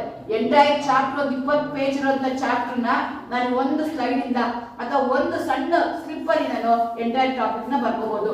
ಸೊ ಹೌ ಆಲ್ಕಿನ್ going to react with HX, what's the product I am going to get, ಆ ರೀತಿಯಾಗಿ ನಾನು ಈಸಿಯಾಗಿ ಅದನ್ನ ನೆನ್ಪಿಟ್ಕೋಬಹುದು. ಇಲ್ಲ ಅಂದ್ರೆ ಕಾನ್ಸೆಪ್ಟ್ ಮ್ಯಾಪ್. ಈಗ ಬಯೋಮಾಲಿಕ್ಯೂಲ್ಸ್ ಇದೆ, ಬಯಾಲಜಿ ತಗೊಳ್ಳೋದಾದ್ರೆ ಕಾರ್ಬೋಹೈಡ್ರೇಟ್ಸ್ ಇದೆ, ಪ್ರೋಟೀನ್ಸ್ ಇದೆ, ಅದನ್ನ ತಗೊಂಡು ಅದು ಏನೇನ್ ಆಗುತ್ತೆ, ಡೆಫಿನೇಷನ್ ಏನಿದೆ, ಅದು ಪ್ರೋಸೆಸ್ ಏನಾಗುತ್ತೆ. So according to the particular topic, ಆ ಟಾಪಿಕ್ ಏನಿದೆಯಲ್ಲ ಅದ್ರ ಪ್ರಕಾರ ಈ ರೀತಿಯಾಗಿ ಮಾಡ್ಬೋದು. ಇಲ್ಲಾಂದ್ರೆ you can go for flow chart. ಈಗ ಯಾವ್ದೋ ಒಂದು ಪ್ರೊಸೀಜರ್ ಇದೆ, 10 ಸ್ಟೆಪ್ ಇದೆ, ಅದಕ್ಕೆ ಎಲ್ಲಾನ ನೆನ್ಪಿಟ್ಕೊಳ್ಳೋದು ಕಷ್ಟ ಆಗುತ್ತೆ ಅಂದ್ರೆ I can make A flow chart. ಈ ರೀತಿಯಾಗಿ ನಾನು ಮಾಡ್ಬೋದು. ಇನ್ನೊಂದು ಹೇಳ್ತಾರೆ ಫಿಶ್ ಬೋನ್ ಡಯಾಗ್ರಾಮ್ ಅಂತ ಹೇಳ್ತಾರೆ. ಇದು ಪರ್ಟಿಕ್ಯುಲರ್ಲಿ ಕಾಮರ್ಸ್ ಅವ್ರಿಗೆ ಅಥವಾ ಆರ್ಟ್ಸ್ ಅವ್ರಿಗೆ ಈಸಿ ಆಗುತ್ತೆ ಅಂತ ಹೇಳ್ತಾರೆ. ಇವನ್ ಸೈನ್ಸ್ ಅವ್ರಿಗೆ ಮಾಡ್ಕೋಬಹುದು. ಅವ್ರು ಏನ್ ಹೇಳ್ತಾರೆ ಅಂದ್ರೆ 8 ಪಾರ್ಟ್ ಏನಿದೆಯಲ್ಲ ಅಲ್ಲಿ ನಿಮ್ದು ಪ್ರಾಬ್ಲಮ್ ಇಟ್ಕೊಳ್ಳಿ, ಅದಕ್ಕೆ ಸೊಲ್ಯೂಷನ್ಸ್ ಏನಿದೆಯಲ್ಲ, ಫ್ಯಾಕ್ಟರ್ಸ್ ಏನಿದೆಯಾ ಅದನ್ನೆಲ್ಲ ಈ ಕಡೆ ಇಟ್ಕೊಳ್ಳಿ ಅಂತ ಹೇಳ್ತಾರೆ. ಒಂದು ಎಕ್ಸಾಂಪಲ್ ತಗೊಳ್ಳೋದ್ರೆ ನೋಡಿ, ಈ ತರ ಕೊಟ್ಟಿದ್ದಾರೆ ಹೇಗಿದೆ ಅಂತ. ಬ್ಯಾಡ್ ಬರ್ಗರ್ಸ್ ಬಗ್ಗೆ ಹೇಳ್ತಾ ಇದ್ದಾರೆ. ಸೊ ಅದು ಇಲ್ಲಿ ಬಂದಿದೆ, ನನ್ನ ಪ್ರಾಬ್ಲಮ್ ಏನಿದೆ ಅದಿದೆ. ಸೊ ಅದಕ್ಕೆ ಏನೇನು ಸೊಲ್ಯೂಷನ್ಸ್ ಇದೆ ಅದನ್ನೆಲ್ಲ ಈ ರೀತಿಯಾಗಿ ನಾವು ಮಾಡ್ಕೋಬಹುದು. ಅದೇ ಅಂತಾನೆ ಇನ್ನೊಂದು ಮೆಥಡ್ ಇದೆ, ಥರ್ಡ್ ಮೆಥಡ್, ಅದಕ್ಕೆ ಚಾಟಿಂಗ್ ಮೆಥಡ್ ಅಂತ ಹೇಳ್ತಾರೆ. ಸೂಟಬಲ್ ಫಾರ್ ಹಿಸ್ಟ್ರಿ ಲೆಕ್ಚರ್ಸ್ ಅಂತ ಹೇಳ್ತಾರೆ. ಇದೇನಿದೆ ಅಂದ್ರೆ PEPPS. P ಅಂದ್ರೆ ಪೀರಿಯಡ್, E ಅಂದ್ರೆ ಈವೆಂಟ್, P ಅಂದ್ರೆ ಪ್ಲೇಸ್, ಪೀಪಲ್, ಸಿಗ್ನಿಫಿಕೆನ್ಸ್. ಈಗ ಸರ್ ಎಲ್ಲ ಹೇಳಿದ್ರು, ಇವತ್ತೆಲ್ಲ ಏನೇನಾಯ್ತು ಅದನ್ನೆಲ್ಲ ಏನ್ ಮಾಡ್ಬೋದು, ಅಲ್ಲಿ 10 ಸ್ಲೈಡ್ ಇರೋ ಬಂದು ನಾವು ಒಂದೇ ಸ್ಲೈಡ್ ಅಲ್ಲಿ ಏನ್ ಮಾಡ್ಕೋಬಹುದು, ಈ ರೀತಿಯಾಗಿ ಯಾವ ಪೀರಿಯಡ್ ಇಂದ ಯಾವ ಪೀರಿಯಡ್, ಆ ಈವೆಂಟ್ ಏನು, ಯಾವ ಪ್ಲೇಸ್ ಅಲ್ಲಿ ನಡೀತು, ಯಾರು ಇನ್ವಾಲ್ವ್ ಆಗಿದ್ರು, ಸಿಗ್ನಿಫಿಕೆನ್ಸ್ ಏನು, ಔಟ್ಕಮ್ ಏನು, ಈಗ ನಿಮ್ದು ಏನ್ ಟಾಪಿಕ್ ಇದೆಯಲ್ಲ ಅಕಾರ್ಡಿಂಗ್ ನೀವ್ ಏನ್ ಮಾಡ್ಕೋಬಹುದು, ಈ ಮೆಥಡ್ ಗಳನ್ನ ಸೂಟಬಲ್ ಆಗಿ ಚೇಂಜ್ ಮಾಡ್ಕೋಬಹುದು. Again I told you can use abbreviations ಅಂತ. ಈಗ ಒಬ್ಬೊಬ್ರು ಒಂದು abbreviations ಯೂಸ್ ಮಾಡ್ತಾರೆ. ಒಂದು ಯಾವ್ದೋ ಒಂದು ಕಾರ್ಟೂನ್ ಇತ್ತು, ಕಾರ್ಟೂನ್ ಹಾಕ್ತಿದ್ದೀನಿ, ಅವ್ನು ಯಾರೋ ಕೇಳ್ತಾನೆ, ಯಾಕಂದ್ರೆ ಇದೇನ್ ಬರ್ದಿರ್ತಿರಲ್ಲ ಅದು ನಿಮಗ್ ಮಾತ್ರ ಗೊತ್ತಿರುತ್ತೆ, ಬೇರೆಯವ್ರಿಗೆ ಗೊತ್ತಿರಲ್ಲ. ಆ ರೀತಿಯಾಗಿ ನೀವು ನೋಡ್ಕೋಬಹುದು. ಹೇಗೆ you can use the highlights. ಬೇರೆ ಬೇರೆ ಕಲರ್ ಕೆಲವರು ಯೂಸ್ ಮಾಡ್ತಾರೆ, ಇಂಪಾರ್ಟೆಂಟ್ ಇರೋದನ್ನೆಲ್ಲ ಏನ್ ಮಾಡ್ತಾರೆ, ಈ ತರ ಹೈಲೈಟ್ ಮಾಡ್ತಾರೆ, ಏನಿದೆ ಅದನ್ನ ಹೇಗಾಗ್ತಿದೆ, ಅಥವಾ ಈ ಮೆಕ್ಯಾನಿಸಮ್ ಆಯ್ತು ಅಂದ್ರೆ ಆರೋ ಮಾರ್ಕ್ಗಳನ್ನ ರೆಡ್ ಕಲರ್ ಅಲ್ಲಿ ಬರೀತಾರೆ. ಆ ರೀತಿಯಾಗಿ ಹೈಲೈಟ್ಸ್ ನ ಮಾಡ್ಕೋಬಹುದು. ಫ್ಲಾಶ್ ಕಾರ್ಡ್ಸ್ ಅಂತ ಯೂಸ್ ಮಾಡ್ತಾರೆ. This are very popular method ಎಲ್ಲಾ ಕಡೆನೂ, ನಾಟ್ ಓನ್ಲಿ ಇನ್ ಸ್ಟಡಿ. ಈಗ ನಾನು ತುಂಬಾ ದಪ್ಪ ಇದ್ದೀನಿ ಅಂತ ತಿಳ್ಕೊಳ್ಳೋಣ, ಹೇಗಾದ್ರು ಮಾಡಿ ನಾನು ವೆಯ್ಟ್ ನ ರೆಡ್ಯೂಸ್ ಮಾಡ್ಬೇಕು ಅಂತಂದ್ರೆ ನಾನು ಏನ್ ಮಾಡ್ಬೇಕು, ತಿನ್ನೋದನ್ನ ಕಡಿಮೆ ಮಾಡ್ಬೇಕು. ತಿನ್ನೋ ಅಂತ ಸಾಮಾನುಗಳು ಏನ್ ಇಟ್ಟಿರ್ತೀನಲ್ಲ, ಜಂಕ್ ಫುಡ್ ಎಲ್ಲ ಯಾವ್ದೋ ಒಂದ್ ಕಡೆ ಇಟ್ಟಿರ್ತೀನಲ್ಲ, ಅಲ್ಲೇನ್ ಮಾಡ್ಬೇಕು, ನಾನು ಒಂದು ಕಾರ್ಡ್ ಹಾಕಿ ಆ ಕಾರ್ಡ್ ನ ಅಂಟಿಸ್ಬೇಕು. ಅಥವಾ ನಾನು ತುಂಬಾ ಟಿವಿ ನೋಡ್ತೀನಿ ಅಂತ ಇಟ್ಕೊಳ್ಳಿ, ಟಿವಿಗೆ ಏನ್ ಮಾಡ್ಬೇಕು, ನೀವು ಒಂದು ಫ್ಲಾಶ್ ಕಾರ್ಡ್ ನ ಬಂದು ಆ ಫ್ಲಾಶ್ ಕಾರ್ಡ್ ನ ಹಂಚ್ಬೇಕು. ಏನಂತ, I am going to watch the TV only for 3 hours. Full ಬಿಟ್ಬಿಡ್ತೀನಿ ಅಂದ್ರೆ ಆಗಲ್ಲ. ಅಥವಾ ಮೊಬೈಲ್ ಓದ್ತಾ ಇದ್ದೀರಾ ಅಂತಂದ್ರೆ ಸ್ಲೋಲಿ, ಅಥವಾ I am going to reduce. ಈ ಟಿವಿ ನೋಡಲ್ಲ, ಎಲ್ಲ ಮೊಬೈಲ್ ನೀವು. ಸೊ ಮೊಬೈಲ್ ಮೇಲೆ ಏನ್ ಮಾಡ್ಕೋಬೇಕು, ಒಂದ್ ಕಡೆ ರಿಮೈಂಡರ್ ಹಾಕೋಬೇಕು, I am going to watch only the TV, mobile only for 20 minutes. ಆ ರೀತಿಯಾಗಿ ನೀವೇನ್ ಮಾಡ್ಕೋಬೇಕಾಗುತ್ತೆ, ಪ್ಲಾನ್ ಮಾಡ್ಕೋಬೇಕಾಗುತ್ತೆ. ಅಥವಾ ಫ್ರಿಡ್ಜ್ ಅಲ್ಲಿ ತುಂಬಾ ತಿಂತೀನಿ ಅಂತ ಅನ್ಸಿದ್ರೆ ಫ್ರಿಡ್ಜ್ಗೆನೆ ಫ್ಲಾಶ್ ಕಾರ್ಡ್ ನ ಅಂಟಿಸ್ಬೇಕು. ಕೇಳಿಸ್ಕೊಳ್ಳಿ, ನಿಮ್ ಫ್ರೆಂಡ್ಸ್ ಏನ್ ಮಾಡ್ತಾರೆ, ನಿಮ್ಮ ಮನೆಗೆ ಯಾರೋ ಬರ್ತಾರೆ, ಏನಾದ್ರು ಫೀಸ್ ನಡೆಸ್ತೀರಾ ಅಂತ ನೋಡ್ತಾರೆ, ಅವಾಗ ನೀವು ಹೇಳ್ತೀರಾ. ಅವಾಗ ಏನಾಗ್ತದೆ ಅಂದ್ರೆ ಪ್ರತಿ ಸಲ ನೀವು ಹೇಳ್ದಾಗ್ಲೂ ನಿಮ್ ಸಬ್ ಕಾನ್ಶಿಯಸ್ ಮೈಂಡ್ಗೆ ನೀವೇ ಫೀಡ್ ಮಾಡ್ತಾ ಇದ್ದೀರಾ. I am not going to watch the TV more than half an hour. I am not going to watch the TV ಏನು ಇಂಟರ್ನೆಟ್ ಏನಾಗಿಲ್ಲ ಅದನ್ನ not more than half an hour. ಪ್ರತಿ ಸಲ ಅದನ್ನ ನೋಡಿದಾಗ ನಿಮ್ ಸಬ್ ಕಾನ್ಶಿಯಸ್ ಮೈಂಡ್ ಏನಾಗ್ತಾ ಇದೆ, you are giving the indication. Slowly ಅದೇನಾಗ್ತಾ ಹೋಗುತ್ತೆ, ಕಡಿಮೆ ಆಗ್ತಾ ಹೋಗುತ್ತೆ. All these are tested methods. ಹೇಗೆ ನಾನು ಬೆಳಗ್ಗೆ ಬೇಗ ಎದ್ದೊಳಕ್ ಆಗಲ್ಲ ಅಂದ್ರೆ, ಅಲಾರಾಮ್ ಇಂದಲೇ ಎದ್ದೊಳಕ್ಕೆ ಆಗಲ್ಲ ಅಂದ್ರೆ ನಾನು ಟೆಕ್ನಿಕ್ ಹೇಳ್ತೀನಿ, automatically everybody will get up. ನೀವು ಮಲಗಕ್ಕಿಂತ ಮುಂಚೆ ನಿಮ್ ದಿಂಬು ಇರುತ್ತಲ್ಲ, ದಿಂಬಿಗೆ 4 ಸಲ ಹೇಳಿ, ಬೆಳಗ್ಗೆ ನಾನು 5 ಗಂಟೆಗೆ ಹೇಳ್ಬೇಕು. I am not joking. ನೀವು ಬೇಕಾದ್ರೆ ಇವತ್ತು ಮನೆಗೆ ಹೋಗಿ ಟ್ರೈ ಮಾಡಿ. All these are adapt. ನಾನು ಪರ್ಸನಲಿ ಅಡಾಪ್ಟ್ ಮಾಡ್ಕೊಂಡು ನಾನು ನಿಮ್ಗೆ ಹೇಳ್ತಾ ಇರೋವಂಥದ್ದು. 5 ಸಲ ಮಲ್ಕೊಳ್ಳೋಕ್ ಮುಂಚೆ ನಾನು ಬೆಳಗ್ಗೆ 5 ಗಂಟೆಗೆ ಹೇಳ್ತೀನಿ, 5 ಗಂಟೆಗೆ ಹೇಳ್ತೀನಿ, ಹೇಳ್ಬೇಕು ಅಂತ ಮಲ್ಕೊಳ್ಳಿ. Automatically at 5 o'clock without alarms you are going to get up. All these are tested techniques. ನಾನು ಟೆಸ್ಟ್ ಮಾಡಿ ನಾನು ನಿಮ್ಗೆ ಹೇಳ್ತಾ ಇದ್ದೀನಿ. ಸೊ ಆ ತರ ಇವತ್ತು ಹೋಗಿ ಮಾಡಿ, ಹಂಗ ಒಂದು ವಾರ ಮಾಡಿದ್ರೆ ಬಾರಿಸಿರೋ ಕ್ಲಾಕ್ ಏನಾಗುತ್ತೆ, ಆಟೋಮೆಟಿಕಲಿ ಸೆಟ್ ಆಗುತ್ತೆ. ಆ ಟೈಮ್ಗೆ ನೀವು ಎದ್ಬಿಡ್ತೀರಾ. ಸೊ ಹಾಗಾಗಿ ನೋಡ್ಕೋಬೇಕು, ನೀವು ಯೋಚನೆ ಮಾಡ್ಬೇಕು. ಸಂಡೇ ಇದೆ, ಹಾಲಿಡೇ ಇದೆ, ನಾ ಮಲ್ಕೋತೀನಿ ಅಂತಂದ್ರೆ ಸೈಕಲ್ ಚೇಂಜ್ ಆಗುತ್ತೆ. ಸೂರ್ಯ ಇದ್ದಾನೆ, ಏನೇ ಬಿದ್ದೋದ್ರು ಎವ್ರಿ ಟೈಮ್ ಬೆಳಗ್ಗೆ ಎದ್ದು ಬರ್ತಾನೆ ತಾನೆ, ಬರ್ತಾನೆ ಬರಲ್ವ? ಎಲ್ಲಾ ಗಿಡಗಳು ಹಣ್ಣು ಹೂವು ಮರ ಎಲ್ಲ ಕೊಡುತ್ತೆ ತಾನೆ. ಚಳಿಯಲ್ಲಿ, ಗಾಳಿಯಲ್ಲಿ, ಮಳೆಯಲ್ಲಿ, ಬೇಸಿಗೆಯಲ್ಲಿ ಅವು ಮಾಡ್ತವೆ ತಾನೆ. ಹಂಗೆ ನಾವು ಏನ್ ಮಾಡ್ಬೇಕು, we have to discipline ourself. 6 ಗಂಟೆಗೆ ಹೇಳ್ತೀನಿ ಅಂದ್ರೆ 6 ಗಂಟೆಗೆ ಹೇಳ್ಬೇಕು. ಅದು ಸಂಡೇ ಆಗಿರ್ಬೋದು, ಫೆಸ್ಟಿವಲ್ ಆಗಿರ್ಬೋದು, ಇನ್ನೊಂದಾಗಿರ್ಬೋದು. You have to discipline with yourself. ಬೇರೆ ಯಾರೋ ಡಿಸಿಪ್ಲಿನ್ ಮಾಡೋದು ಬೇಕಾಗಿಲ್ಲ, ನೀವೇ ಡಿಸಿಪ್ಲಿನ್ ಮಾಡ್ಕೋಬೇಕಾಗತ್ತೆ. ಸೊ ಹಂಗಾಗಿ ಆ ಫ್ಲಾಶ್ ಕಾರ್ಡ್ ನಿಮ್ಗೆ ಹೆಲ್ಪ್ ಮಾಡುತ್ತೆ. ಸೊ ಅದಾದ್ಮೇಲೆ ಏನ್ ಮಾಡ್ತೀರಾ, ಸಮರೈಸ್ ನೋಟ್ ನ ಬರ್ಕೊಳ್ತೀರಾ. ಈ ತರ ಬರ್ಕೋತೀರಾ. Read the textbooks, notes, close the book, make the summary from memory. Then double check ಮಾಡ್ಕೊಳ್ಳಿ, ಬಂದ್ರ ಸರಿ ಇದೆಯಾ ತಪ್ಪಿದ್ಯಾ ಅಂತ. Try out the questions. ಈ ರೀತಿಯಾಗಿ ಮಾಡಬಹುದು. Do not borrow or copy from anyone. This is a mistake. This younger generation they are doing it. ನಿಮ್ಮ ಹ್ಯಾಂಡ್ ರೈಟಿಂಗ್ ಅಲ್ಲೇ ನೀವು ಬರ್ಕೋಬೇಕು. ಅವಾಗಷ್ಟೇ ನಿಮ್ಗೆ ನೆನಪು ತುಂಬಾ ಉಳಿಯುತ್ತೆ. ಸರ್ವಜ್ಞ ಕೇಳಿದ್ರೆ ತಾನೆ, ವಿದ್ಯೆ ಕಲಿಸದ ತಂದೆ, ಸರಿ ಬುದ್ಧಿ ಹೇಳದ ತಂದೆ, ವಿದ್ಯೆ ಕಲಿಸದ ಗುರು, ಬರೆಯದೆ ಓದುವವನನ್ನು ಎಡಗಾಲ ಚಪ್ಪಲಿಯಲ್ಲಿ ಒಡೆಯದ ಸರ್ವಜ್ಞ. ಅದು ನಮ್ಮೆಲ್ಲರಿಗೂ ಆಗುತ್ತೆ. 10 ಸಲ ಓದೋದಕ್ಕೆ 1 ಸಲ ಬರೆಯೋದು ಸಮ ಅಂತ ಹೇಳ್ತಾರೆ. ಹಂಗಾಗಿ ನಾವ್ ಏನ್ ಮಾಡ್ಬೇಕು, ಬರ್ದು ಪ್ರಾಕ್ಟೀಸ್ ಮಾಡ್ಬೇಕು. ಕೇಳಿಸ್ಕೊಳ್ಳಿ. ಈಗ ನಾವು ಏನ್ ಮಾಡ್ತೀರಾ ಅಂದ್ರೆ, ಈಗ ನಿಮ್ ಟೀಚರ್ಸ್ ಇದಾರೆ, ಹತ್ತತ್ರ ಮಿನಿಮಮ್ 25ರಿಂದ 30 ವರ್ಷ ಅದೇ ಪಾಠ ಮಾಡ್ಬಿಡ್ತಾರೆ. ಅವರು ಕ್ಲಾಸ್ ಬರೋಕ್ಕಿಂತ ಮುಂಚೆ ಓದ್ಕೊಂಡು ಕ್ಲಾಸ್ ಬರ್ತಾರೆ. ಅದೇ ಕೆಲಸನ, ಅದೇ ನೋಟ್ಸ್ ನ, ಅದೇ ತರದಿನ ಅವ್ರು ಏನ್ ಮಾಡಿದ್ದಾರೆ, 25ರಿಂದ 30 ವರ್ಷ ಅದನ್ನೇ ಮಾಡಿದ್ದಾರೆ. ಈವನ್ ದೆನ್ ಕಾನ್ಫಿಡೆನ್ಸ್ ಇವಾಗ ಗೊತ್ತಿಲ್ವಾ ಅಂತಲ್ಲ, ಅದ ನೋಟ್ಸ್ ಏನ್ ಮಾಡ್ತಾರೆ, ತಗೊಂಡ್ಬಂದಿರ್ತಾರೆ ಕ್ಲಾಸ್ಗೆ. ಬೈ ಚಾನ್ಸ್ ಏನಾದ್ರೂ ಮಿಸ್ಟೇಕ್ ಆಗ್ಬೋದಾ, ತಪ್ಪಾಗ್ಬೋದಾ, ನೀವು ಒಂದ್ಸಲನೂ ಓದ್ತಾ ಇರೋರು, ಒಂದ್ಸಲನೂ ಅದನ್ನ ಮಾಡದೇ ಇರೋರು, ಎಕ್ಸಾಮ್ ನಾನು ಹಂಗೆ ಹೋಗಿ ಬರೀತೀನಿ ಅಂತ ಕಾನ್ಫಿಡೆನ್ಸ್ ಅಲ್ಲಿ ಹೋಗ್ತೀರಾ ಅಂತಂದ್ರೆ ಯಾವ ಲೆವೆಲ್ ಕಾನ್ಫಿಡೆನ್ಸ್ ಅಂತ ನೀವು ನೋಡ್ಕೋಬೇಕಾಗುತ್ತೆ. You have to learn from each and every aspect. Teacher notes ತಗೊಂಡ್ ಬರ್ತಾರೆ ತಾನೆ, ಏನೋ ಡೌಟ್ ಬಂತು ಅಂದ್ರೆ ತೆಗೆದು ನೋಡ್ತಾರೆ ತಾನೆ. ಆ ರೀತಿ ನಾನು ಏನೂ ಮಾಡ್ತಾರೆ, ಬರೀ ಓದ್ಕೊಂಡು ಮೊಬೈಲ್ ರನ್ ಡೌನ್ ಮಾಡ್ಕೊಂಡು ಎಕ್ಸಾಮಿನೇಷನ್ ಬರೀತೀನಿ ಅಂತಂದ್ರೆ ಮಾರ್ಕ್ಸ್ ಬರುತ್ತಾ? ಮಾರ್ಕ್ಸ್ ಬರಕ್ ಏನು ಕಾರಣ ಅಂದ್ರೆ ಇದೆಲ್ಲ ಅಂತ ನೀವು ನೋಡ್ಕೋಬೇಕಾಗುತ್ತೆ. ಹೇಗೆ ಸಮರೈಸ್ ನೋಟ್ಸ್, ನಾನು ಯಾವುದೋ ಒಂದು ಕೆಮಿಸ್ಟ್ರಿ ಕಾನ್ಸೆಪ್ಟ್ ನ ತಗೊಂಡಿದ್ದೀನಿ. ಸೊ ಅದ್ರಲ್ಲಿ ಏನೇನ್ ಇದೆಯಲ್ಲ ಅದನ್ನೆಲ್ಲ ನೀವ್ ಏನ್ ಮಾಡ್ಕೋಬೇಕಾಗುತ್ತೆ, ಈ ರೀತಿ ಆಗಿದೆ ಅಂತ ಬರ್ಕೋಬೇಕಾಗುತ್ತೆ. ಅದನ್ನೆಲ್ಲ ನೀವು ನೋಟ್ ಮಾಡ್ಕೋಬೇಕಾಗುತ್ತೆ. Benefits of writing by hand. ನೀವೇ ನಿಮ್ ಕೈಯಾರ ನಿಮ್ ನೋಟ್ಸ್ ನ ಬರೆದ್ರೆ ಏನೇನ್ ಬೆನಿಫಿಟ್ ಆಗುತ್ತೆ ಅಂತ ಹೇಳ್ತೀನಿ. All these benefits make you to alert in the class. ನೀವು ಕ್ಲಾಸಲ್ಲೇ ಕೇಳ್ತಾ ಇದೀನಿ ಅಂತಲ್ಲ, UPS ಇರ್ಬೋದು, ಇನ್ನೊಂದು ಯಾವ್ದೋ ಇರ್ಬೋದು, ಏನೋ ಕೇಳ್ತಾ ಇದ್ದೀರಾ ಅಂತಂದ್ರೆ ಇಷ್ಟು ನಿಮ್ಗೆ ಬೆನಿಫಿಟ್ ಆಗುತ್ತೆ. ಮೊದಲನೇದು ಏನು ಅಂದ್ರೆ ಇನ್ಕ್ರೀಸ್ ಎಬಿಲಿಟಿ ಟು ಫೋಕಸ್. ನೀವು ಬರ್ಕೋತಾ ಇದ್ದೀರಾ ಅಂತಂದ್ರೆ ಏನ್ ಮಾಡ್ತೀರಾ, ಫೋಕಸ್ ಆಗಿರ್ತೀರಾ. Next increase comprehension. ಈಗ ಅವ್ರು ಏನೋ ಹೇಳ್ತಿರ್ತಾರೆ ಅದನ್ನ ಇನ್ನೊಂದು ಟರ್ಮ್ ಅಲ್ಲಿ ನೀವು ನಿಮ್ಗೆ ಅರ್ಥ ಆಗೋ ಟರ್ಮ್ ಅಲ್ಲಿ ನೀವು ಅದನ್ನ ಬರ್ಕೊಡ್ತೀರಾ, ನಿಮ್ಮ ಒಕಾಬುಲರಿ ಏನಾಗ್ತಾ ಹೋಗುತ್ತೆ, ಜಾಸ್ತಿ ಆಗ್ತಾ ಹೋಗುತ್ತೆ. Next to understand the process and more information. ನೀವು ಅರ್ಥ ಮಾಡ್ಕೊಂಡಾಗ ನೀವೇ ಬೇರೆ ಏನೇನೋ ನಿಮ್ಗೆ ಅರ್ಥ ಆಗಿಲ್ಲ ಅವ್ರು ಹೇಳ್ತಾ ಇರೋದನ್ನ ಬಿಟ್ಟು ನಿಮ್ಗೆ ಏನಾದ್ರೂ ಅರ್ಥ ಆಗಿದ್ರೆ that also you are going to make a note. Then improve memory. ನಾನು ಹೇಳ್ದಂಗಲ್ಲ ನೀವು ಎಷ್ಟು ಸಲ ಬರೀತಿರಲ್ಲ ಅಷ್ಟು ಸಲ ಪರ್ಟಿಕ್ಯುಲರ್ಲಿ ನಮ್ಮ organic chemistry the scores in organic chemistry or biochemistry is directly related to the number of papers that you have used. ನೀವು ಎಷ್ಟು ಸಲ ಸ್ಕ್ರಿಬಲ್ ಮಾಡಿ ಎಷ್ಟು ಸಲ ಮೆಕ್ಯಾನಿಸಮ್ ಎಷ್ಟು ಸಲ ಈಕ್ವೇಷನ್ ಎಷ್ಟು ಸಲ ಡಯಾಗ್ರಾಮ್ಗಳನ್ನ ಬರೀತಿರಲ್ಲ ಅಷ್ಟು ನಿಮ್ಗೆ ಏನಾಗ್ತಾ ಹೋಗುತ್ತೆ ಕಾನ್ಫಿಡೆನ್ಸ್ ಬರುತ್ತೆ ಮೆಮೊರಿ ಆಗುತ್ತೆ ತಪ್ಪಾಗುವಂತ ಚಾನ್ಸಸ್ ಜಾಸ್ತಿ ಇರುತ್ತೆ. ಇನ್ಸ್ಪೈರ್ ಕ್ರಿಯೇಟಿವಿಟಿ ನಾನು ಹೇಳ್ತೇನೆ ಒಬ್ಬೊಬ್ರು ಟೀಚರ್ ಒಂದೊಂದ್ ತರ ಇರ್ತಾರೆ.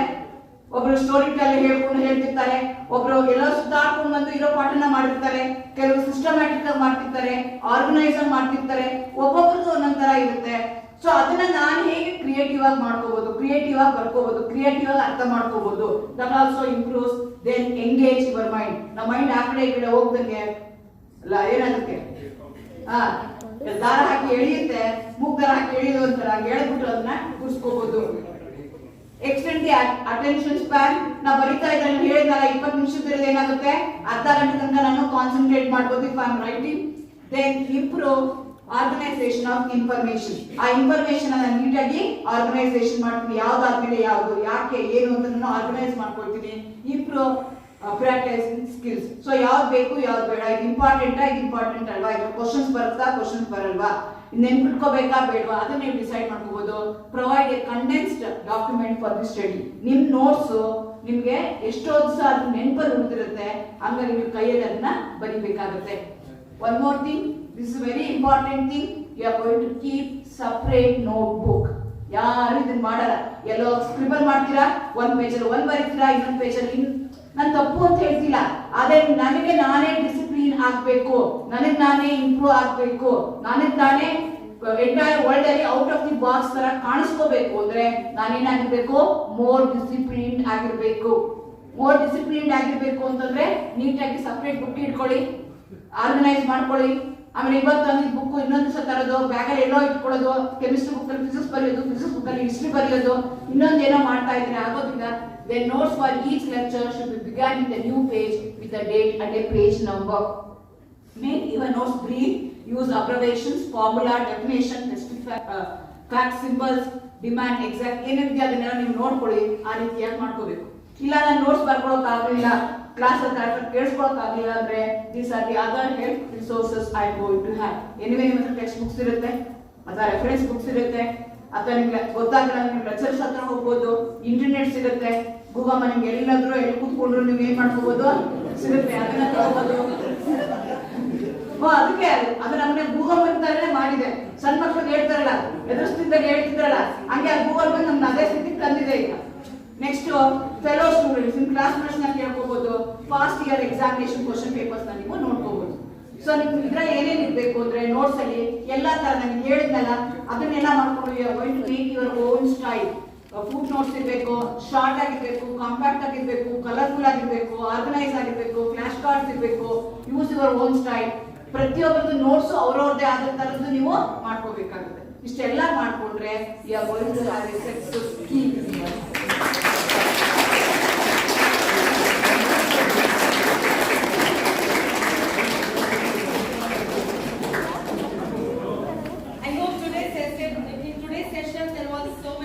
Take-home messages were there?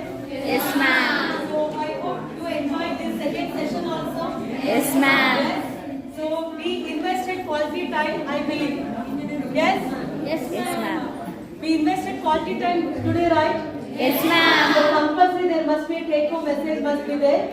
And on behalf of KLE Society, Nijalingappa College, Principal Management, and also on my behalf and Sparda Sachetan, and also on behalf of Sparda Sachetan students participants, I express my sincere thanks and gratitude to our madam for presenting such a wonderful presentation. And she has given so many take-home messages. Please implement that in your day-to-day life so that to reach success, and also in future also this will be very useful. Kindly implement that one. Even in academics also kindly try to implement it. Okay, thank you everyone for being in this session, and I hope today's session was really wonderful. You enjoyed it. Yes, ma'am. and both the sessions were not so much boring, and there was interaction also. I could see smiling faces also. So same kind of decorum you're supposed to maintain the next session also. Thank you everyone. Please be seated for the group photo. ಒಂದು distance skills ಇರಬೇಕು. ಇನ್ನೊಂದು should be good observer. ಅವ್ರು ಹೇಗೆ ಪಾಠ ಮಾಡಿ ಇನ್ನೊಂದಿನ ನೀವು ಬಂದು ನಿಂತ್ಕೊಳ್ತೀರಾ ಇಲ್ಲಿ. ಈ 4-5 ವರ್ಷ 6 ವರ್ಷ ಬಿಟ್ರೆ ಈ BSc BA ಆದ್ಮೇಲೆ ನೀವು ಎಕ್ಸಾಮ್ ಬರೀತೀರಾ, ಎಕ್ಸಾಮ್ ಬರ್ದು ಫಸ್ಟ್ ಅಟೆಂಪ್ಟ್ ಕ್ವಾಲಿಫೈ ಆಗ್ಬಿಟ್ರೆ you are going to take that particular charge. You should be highly disciplined. ಆಮೇಲೆ ನೀವು ಅಲ್ಲಿ ಮಾನಿಟರ್ ಮಾಡೋ ತರ ಇರ್ಬೇಕು. ಒಂದು ಸೆಷನ್ ಕ್ರೌಡ್ ಇತ್ತು ಅಂದ್ರೆ ಹೋಲ್ಡ್ ಅಲ್ಲಿ ಇಟ್ಕೋಬೇಕು ನೀವು. ಆ ಬರ್ಬೇಕು ಸ್ಕಿಲ್ ಅಂದ್ರೆ ನೀವು ಒಂದಿನ ಬನ್ನಿ ಪ್ರೆಸೆಂಟ್ ಮಾಡಿ ಯಾವ್ದಾದ್ರು ಟಾಕ್ ತಗೊಳ್ಳಿ. Ma'am I am good at this particular task and ನಾನು ಪ್ರೆಸೆಂಟ್ ಮಾಡ್ತೀನಿ, ಒಳ್ಳೆ PPT ಮಾಡ್ಕೊಂಡು ಬಂದಿರಿ. ನಿಮ್ ಟೀಚರ್ ಯಾರು ಇನ್ಚಾರ್ಜ್ ಇರ್ತಾರೆ ಅವ್ರ ಗೈಡೆನ್ಸ್ ತಗೊಳ್ಳಿ. ಗೈಡೆನ್ಸ್ ಮಾಡ್ಕೊಂಡ್ಬಿಟ್ಟು ಅವ್ರಿಗಿಂತ ನಮಗಿಂತ ಚೆನ್ನಾಗಿ ಇರಿ ಅಂತ ನಾವೆಲ್ಲ ಇಲ್ಲಿ ನಿಂತಿರೋದು. ನೀವು ನಮಗಿಂತ ಜಾಸ್ತಿ ಬೆಳಗ್ಬೇಕು. ನಾವು ಕೀಪ್ಯಾಡ್ ಅಲ್ಲಿ ಬಂದಿರೋರಲ್ಲ, ನೀವು ಸ್ಮಾರ್ಟ್ ಫೋನ್ ಅಲ್ಲಿ ಬಂದಿರೋರು. ಅರ್ಥ ಆಗ್ತಿದಲ್ಲ? Are you with me? Yes, ma'am. Thank you so much for that. Thank you for investing your quality time. Thank you everyone. Happy evening.